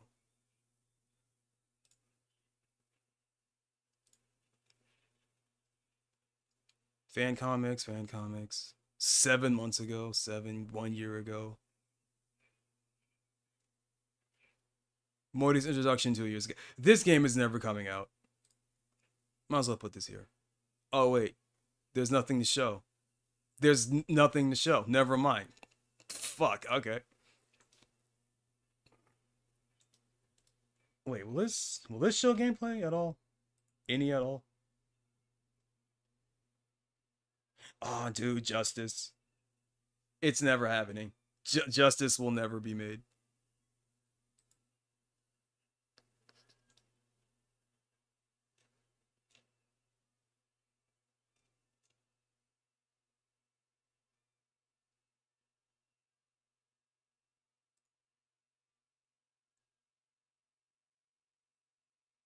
Okay, so Modius does have some colored sprites, so some work has been done. This game is never coming out, dude. It's never happening. Oh shit, I didn't notice the chat. There's no way you're still here, but hi, Choconnichi, what's up? Choconnichi, what's up, bitch? Hey Kirby, how you doing? There's no way you're still here, but what's up? Short stream, 2 hours. I shouldn't talk. How long ago? 4 hours? Fuck, okay. I'm desperately trying to remember what the fuck I was talking about. Sonic R. I need to finish this stream. Even though the bar says I finished, I didn't actually finish watching it.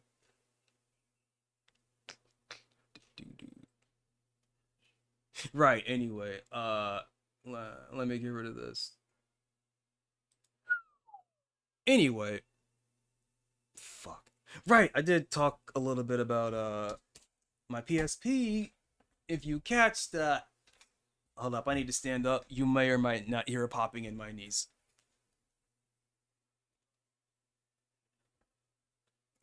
Nope, you didn't hear nothing. I'm so fucking young. We're good. Alright. Anyone who calls me a hag is getting blasted. Okay. So, if any of you saw the Splat stream earlier today, I talked about, or any of my streams in the past, like I'd say 2 weeks, I talked about setting up my PSP, right? So I managed to wrangle my Elgato to, I managed to wrangle my Elgato and my I don't even remember what fucking brand this is. This fucking shitty PSP capture quad. I managed to get it all working. However, when I do, it let's see here. Studio mode. Okay, let's see. If I do this, and then I do this.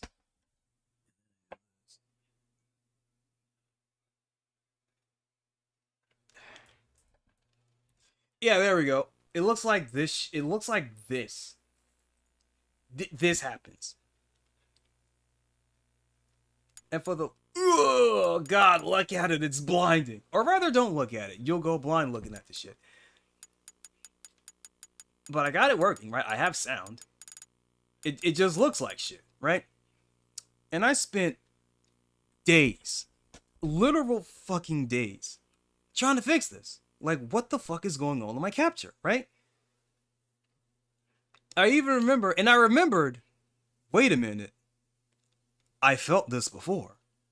I remember when I first bought this PSP upscaler, I remember having this exact same issue years and years and years ago. To the point that I even managed to talk to a guy and get a second one. Because I remember this being a massive issue. And like a flashbang, like a lightning bolt in the middle of the fucking night, I remembered what I had to do to fix it. And you're not gonna believe this. Or maybe you will. I don't know. You might be a fucking mind reader. But I remember, in the depths of a hazy dream, I remembered how I managed to fix this massive issue. And fucking hell, you're not gonna believe. Okay, never mind, we're fine. I almost thought I broke one of my wires. I thought I ran it over with my chair. I thought I actually broke it. Anyway, right, so the answer to fix this was to I waited too long. I waited too long. The answer. Oh shit, hold up. Okay. Yeah, the answer was to use a different PSP. So for some fucking reason, the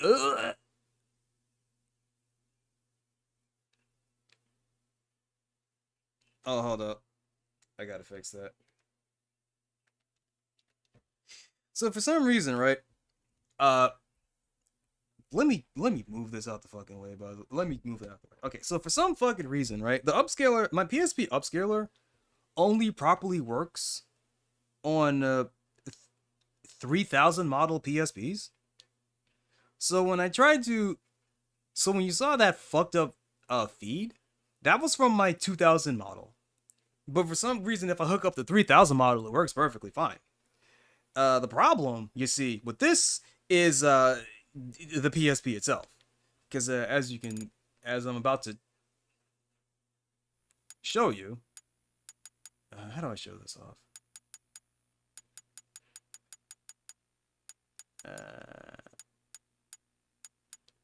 System settings.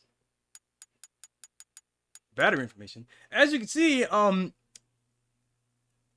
PSP doesn't hold a charge anymore. I have to actually keep this plugged in. I need to actually keep this plugged in a power outlet for this thing to fucking work, because the battery doesn't work anymore. And it's one of those things where, like, I actually have to take apart the battery and, like, replace the... I have to take it apart and, like, fix the internal battery. And I don't want to fucking do that. I might have to, actually. But I also might not, because this PSP has really bad ghosting on it. So if I just have to use this as a console, I'm kind of fine with that, because this PSP is, like, really old. Even in terms of, like, my use, even in terms of, like, things I got secondhand, this one is not egregiously terrible, because, hey, it fucking works, right? But it's, like, the condition that I got it in and what little I could do to fix it, or rather to maintain it, is kind of bad. But it works mostly fine. It's just that, you know, screen's kind of bad. It's got pretty bad ghosting. I don't know if that shows up in the upscaler itself, but, like, when I'm playing it without the upscaler, the ghosting is absolutely fucking terrible.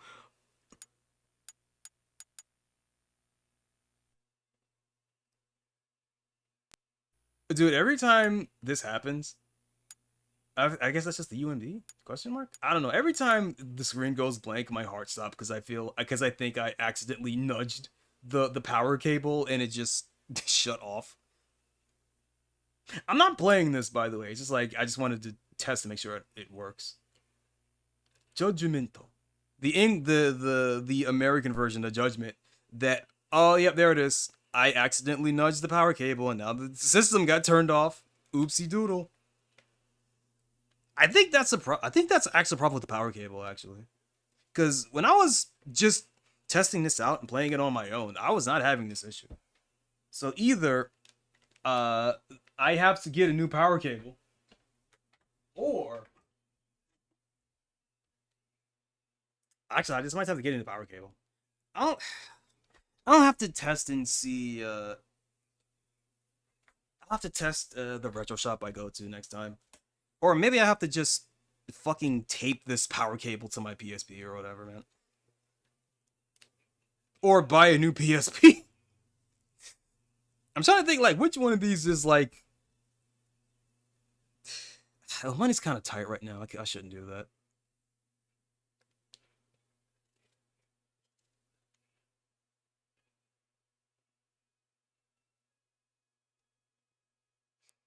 Anyway, I technically have a working PSP, technically, and the upscaler works, but the problem is that the battery doesn't, so I have to be incredibly gentle when I'm holding this fucking thing so that it doesn't just shut off. But there's some cool shit that I have here that I want to play.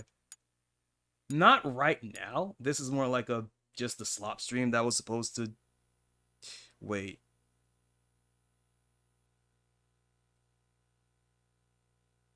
Never mind. Okay. I had a thought that maybe either I'm jostling the cord or maybe... Oh, yeah, that fucking bass, dude.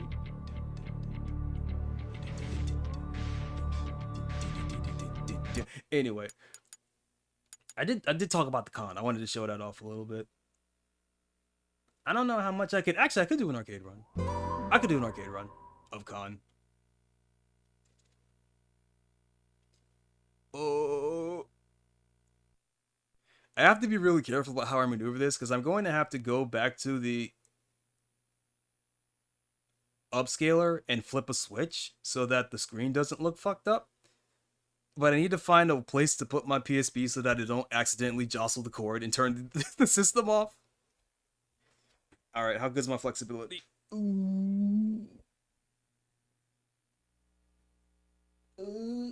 Yeah, cause see if I don't flip the switch, it looks like this, right? So I need to. There we go. And I can't put it anywhere else because it's really fucking short. Alright, gently. Gently. Okay. This game's kind of fucking cool.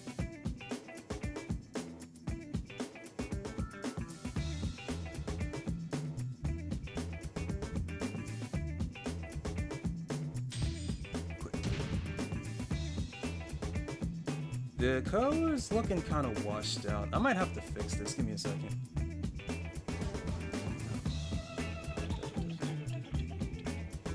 Wait, I know what to do. Hold up. Studio mode. Okay, let's see. Where's my Elgato settings? Config. There we go, expand. Expand the color palette. There we go. There we go, there's that nightmarishly saturated color that I want. Not story mode. Actually, this will give me a good chance to see where my save data is. Cause first things first. I'll turn this shit up.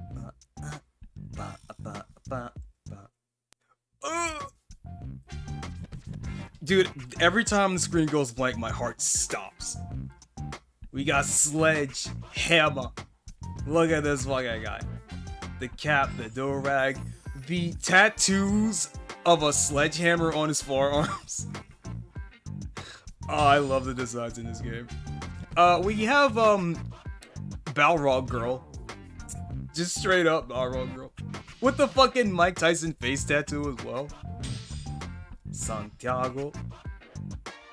The fucking puffer vest with the the puffer vest with the collared shirt and the ripped sleeves and the cargo oh man, I love the designs in this game.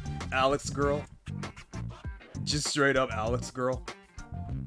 Shirt should be black though, or rather like a navy blue, because that's the color that Alex wears when he rips off his shirt. G.I. Jane looking bitch, she's cool. No shadow. Monk man with the fucking what's it called? The benpatsu? Like where they shave almost all the hair in the except for that part in the back of your head. In the back of your head, right? The fucking T-shades, man.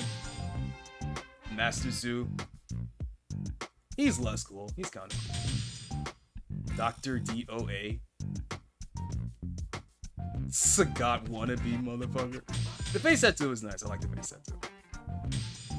Although although the fighting style here is called kickboxing, it's actually Muay Thai. Like, it's no bones about it. It's actually just Muay Thai. Conquest. That's a good goddamn name, Conquest. Headband. Cargo pants.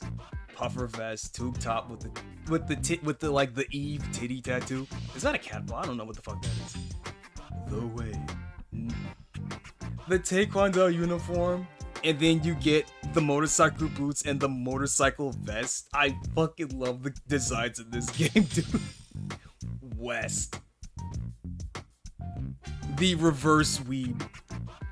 It's Korean girl cosplaying as a fucking Wild West cowgirl. It's great. And then you get like random slot character, because one of the main gimmicks is that you can just make your own character in the game. And you can also take that edit character into the arcade ladder.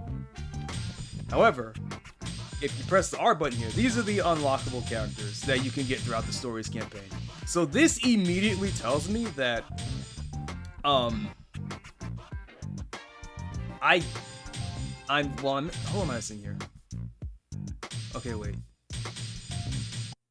Ugh! Okay.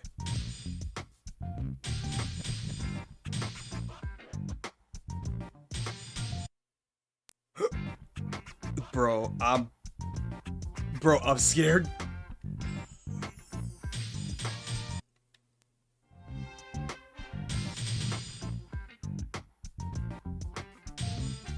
Smoke. Okay, hold on. Bro, what the fuck is this?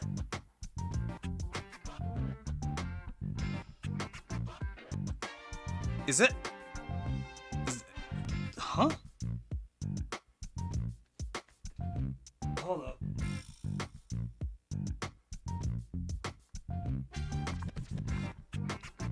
I'm gonna have to find out what the cause of that is. Alright, let me gently put this down. Gently, extra gently. Alright, okay, Alright,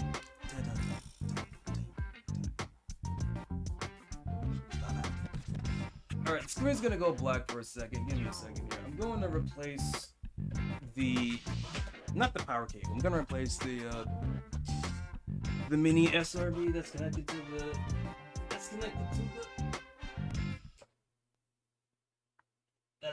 the upscaler. I'll see if that fixes it.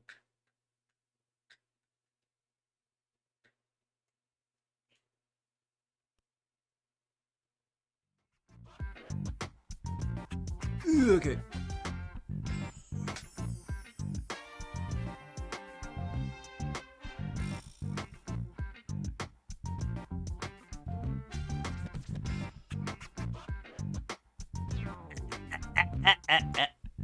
I got an itch.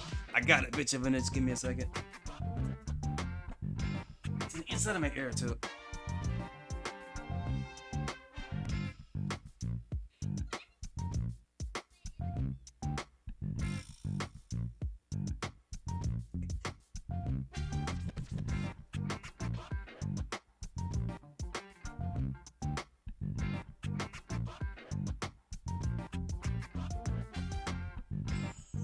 Okay, that's way better. Alright. I should turn on the light. Give me a second.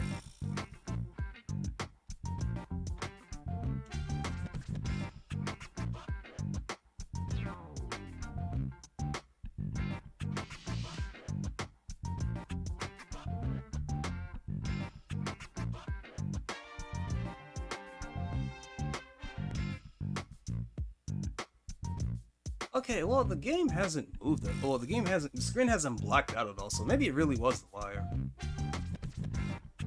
Thank God I obsessively save every single wire that I get. Okay. I never play a custom character, so I don't really know who to pick here.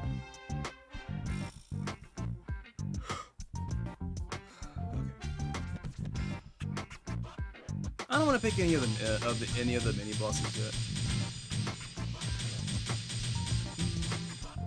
I'll pick Sledge. I'll pick Big Boxer guy.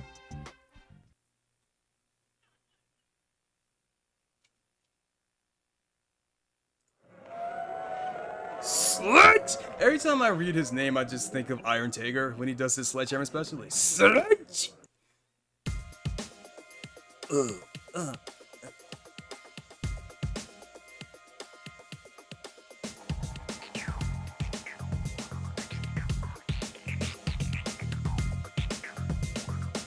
I should have played the emulated version to show off the Japanese exclusive characters, but I'll save that for the actual con stream, I guess. And because I'm playing arcade mode, I'm not actually we're not working the con, we're just straight up kicking the shit out of people. I need to find out his combos. Oh, there it is. Oh, yeah. So it's basically puncher. It's a boxing game. Oh, here we go. Check this shit out.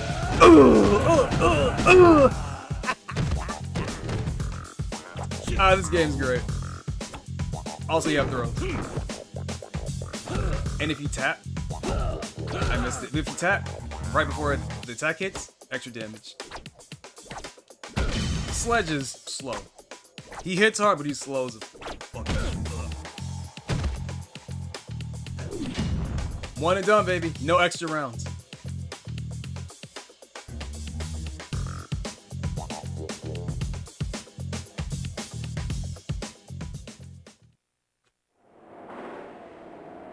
No dukes.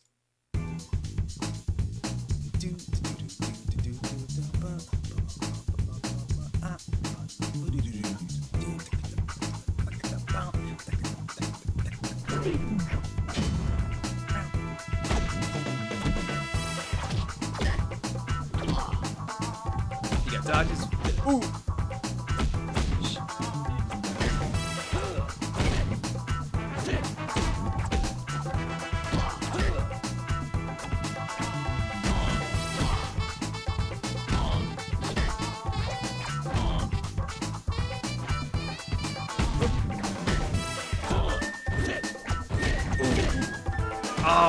Damn, I shouldn't have done that. Should have spread out the sun so I can get a better follow-up. Headbutt! Headbutt! Check the shit out. Ooh!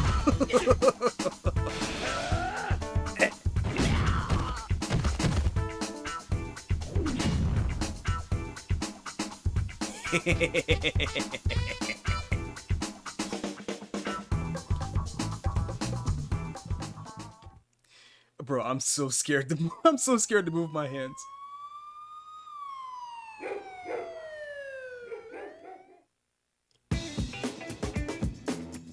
There's a title thief.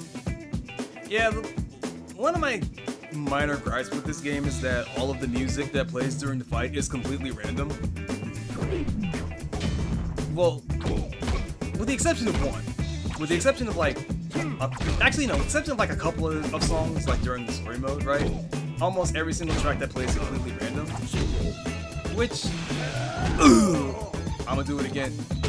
Oh yeah, you can still move and attack while you're dizzy. It just takes a long time. But if you're really good at predicting what your opponent's gonna do, you can completely avoid eating damage when you're dizzy.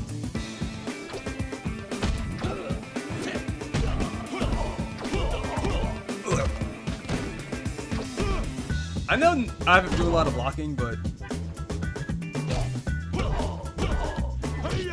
fuck, I fucked that up. Parries! You got fucking parries in this game. Fuck it. Oh!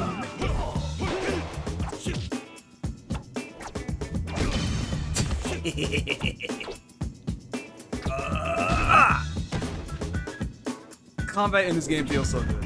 Is it balanced? Probably not. But it feels good to play, and that's more important. Sledge versus the way. I'm surprised I haven't fought any of the mini bosses yet. Normally when you unlock the mini bosses, they can get added into the arcade ladder as just normal fights. Shaolin Monk, the youngest, but also the fastest warrior in the tournament.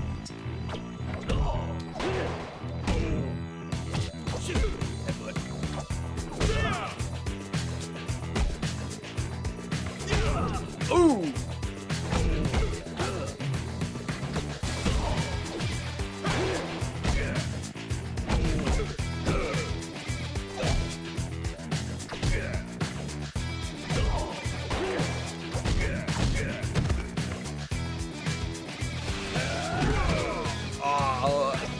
If I time that a bit later, I could follow up off the wall.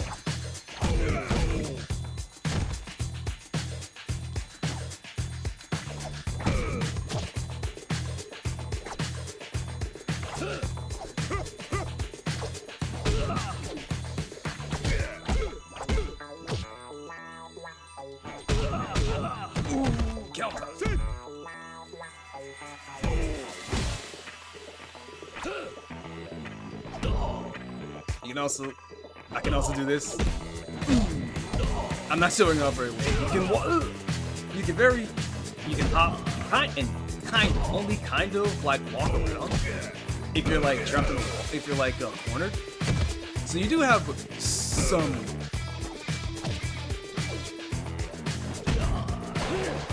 Ooh, not parry, fucking bitch. Ah! Right in the fucking that's a kidney shot right there. I almost said liver. No, that's a kidney shot. Down. Gonna be pissing blood for a month, bitch.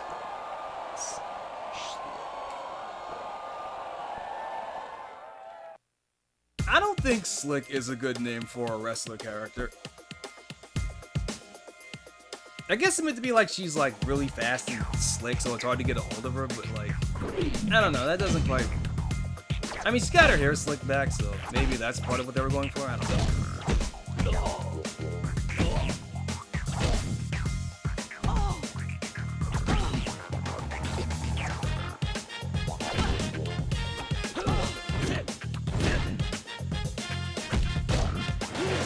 Oh, perfect! You fucking bitch! So if you get a perfect parry, you automatically go into a throw, but the enemy can also just frame out of it. Ooh! Ah, shit. If I timed that better, he would have been on a fucking floor, bitch.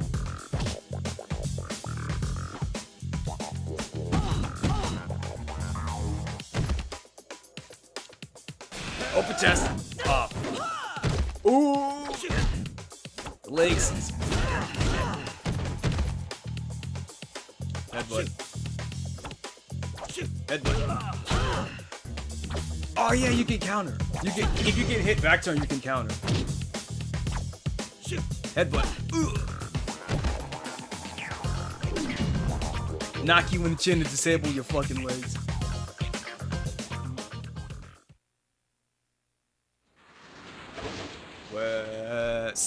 I'm so fucking scared to move my hands. I can't tell.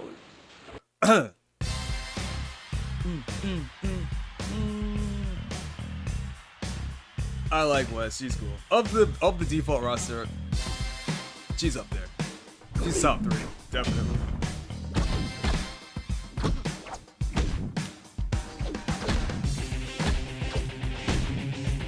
And she's got the dragon tattoo on her arm too.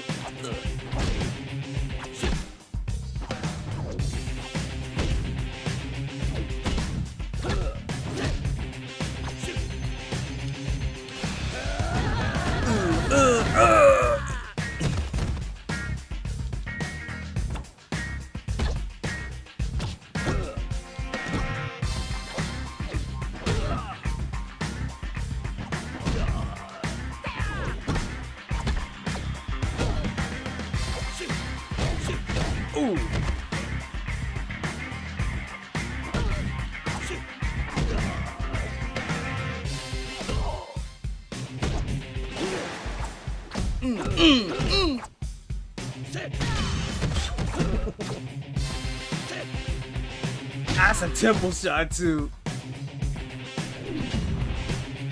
Congratulations, you're now blind. Go get nursed up, bitch. Conquest is such a cool name. Conquest is a cool name. She gets extra points just for that.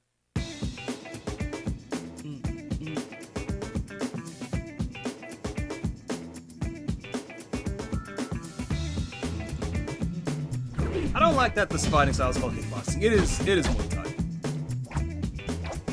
I guess, you know what? I guess Gerardo is right. When he was talking about how Americans don't know what Muay Thai is, maybe he was right. Despite the fact that Sagat is like one of the most iconic Street Fighter bosses of all time, but you know, fuck me, I guess.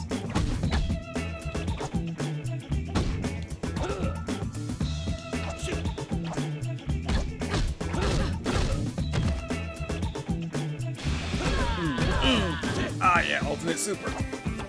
You can do these at any point, though. You could just fucking spam them. You shouldn't, but you can.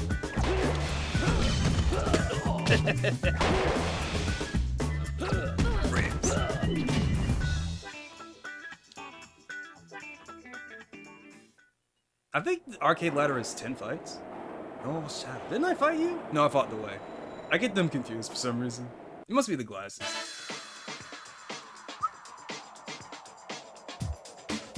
The Kung Fu outfit with the Tims, with the fucking buttons, dude. It's so good.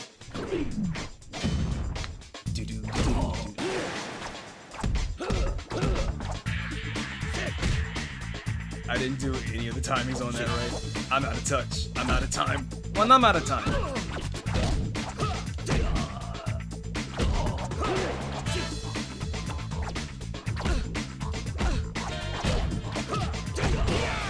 Ooh! Fuck! OTGs.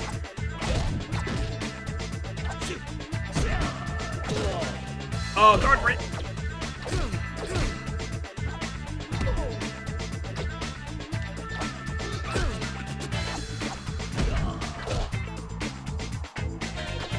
I shouldn't have done that.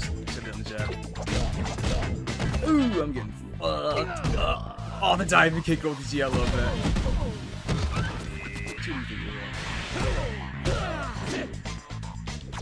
Oh yeah, that third hit always misses unless it hits the wall.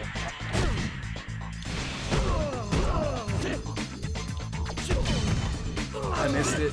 Because he hit the wall at the wrong angle, that hook actually missed. That third hit's kind of hard to... Normally what you want to do is like you want to do it against the wall because the second hit splats him against the wall and that third hit knocks him away. But because he hit the wall at an odd angle, that third hit whiffed. Because the hitboxes in this game are just the limbs of the attack when it's going through. So you get some really funky interactions. Oh, it's the fucking song. I wish you didn't play right here. The boss song, the boss theme for the character that's not the boss, fighting in a fucking carnival.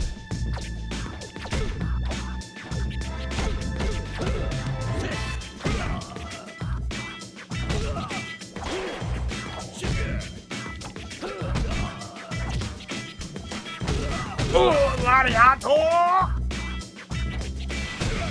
Nah, no grapple, dude. Oh, no, it's a counter hit too. I fucked up. If you get his counter on a super, you get to royally fuck up. And he decides to put him in the wall. I need to paint him into a corner.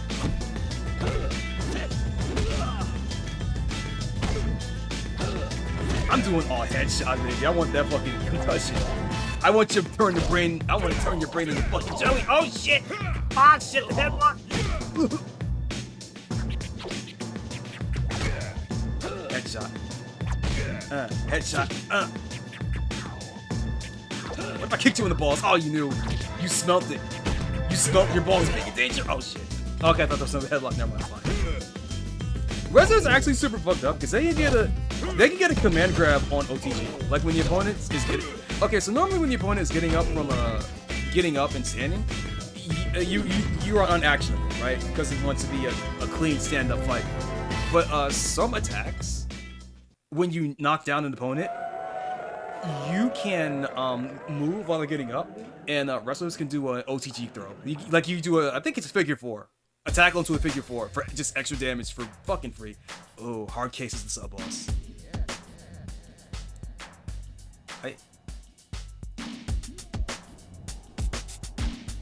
Now you see what I mean about the Japanese influence of the character design. Look at this fucking guy. The scars, the yellow and green outfit.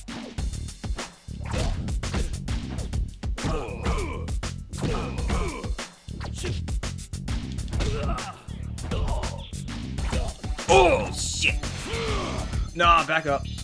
Okay, that was a counter super. I lucked out. I didn't break the throw. No, he did. That was a counter super, so I'm good. He gave up free damage for no reason because he's a fucking idiot. Oh, shit! I missed the follow-up. Yeah, when you see, like, that blue ring, that means it's a counter hit. Which means I can usually get a follow-up that I normally wouldn't be able to get. That was supposed to be parry. I fucked that up. And the cool thing is that you see jabs don't actually do hit stun. Bitch, what are you doing?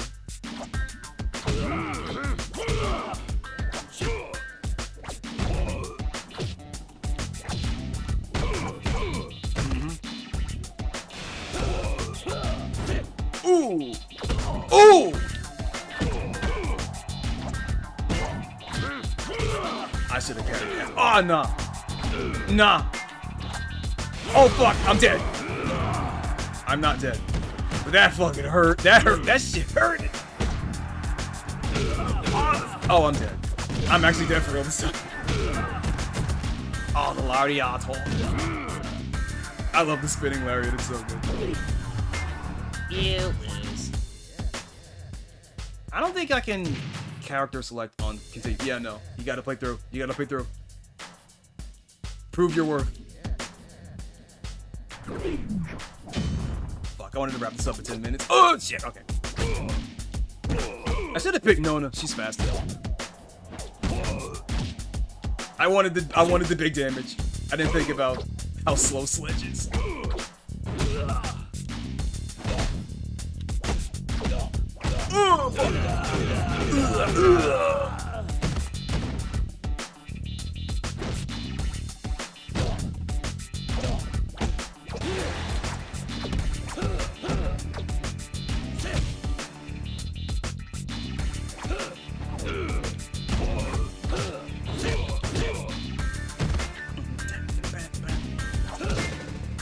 Ah, no, the follow-up on the guard break.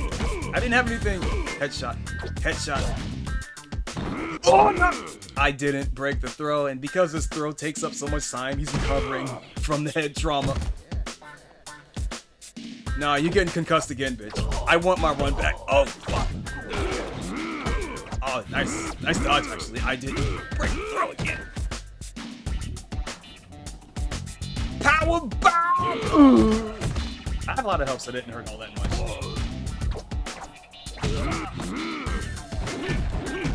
Oh, the tackle! Oh, I am getting none of these extra damages. My timing is so bad. But as you see, like, there are so many, like, hit animations in this game. Hit combat in this game feels so fucking good.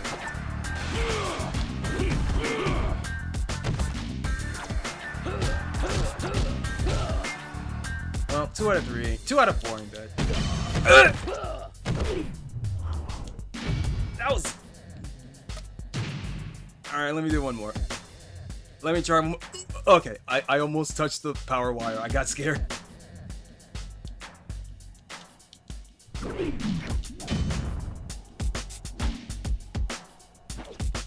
Yeah, I gotta side sit more. We gotta pretend it's second, bitch. Oh shit!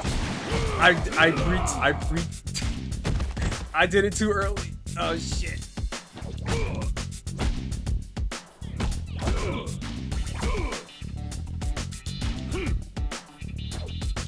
Yeah, I gotta move more. I gotta remember the footwork. I gotta remember my footwork.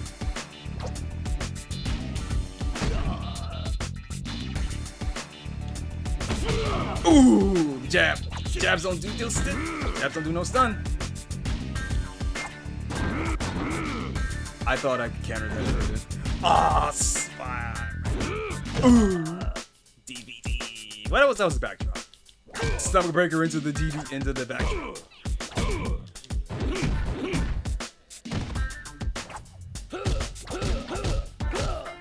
I am fucking up the timing real bad on these.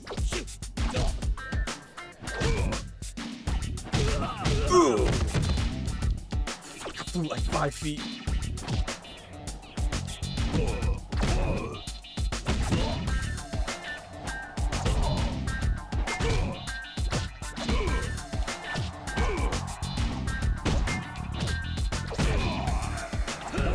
Oh, right in the balls, fuck you, bitch.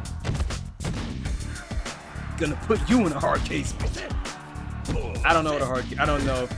I tried to insinuate that a hard case is like a coffin. I don't know if I actually got it right.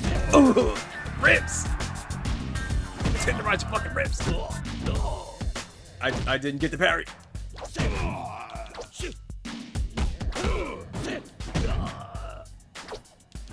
Oh shit! I'm dead. I'm so dead. Yeah, I recover. Wait, I wonder if I can. I had a thought. Hold up.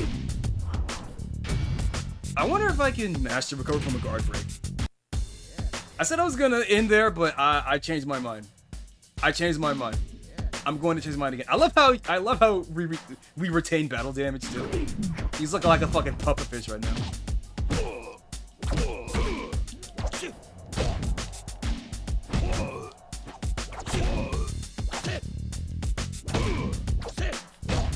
I forgot the footwork again. Oh, I tried. I should have done. Oh god. Oh shit. He's like, dude, 3 of his hits completely shattered my guard. Oh fuck. Oh. I tried to sidestep out of the grab. I forgot. This is Tekken rules. You can't sidestep rolls.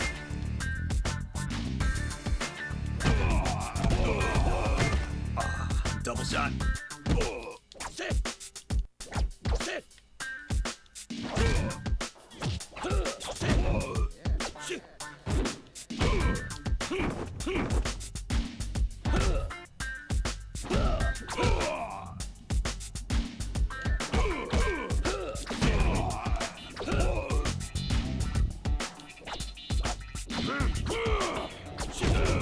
Nah.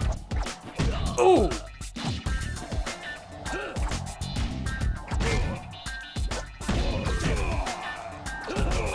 Ooh, right in the balls, fuck you, bitch. Alright, I shouldn't have done that.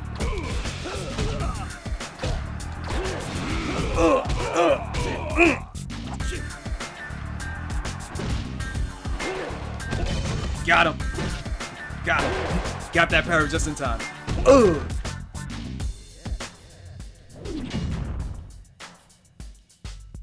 Right in the fucking spine, too. Hit him with the scoliosis. Musk. Boss man, time for the big boss man. This is when the theme's supposed to play. Look at this fucking guy. I love how you can look at this guy and immediately tell that the character designer was Japanese. The fucking the white hair, the cracked mask. Oh yeah, so this guy's gimmick mask is that he fights you with the same fighting style of the character that you go. Like he copies all your moves, which again, extremely Japanese. I'm so good at fighting that I can perfectly copy the move of anybody that I saw once. Nah, bitch, you're not doing that. You ain't hitting me with that shit.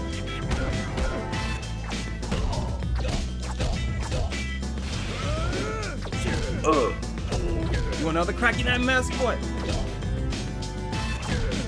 Getting my money, even if I gotta take it out your mask, my man. Fuck. I fucked that up. I'm fucking up. He is fighting me to get this fucking head stun, man. He is fighting this blunt force trauma. Rip shot twice. 3 times. Fuck. He really wants that one hit a quitter. I ain't giving it to you, bitch. In fact, take it back. Return to sender. Fuck you. I mistimed the There you go. How did I lose more to hard case than the final boss?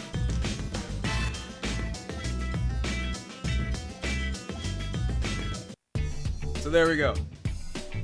A really bad arcade run. This game is so much fun to play, man. I need to do a checkup on PSP emulation to see if they're... Because I remember I did manage one time, way back in the day. I managed one time to play an online match with the PSP emulator. I think it was Alpha 3. But it was so fucking god-awful that it was basically not worth playing at all. I need to see if PSP emulation has gotten better since then. Because I really want to... I should have played Survival 1 instead, actually.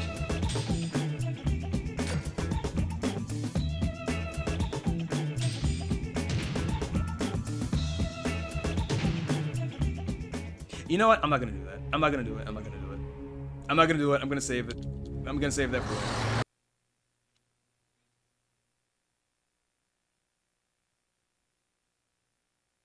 Loading.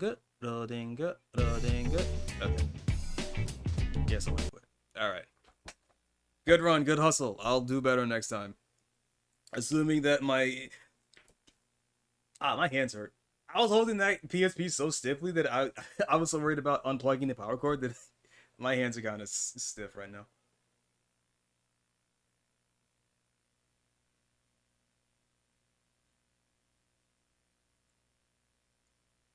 Okay, 5 hours. Went longer than I thought. Way longer than I fucking thought. And I only covered like half the things I wanted to. Actually, no, I pretty much covered what I wanted to. I still need to look up to see if I could find indie games on Evo. But I got the PSP working. Asterisk. I mean, it is working, so... But I have to be so careful in holding this thing. I need to see if I can find a DualShock 3. Despite the fact that I hate the DualShock 3. I think I can connect a DualShock 3 to my PSP and play games that way. I'm not looking forward to it. I really despise the feel of the DualShock 3. But if that's a way that I can play games on my PSP here without moving it at all and risking fucking up the PSP, I will do that. I'm also gonna have to get a second memory card to copy some of these games on, so that if I do play this PSP and I do end up losing my saving, and then the power cuts out, and then I can't use the PSP anymore, or I can't use the memory card anymore, I can just say, that's fine. It was only like $10 or whatever. Or, I mean, obviously, I'll see if I can format it, because I do have a card, not on me, but I do have a card reader, so I should be able to fix that if it does happen. But in the off case it does happen, and I can't use the memory card anymore, it's not like the main memory card that I use for all my shit, because you see here, that's 100 free gigabytes right there. There's a lot of shit I can stuff on here. So, I need to be safe about that kind of thing. I'll also have to look up and see if the PSP... I'm pretty sure it is. But I will have to double check to see how strong the region locking on the PSP is. Because at the retro shop that I frequent, I did see a couple of Japanese exports, and I'll have to see if I can actually play them without hacking my PSP. I will eventually, but that's gonna be a while.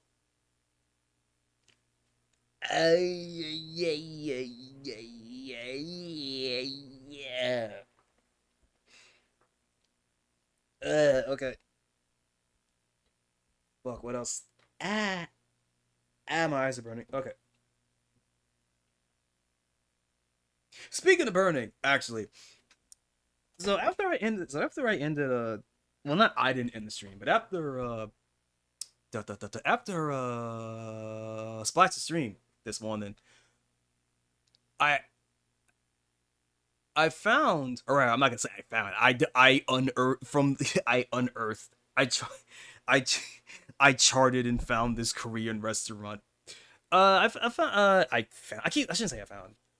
I went to a Korean place that I never went to. Well, not a Korean place, a Thai place that I never went to before, and I got some duck curry there. And of course it wasn't all that hot because it's curry for white people, so it wasn't all that spicy.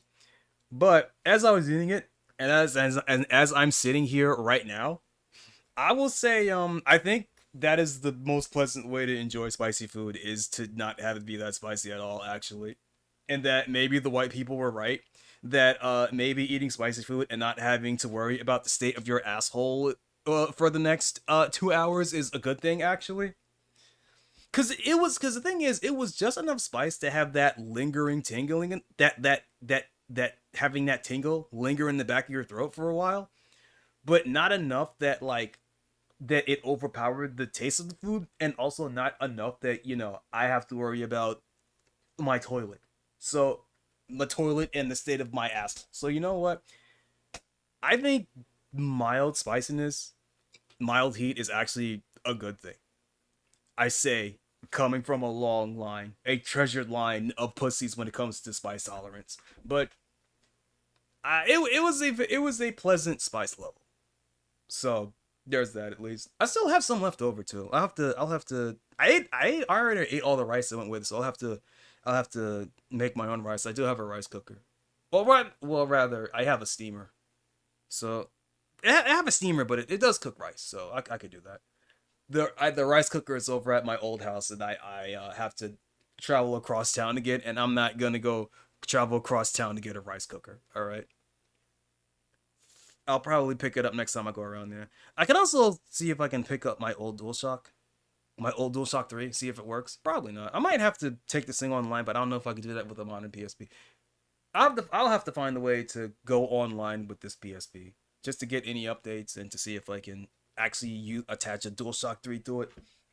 Unless that was one of the things that was removed throughout the PSP's lifespan, because that also probably happened. Because I know that the Vita support got taken out, which sucks. Because the Vita support was how I the Vita to PSP support was how I bought games on PS3 on PSN and transferred that to my PS3 and then transferred that to my PSP without having to take my PSP online. But now that I can't do that anymore, it's like, well, fuck, what do I do now? I mean, shit, it sucks, man. I think even PSP support got removed from the PS3, which fucking sucks. It's like those things were supposed to work in tandem, and now they don't, because Sony wants to push the new thing without understanding that, hey, there are a lot of people that like the old thing, and the amount of money that you are losing keeping old thing alive is not enough to offset the cost of the new thing. I don't think. Or maybe it does. I don't fucking know. I don't know how expensive it is to host the PSN servers for like PS3 and PS4 and PSP and shit, but I doubt it's that much.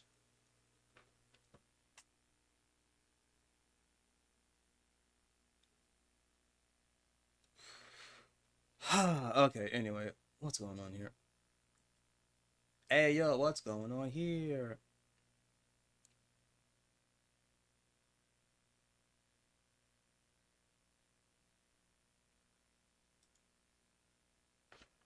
I don't like the sound of this message. I do not like the sound of this DM I got from Splats.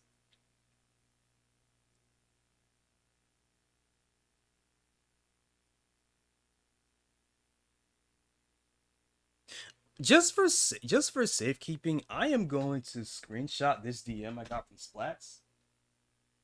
Cause this looks kind of sus, honestly. He might have gotten, someone might have found a back door, and he might,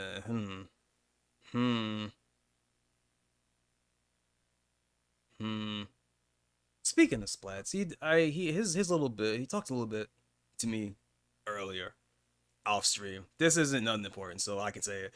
He talked about the the foam cover on his mic, and it's like, man, that reminds me, I need to get one of those really fuzzy, one of those fuzzy microphone covers that they have for when it's windy outside, to cut back on so that you don't hear the wind, because I can hear my fan when I listen back to these videos, and it's like, man, that sucks. So I want to see if I can look into getting one of those. Or maybe I can make, because, I don't know. I'll have to check, because I'll have to test that, and I'll have to see how much more muffable I sound, how much bacteria is gonna pick up from my fucking mouth when I talk into the fucking mic. You know, I'll have to do a research on a lot of these things. Anyway, I don't know. Is anybody on that I? Is anybody on? Uncelia's on.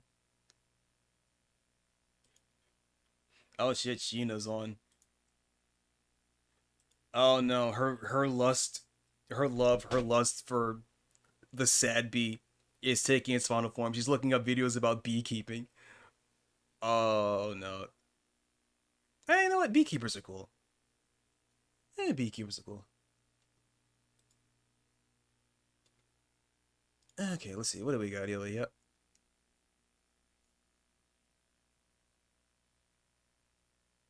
Okay. Oni, we got Lulu. Splats is still on. I need to finish watching the Men of Vanilla stream with Brolime writing fucking rhymes. Sugar Bloom had another Left 4 Dead 2 stream. Oh man, he fell back into the hole into that fucking game. I will join him one day, but that will not be today. Let's see, archive.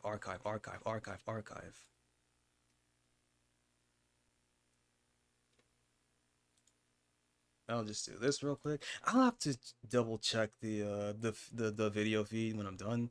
Oh, okay, never mind. That's normal. That's signal lost. Okay, that's fine.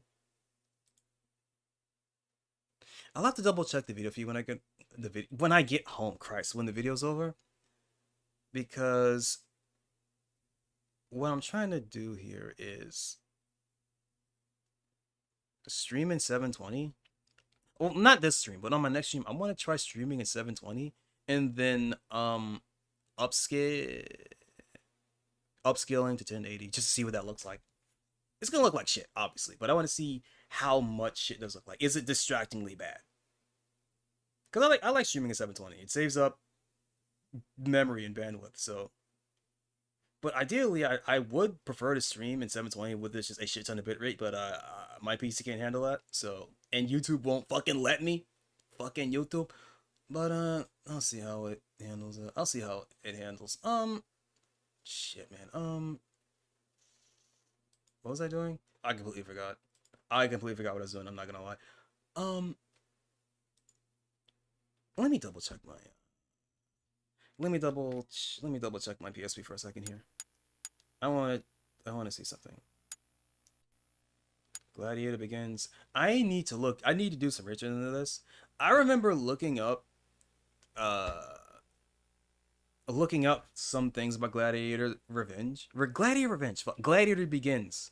This is a PSP port of the PS2 game Gladiator something. I don't remember the full title. It's a cool game. It's a cool arena fighting game. It's not as fast as the PS2 game. It's a lot slower, but also the hits are more deliberate. So it's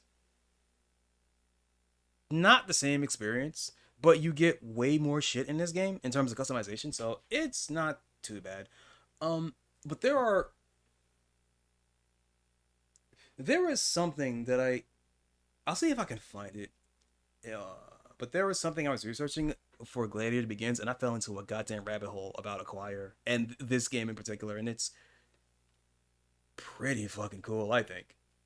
But I'll test that out later. Okay, we're fine. Blaze Blue, the PSP version.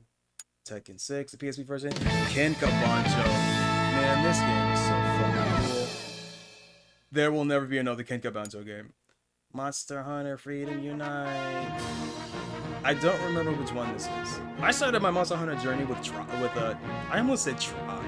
With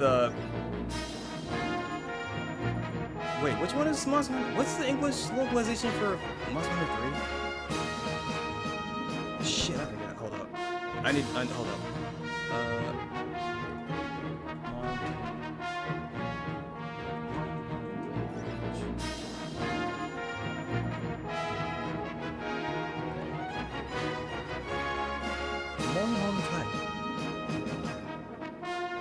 it's just Monster Hunter 3. Okay, so I started my Monster Hunter journey with 3, and I never really went back to any of the old ones, not excessively. And even when I played 3, I deleted a 300-hour save because I didn't like that I couldn't change certain aspects of my character's appearance, so I just started over. And I was like, oh right, this starting over in Monster Hunter fucking sucks when you know what to do. And then I just stopped playing it. I liked it though. It's just like, oh fuck, I don't want to do this grind again. Warriors of the Lost Empire. This game, if I remember correctly, was this is developed by Ghost Show that also made Gladiator Begins. And it has music by Yuzo Koshiro, but not like the normal like club music you're expecting. It's like his interpretation of like ancient ruins kind of tense battle music, RPG almost. It's all right.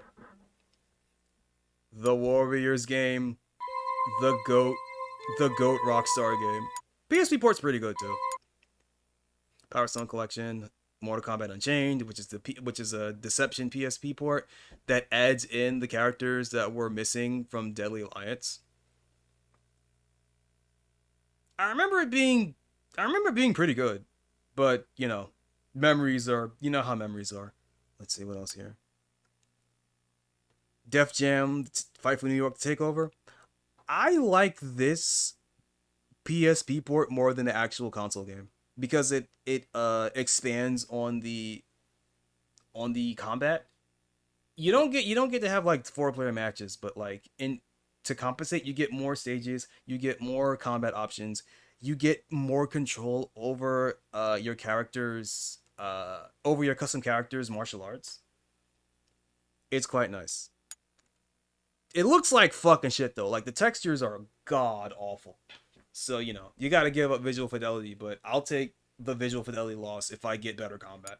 The con that I played a bit earlier, I want to do a story mode run of this, because I think that's cool. Patapon! Never finished Patapon, I should do that. Prince of Persia Revelations. I have the other 2 Prince of Persia games as UMDs, as physical UMDs. But there's this one. Bloody Roar motherfucking 2, the GOAT. The first game I bought on my PSP was Bloody Roar 2, because of course it was. Still goated to this day. Fighting Force, mid. The game that was supposed to be Streets of Rage 4, I'm glad it's not, because this game is not good enough to be Shining Force. Why did I say Shining Force? The game that was originally here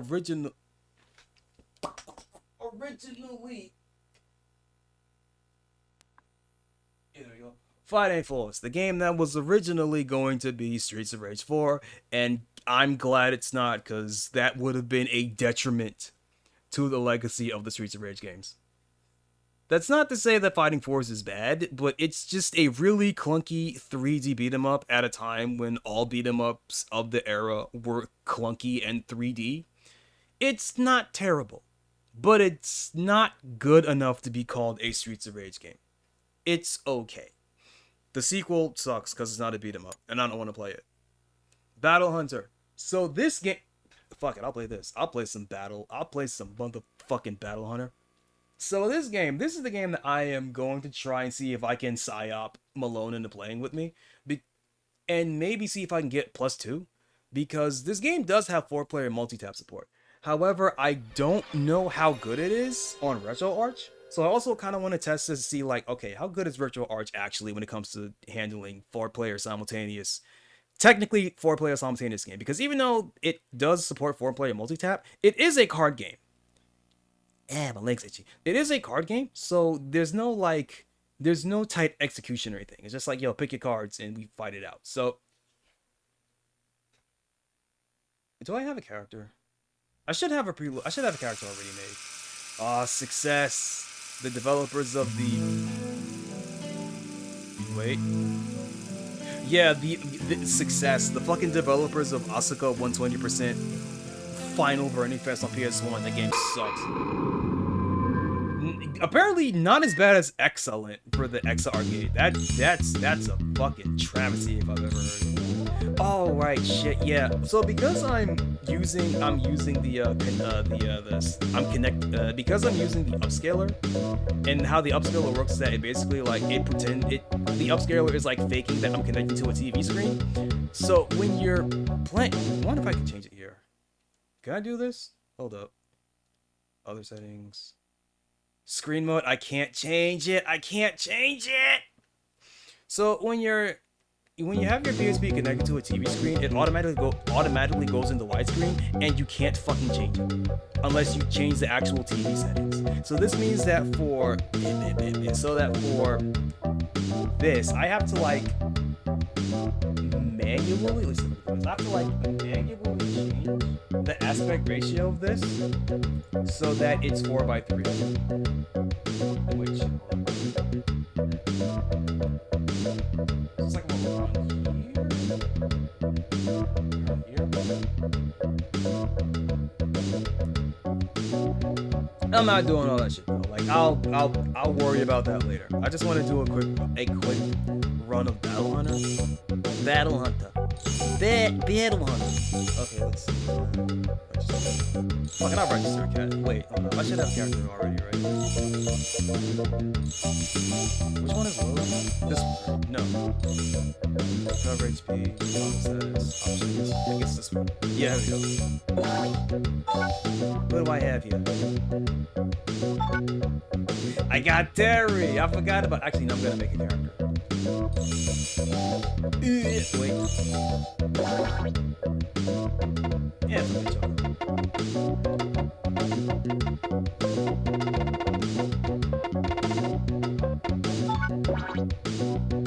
So, first rule of Battle Hunter is that movement is the best stat in the game, and the developers knew that, which is why it costs 3 skill points to up your movement by 1 stat. And keep in mind, every single one of these points that I'm spending here is a level. I need to gain a whole level to get a stat point. And by how do you go up a level, I hear you ask?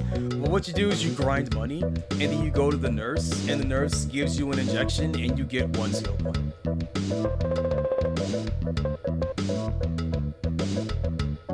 I'm really tempted to go for like +4 movement. So what this does is that this basically adds to your it'll be easier when I explain it. Like, do I want to just do this? You know what? I'm not gonna do that. I'm not gonna do that. I'm a fighting game guy, so I want a little bit of movement. And I want 5 attack, and I want 2 defense, and I want...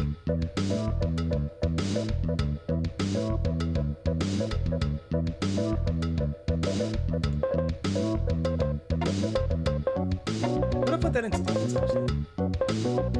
Yeah, I'll do that. 3 defense, yeah, I'll do that. And now you pick your avatar. I mean, I should probably stick to my color palette, so I should find something blue and... Why did I say blue?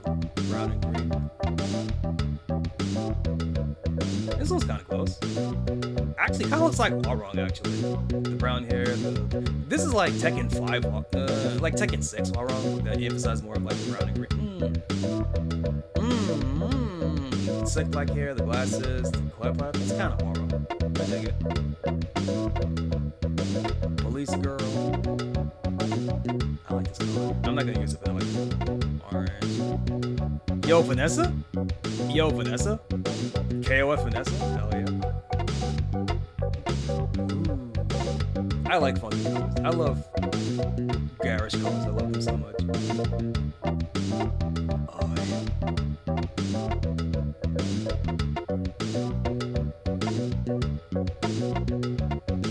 Yeah, this is the character I picked, and I picked this color right here, the Terry color, the red jacket, the blue shorts, the cat, the red cat with the metal plate on it, yeah, the Terry colors. Damn, this is actually pretty close. Well, not really. The shirt's more like a reddish orange. Oh, we'll see.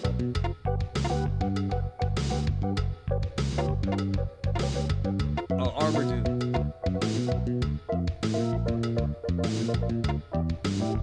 Master Chief. This is 2001, right? So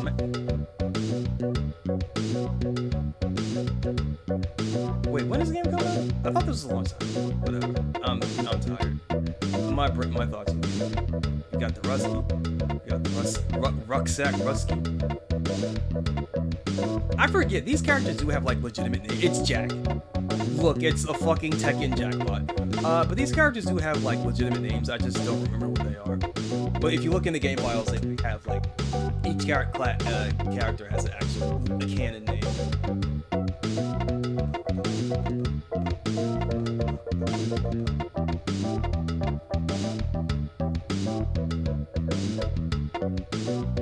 I kind of want to get the whole wrong color, not gonna lie. But this one is also like technically brown and green. It also has a bit of red in there.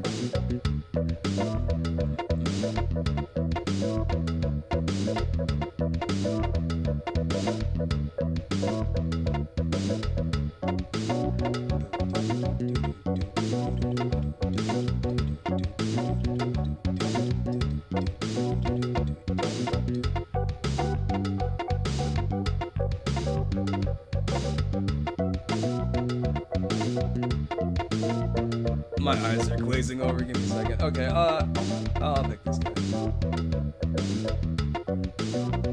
I'll pick the camera. Fuck it. No, I changed my mind. Oh wait, I forgot if you back out. What's that?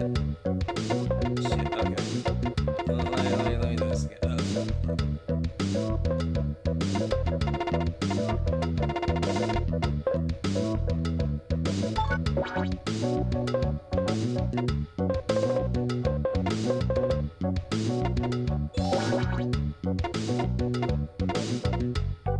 Green hair. I changed my mind again. Choco. I should have changed my code. Ooh, wait. Where's Select? Select changes. Yeah. I'll have to change mine to green next time. Okay.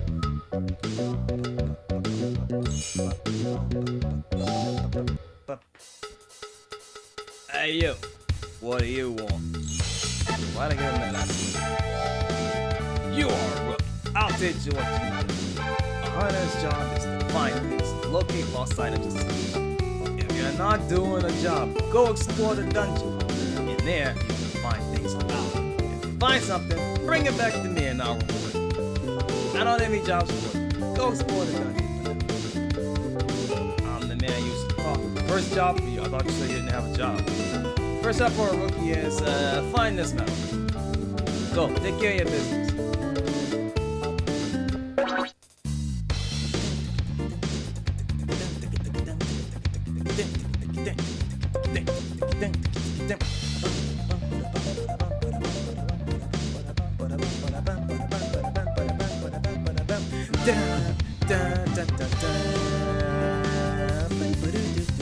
Okay, so can I zoom in on these cards? No. Okay, so basic, you have move, you have attack with the opponent parallel to you, rest, which heals you.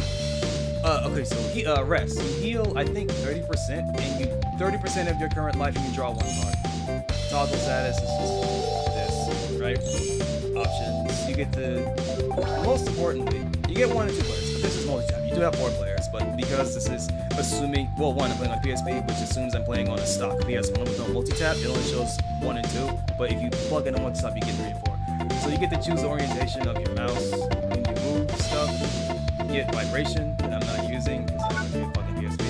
And then target item, you get to change.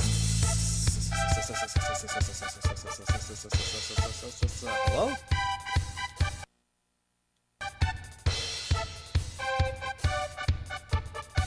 Hello? Game Doku? What happened? What happened?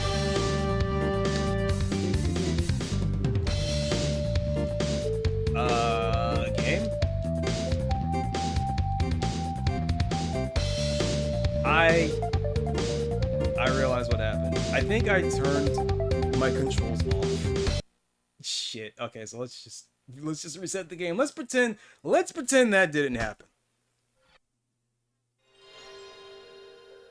And a good thing getting started in this game takes like 1.5 minutes.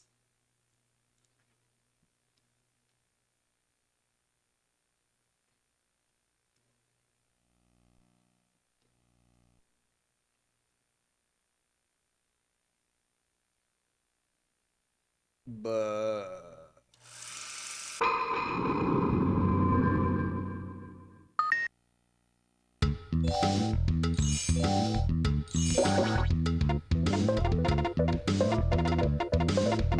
I might have lied in saying 1.5 minutes. It's more like 2 minutes. Hey, but that's faster than most.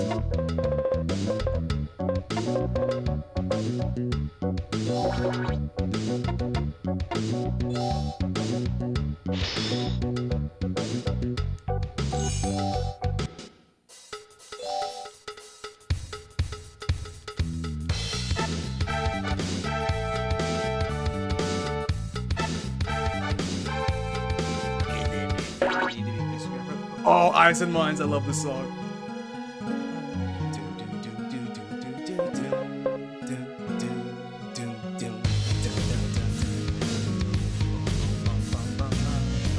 This was in my fucking high school MP3 player. I love this song. Okay, so basic things. Number 1, defense cards.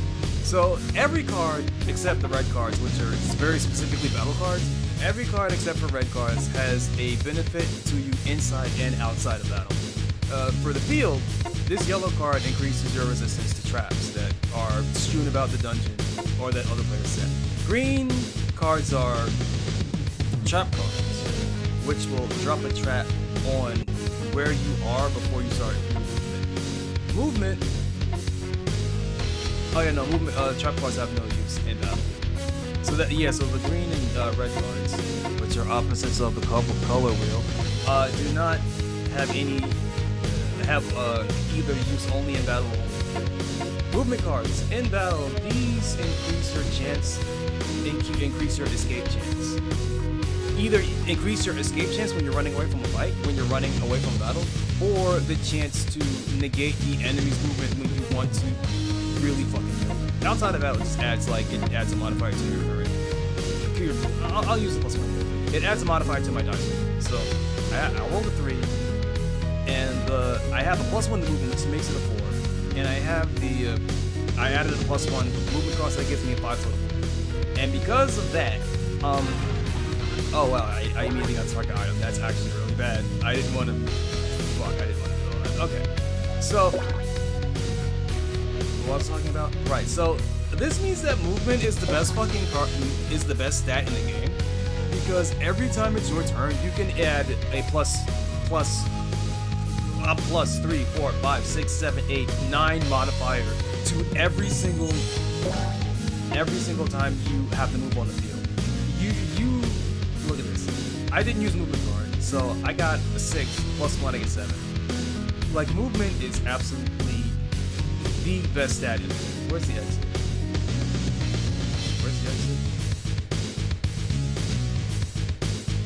There? I wasn't paying attention when the dungeon was loading. Where the fuck? Okay, it's over here. Alright. Can I move up? No, that's diagonal. Can I go here? Can I go around here?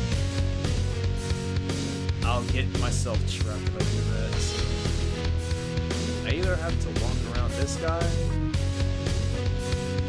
and go this way, or I have to do this.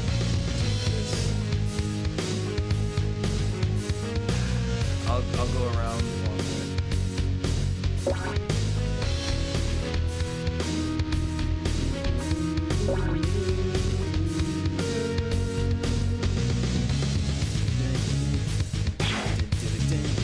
And there it is. There's the movement nullifier. That's the. I mean, I think no, in the game it's like L for leg damage, but like that's the cripple card. That puts your movement stat to 0. So whatever you roll on the dice is whatever movement you get. No exceptions, unless you have a plus movement card. It's brutal. It's if you're playing like a movement type character. It's absolutely fucking brutal. It also means that you can't. It also makes it really hard to play. I'll talk about battle turns later. Give me a second.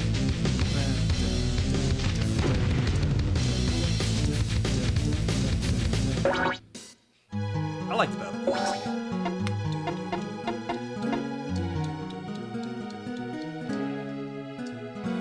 I'll try this out. So the flags in the game offer you score. But more importantly than that, when you pick up a flag, you roll a dice. And what the dice does is that if it lands on a 1, it activates a trap. It activates a trap. If it rolls a 100, you get a buff. So that was a green card. It's a green card. That was a green flag. If I got a 6 on that flag, on that green flag, I would have gotten a heal that I didn't need. So I only picked it up for the score bonus.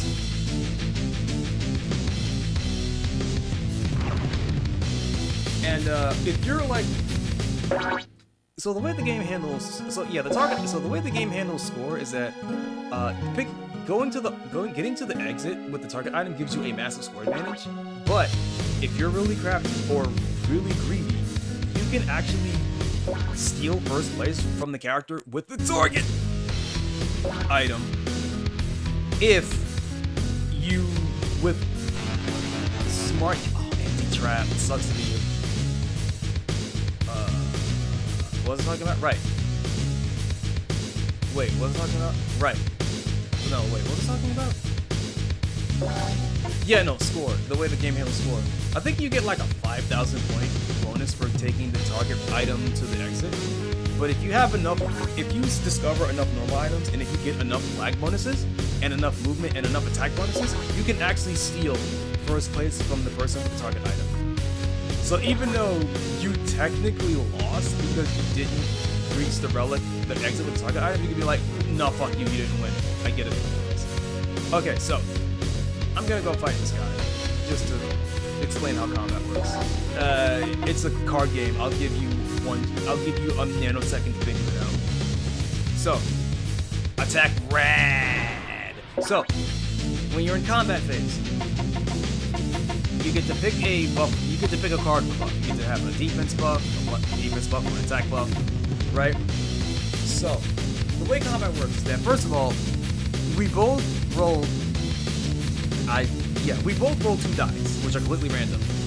If any of the die, if you give the same number twice in your dice roll, it activates a critical attack. And what the critical attack does is that if it hits, number one, it immediately ends the combat phase, and it puts the enemy in a panic, which means that your computer controls your next turn, which means no one knows what the fuck it's gonna do. Like maybe it'll attack again, maybe it'll try and run away and heal. Like it's basically like skip a turn, basically. Well, not skip a turn, but like what AI controls the next turn, right? And so what happens is that for my attack phase, I roll 2 dice for the damage I'm gonna do, which then is modified on my character's stat. So like let's say I don't know the robot's attack. I don't know the robot stat. So let's assume it's like +3 for everything. +3 attack, +3 defense, you know. So let's assume that I have 5 attack and 3 defense. I don't need to worry about my attacking. Since I'm the one attacking, I don't have to worry about my attacks. So let's say I get this +3, which gives me +8, right? And let's say that for my roll, I get a 2 and a 4, right? So with the +8 that I already have, with my buff card, and +2, that's 10, +4, that's 14. So I would have a total of 14 attack. And let's say the robot has 3 defense. And let's say it rolls like a 5 and a 6. Because the robot, because the enemy AIs don't have cards. So let's say it rolls on a 5 and a 6, right? So that would give it. So I got hiccups. I'm sorry. So then +6 is like 9, and then the plus. I said 5 and 6. Did I say a 5 and a 6? 4 and a 6? I forgot. Let's do 5 and a 6. So with the 6, that'll be a +9, and with the +5, that's gonna be a 14, right? So we both roll a 14, right? So in which case, 0 damage will be done, because then the 2 numbers are added up, and the difference is whatever amount of life gets removed from the enemy, because the AI enemies, you cannot see their stats, and because they cannot carry cards, it's a gamble on what stats an enemy has. There are several different types of enemies in the game, but I don't remember if their stats are dictated by the enemy type. Like, I don't remember. Anyway, I'm gonna shoot this fucking robot. 6-1. That's alright. And now he attacks back. That's back roll. And that's... I should be fine. Yep, I'm fine. I got a 4-1. You rolled snake eyes, so I'm good. And then when the AI's enemy's turn, it's going to attack me immediately, because that's what they're programmed to do. It's almost like it's a robot or something. I'm kind of shocked I'm not getting attacked by the other NPCs. Maybe they see my attack stat and they're like, yeah, no, fuck you, I don't want to deal with this. I'll counter attack, fuck you, bitch. Ooh, that's gonna hurt. That shit hurted. Oh yeah, you're fucking dead. You're dead. Enemies also sometimes drop items. And having junk, well, not having junk, having spare items is actually really good for you, because if another NPC attacks you, if another player character attacks you, another bounty hunter, let's say a bounty hunter, if another battle hunter, biggie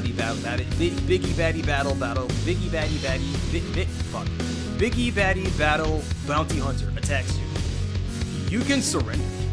And what surrender does is that when you surrender, you give up the fight and you can choose to give it, and you have to give an item to the enemy biggie baddie battle bounty hunter. But the thing is, it doesn't have to be the target item. If you have other items in your inventory, you can just give them the junk in your pockets. And then when that happens, you get teleported to a random spot in the map. I'm gonna go. You get teleported to a random spot in the map. But if you die in a dungeon, you all, first of all, dying in the battle is fucking rough. So what happens is, number one, you lose half of your max life. You get teleported to a random spot in the map, and you skip one turn because you have to recover from your injuries. And now you just have to stun. Oh, stun's great. Stun is basically enemy has to skip a turn, and they're completely defenseless. You can fuck them up. It's like you damage trap just does damage. It does what it says on the card. It just does damage if they get hit by it.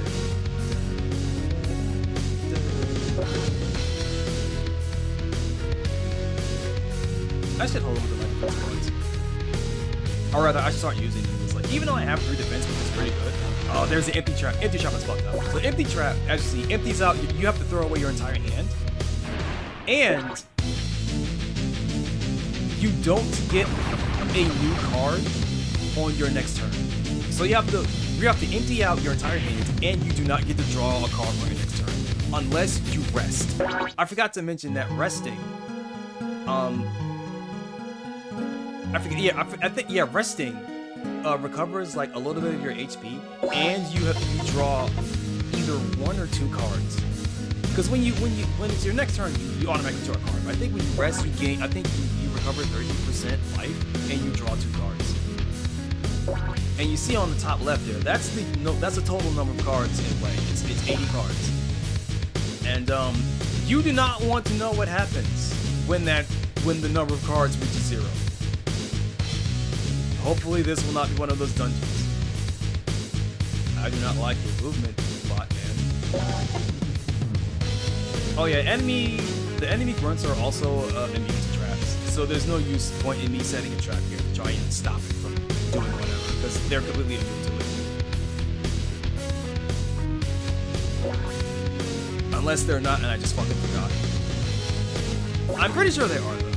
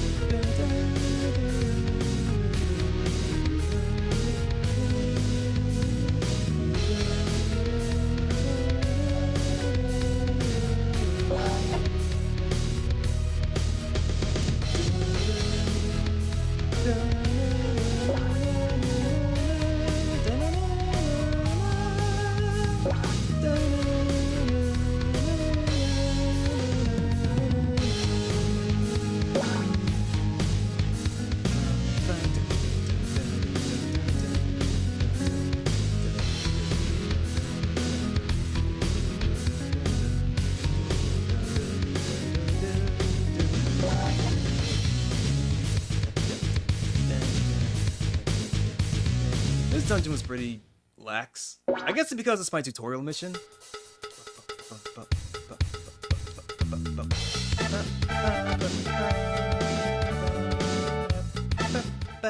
Okay. So, how do you gain a level? You go here. You also go here when you die in a dungeon and your health gets fucked up. You can also get some perks to get your health back up. I'm gonna do another run. This will be a proper run because you know it's the tutorial dungeon. It's meant to be impossible to lose. I don't know if you can fail the first dungeon. I've never seen it happen. I've never done it, so maybe it can. I don't fucking know. Anyway, we're gonna do a real dungeon. I have a hot mission you can try. You are just a what was the typo? I have a hot mission to do. You want to try it? Sure. That's the spirit. Okay, let's talk business. Go and find this. I will pay you. Oh, that's really good. The 750. That's really good. This target item is basically a lump of silver, by the way. That's a really good valuable item. Almost 1,000. I wish you luck, adios. If you find a good item, bring it me.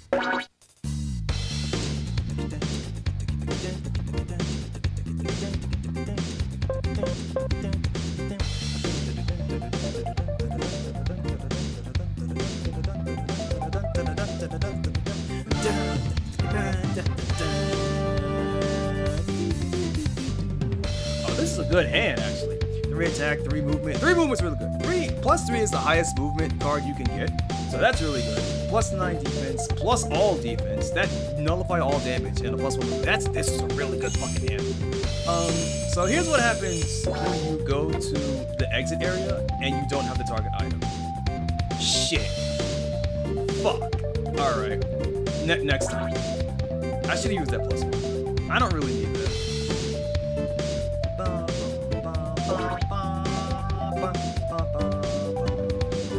Right, so the broker guy, if you pick up items, like just junk items, and you get him to identify it, you could then sell it for a higher price, at a high price. But the thing is, some items actually do have benefits. For example, the data disk that the jackpot picked up, that is a background. Are you gonna fight me, bitch? I'll fight you then. Oh, never mind. The AI is gonna do it for me.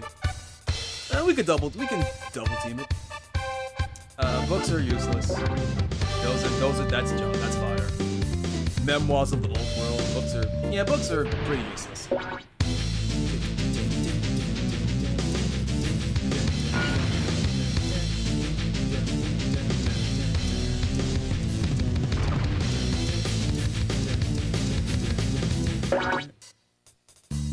I want to kill the robot. I'll use the +1. I didn't need to do that. What if I attack you? Nah, I want to kill the robot. I'll attack you later. Attack Cal. Take this, Calard, sack of shit. Ooh, that's a good one. Crit. Double tap. Yep, and because that was a critical attack, and because it did damage, he skips his turn. And a bottle of wine. Or I think in this English version, because it's an English localization, they don't call it wine. I think it's like soda or some shit. Because you can't reference alcohol in the video games. Children play these. I'll counterattack. Fuck you, bitch. I got defense. I'm good. Ugh. See, I'm lying. What'd I tell you? Oh yeah, you're so fucking good. 17. Eat shit. You also get a score bonus for. All right, yeah, because of the tutorial mission, you don't get to see the score breakdown. Let's see. What treasure box did it mean? Is that one? There's that one.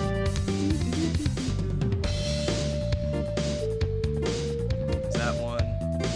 Is this one? I do not want to take a long trip around.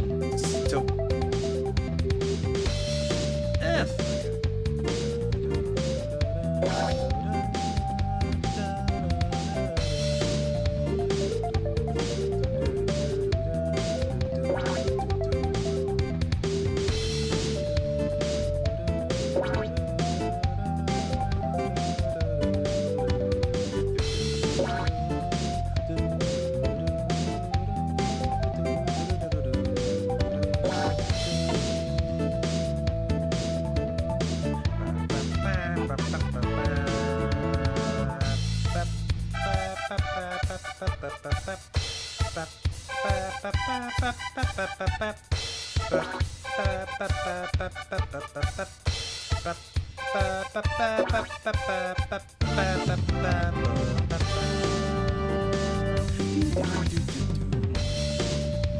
should that be the target item? Well, I'll have to wait another turn to find out. +5. Oh, yeah, I'm gonna slaughter whoever comes next to me.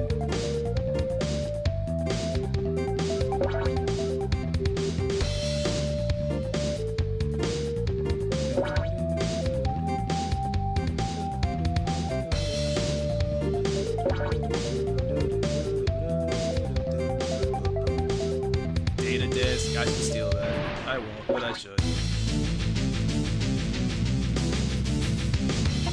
I need to use up some cards. I use +4. Oh shit. That's a bad roll.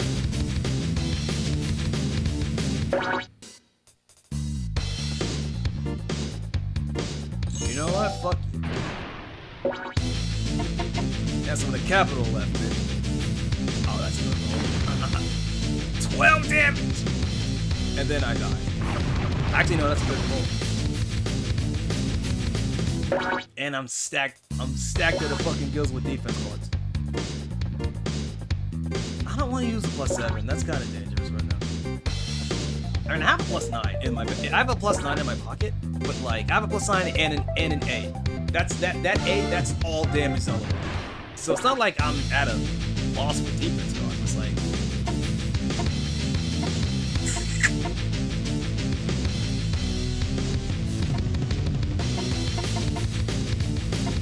And +7 bucket.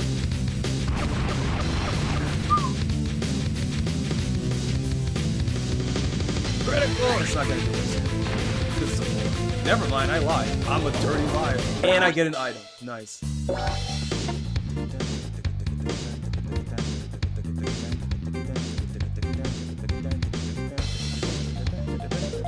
wanna pick up the flag. 5, damn it.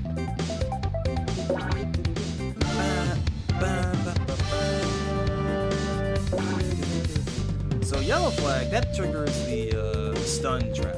So if I roll a 1 on that flag, I would have to skip a turn.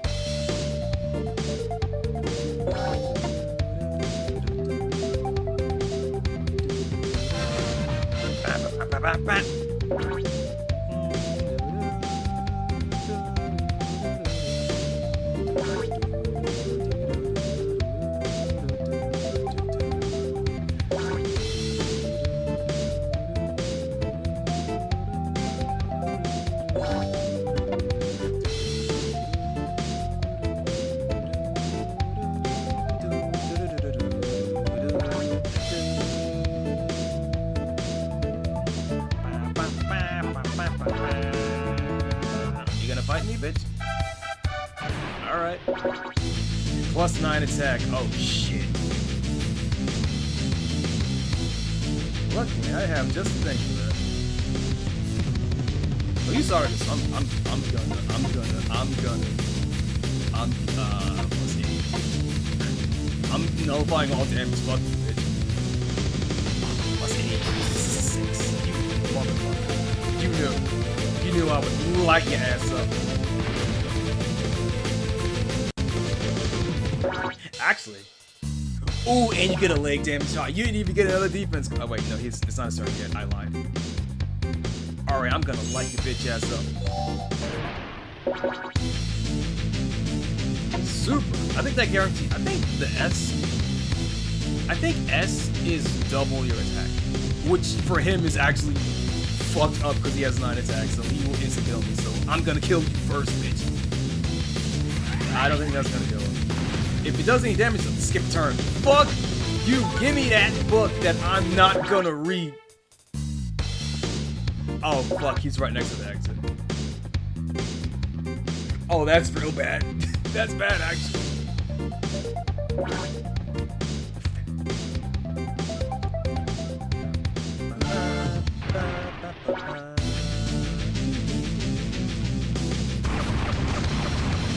Ouch. 25 HP, that's a lot. I mean, yeah, you're giving up 3 skill points for move. You're giving up movement so you can. Ooh, never mind. I don't even have to do that. The best movement card in the game. There's only one, which is the exit card. So I guess you get to do this. Whoop. All right, I win. Fuck all of you. I'm out.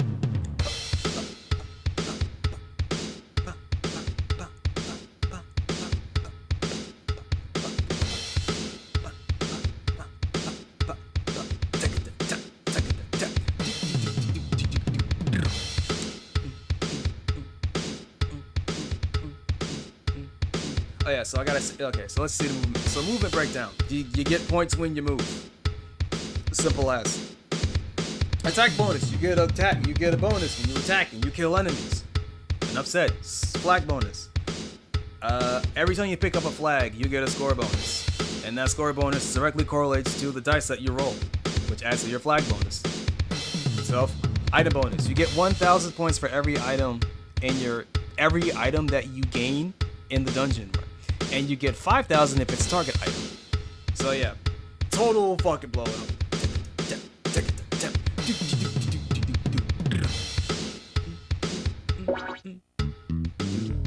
And because I still have that item left over, for one, I get money, but also because I have these items left over from the previous dungeon run, I can go to the rope, get them identified, right? What's this? It's a soda, totally not a wine bottle. And you get a book here. What the fuck is this? What is this shit? A book about religion. Oh shit. I got the Bible. So now I can sell this. So now you get, so, do you want to sell it for what it says? Or do you want to take a risk and wager for a higher price? I don't give a fuck about them soda bottles. Religion, I don't give a fuck about this. Yeah, fuck. I'll rise this specific. You're greedy. Fine. So 165. So here's the thing. You can try and go for a better price again. I'm gonna do it because I want to show what happens if you try and beat it.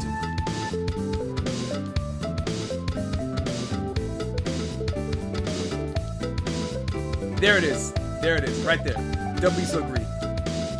So if you overshoot, if you try to raise too much, he just takes the item off of you and you get half of the original deal.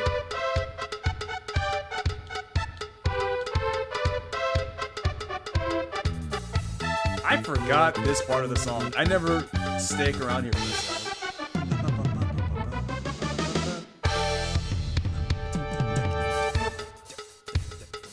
Oh, and the song loops.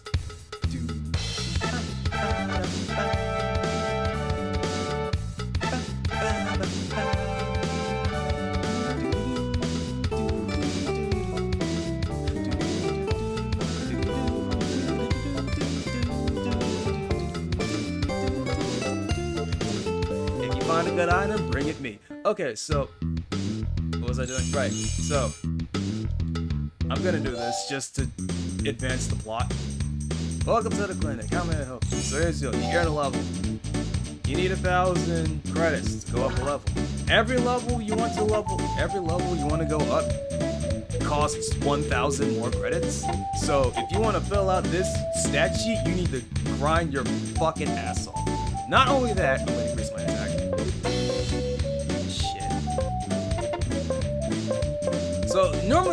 So normally the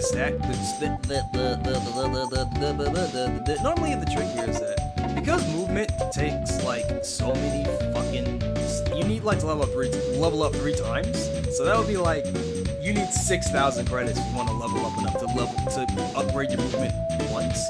What you want to do, or rather, when you're initially building your character, what you tend to want to do is that for a stat like defense or movement, you want to make sure that you are off by, you filled up enough stat points to be off by 1, so that when you go to the clinic, I could level up both my movement and my defense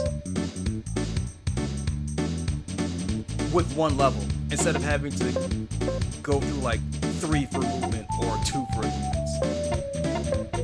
probably should level up. Oh yeah, by the way, when you level up, you automatically get 1 point into health, and you automatically get 1 hit point of health, and 1 stat point of health is equivalent to 3. So, you know, leveling up by 4 HP is pretty good for a level. But I want to level up my attack. I want to kill faster. I want to kill fast, and these bullets are too fucking slow. So another thing, when you level up, the plot becomes unlocked. The client will inform you the details. I believe that here's Nurse. Right. So when you level up, it means you have unlocked more plot. And once I clear this mission, whether I win or lose this mission, I'm just gonna stop playing this game. But yeah, when you level up, you unlock a plot. You unlock a plot mission, and when you clear the plot mission, it goes back to. Oh, bitch, I'm done. Wait, which one is this? I'm hoping that this is not the one. I'm hoping this is not the green one, because he has a lot of attack cards. I'm gonna like you more, bitch. I need to kill fast and bullets. Oh shit, it is this one. You know what? What is this? Attack double, so that's 12.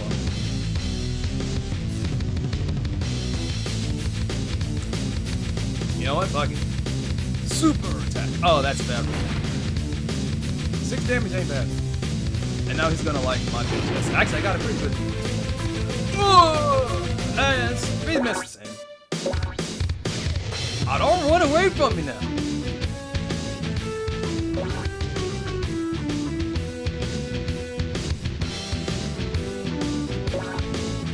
I really like these guys, the DPHS guys. I'm kind of upset that you can't unlock them, and I'm kind of upset that you can't play as them.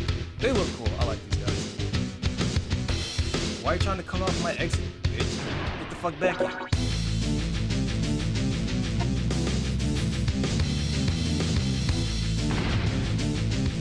Oh, damn it. Off by 1. I'm so dead. I'm dead. Oh. And I have no items. So here's what happens when you die. First of all, number 1, you teleport to a random spot in the map. And number 1, you're teleported to a random spot in the map. Number 2, your max health is cut in half. And that effect is permanent until the dungeon run ends, and you go to the nurse and you pay her to get your health back up to max. Number 3, as you saw here, I forcibly had to skip a turn. And now I'm gonna do.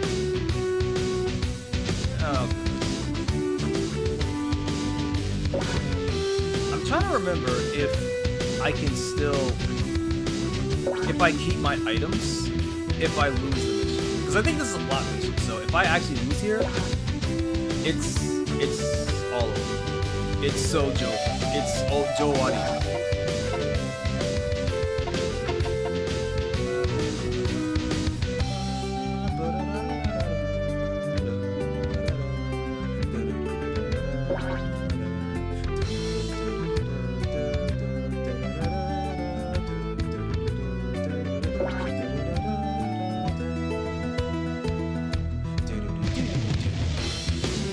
Nice tutu, bitch. I'm gonna steal it from you.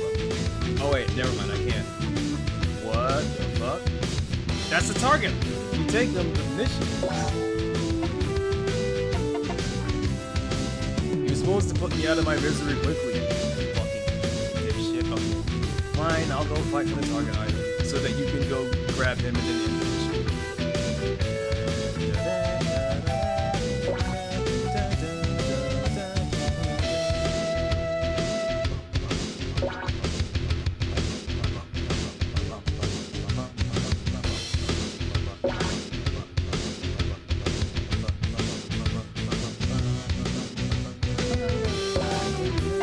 He's literally just waiting for me to get closer to the target so he can snatch him and end the mission.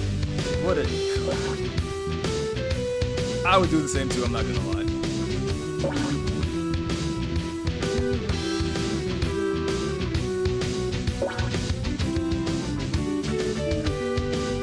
There you go.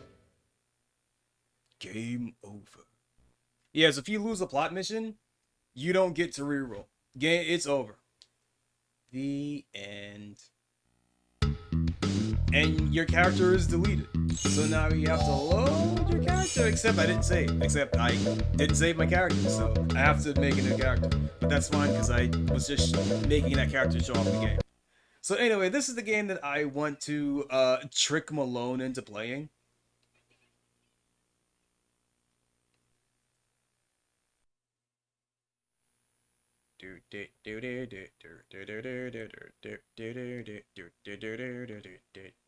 Man, the music in the game is really catchy. I like it. My throat hurts.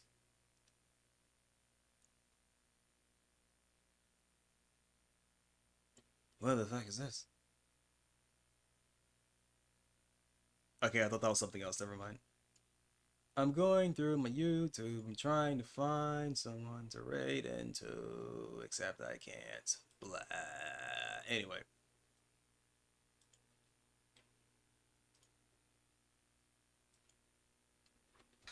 Let me very gently place my PSP on my lap so that it doesn't shut off. And let me just say here.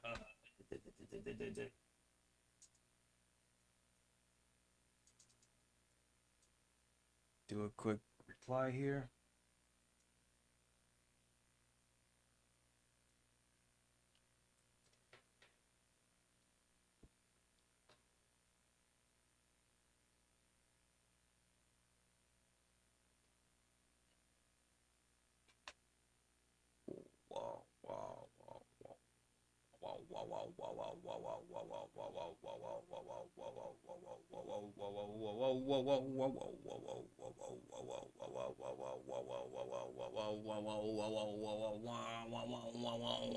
Okay, what time is it? Pretty late, actually. Huh. Alright then. Ooh, that's...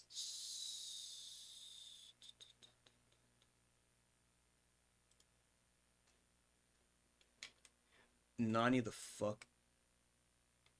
Okay. That's my cue to get the fuck out of here.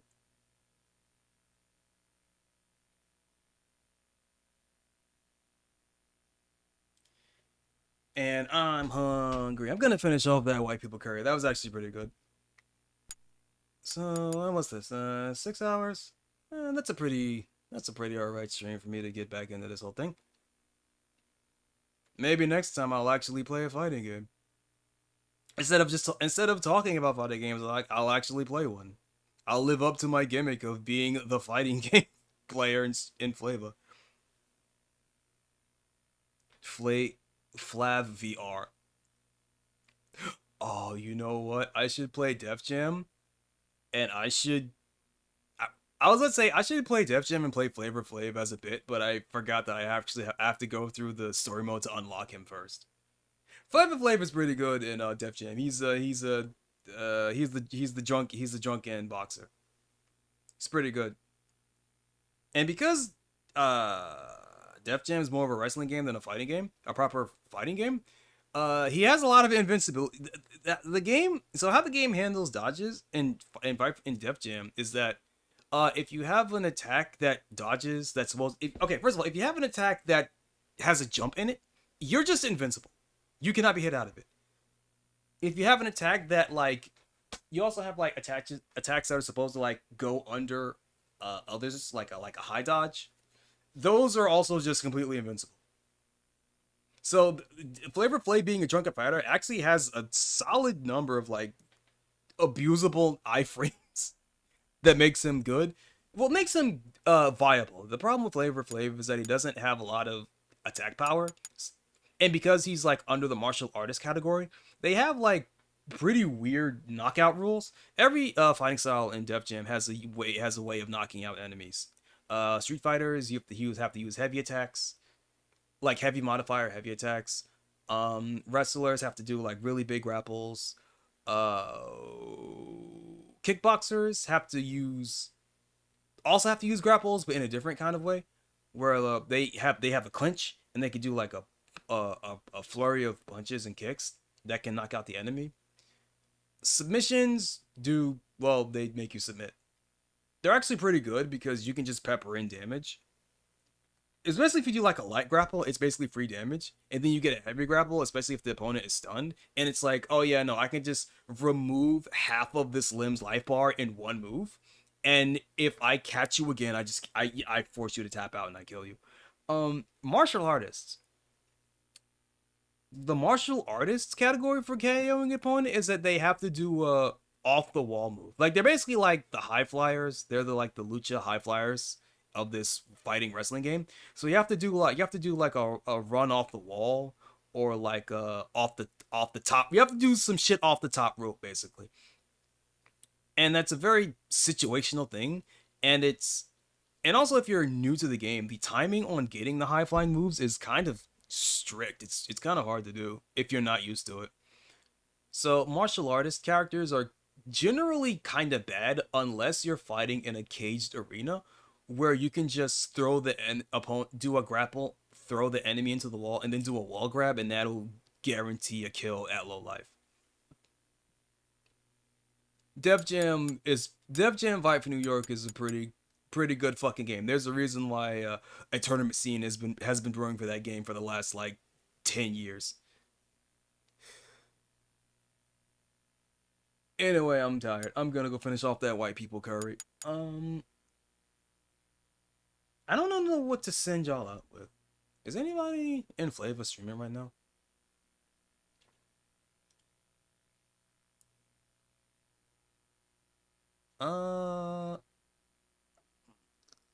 Ito's streaming, so I'll send anyone over there.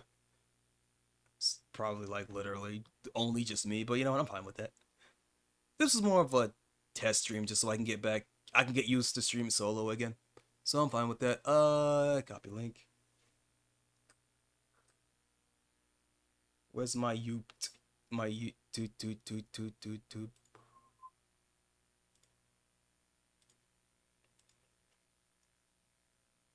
I'll post this here. That should work, right? Probably not. Probably so. I don't remember how links work on Caster. Oh, it does work. Nice. It doesn't show up on my Caster lab, but it shows up in the stream's Caster lab. That's kind of weird. No, wait, never mind. There it is. It was just a delayed reaction. Okay, cool. That's not gonna show up on the whatever. Okay, I'm stupid. Okay, never mind. I'm gonna go eat and I'm gonna go to bed.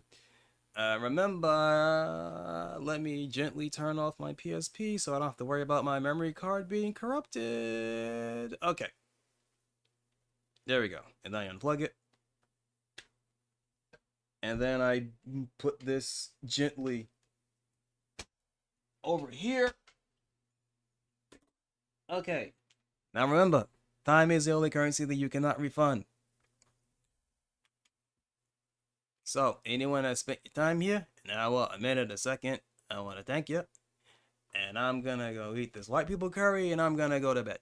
I'll see you at the very most Sunday. But I want to see if I can do a stream. I'm gonna jinx myself by saying I want to stream tomorrow. So I'm not going to say that I want to stream tomorrow. I'm just going to leave. I'm just gonna fucking leave. And I want to play a song. I don't know what though. What do I got? You know, I started with Chaos Code. I might as well end with Chaos Code. What's a Ooh, this one. Where is it? Oh, I had it organized the wrong way, so I have to search by character and not by actual song name. So it would be this guy. Yeah, no, this one. Yeah.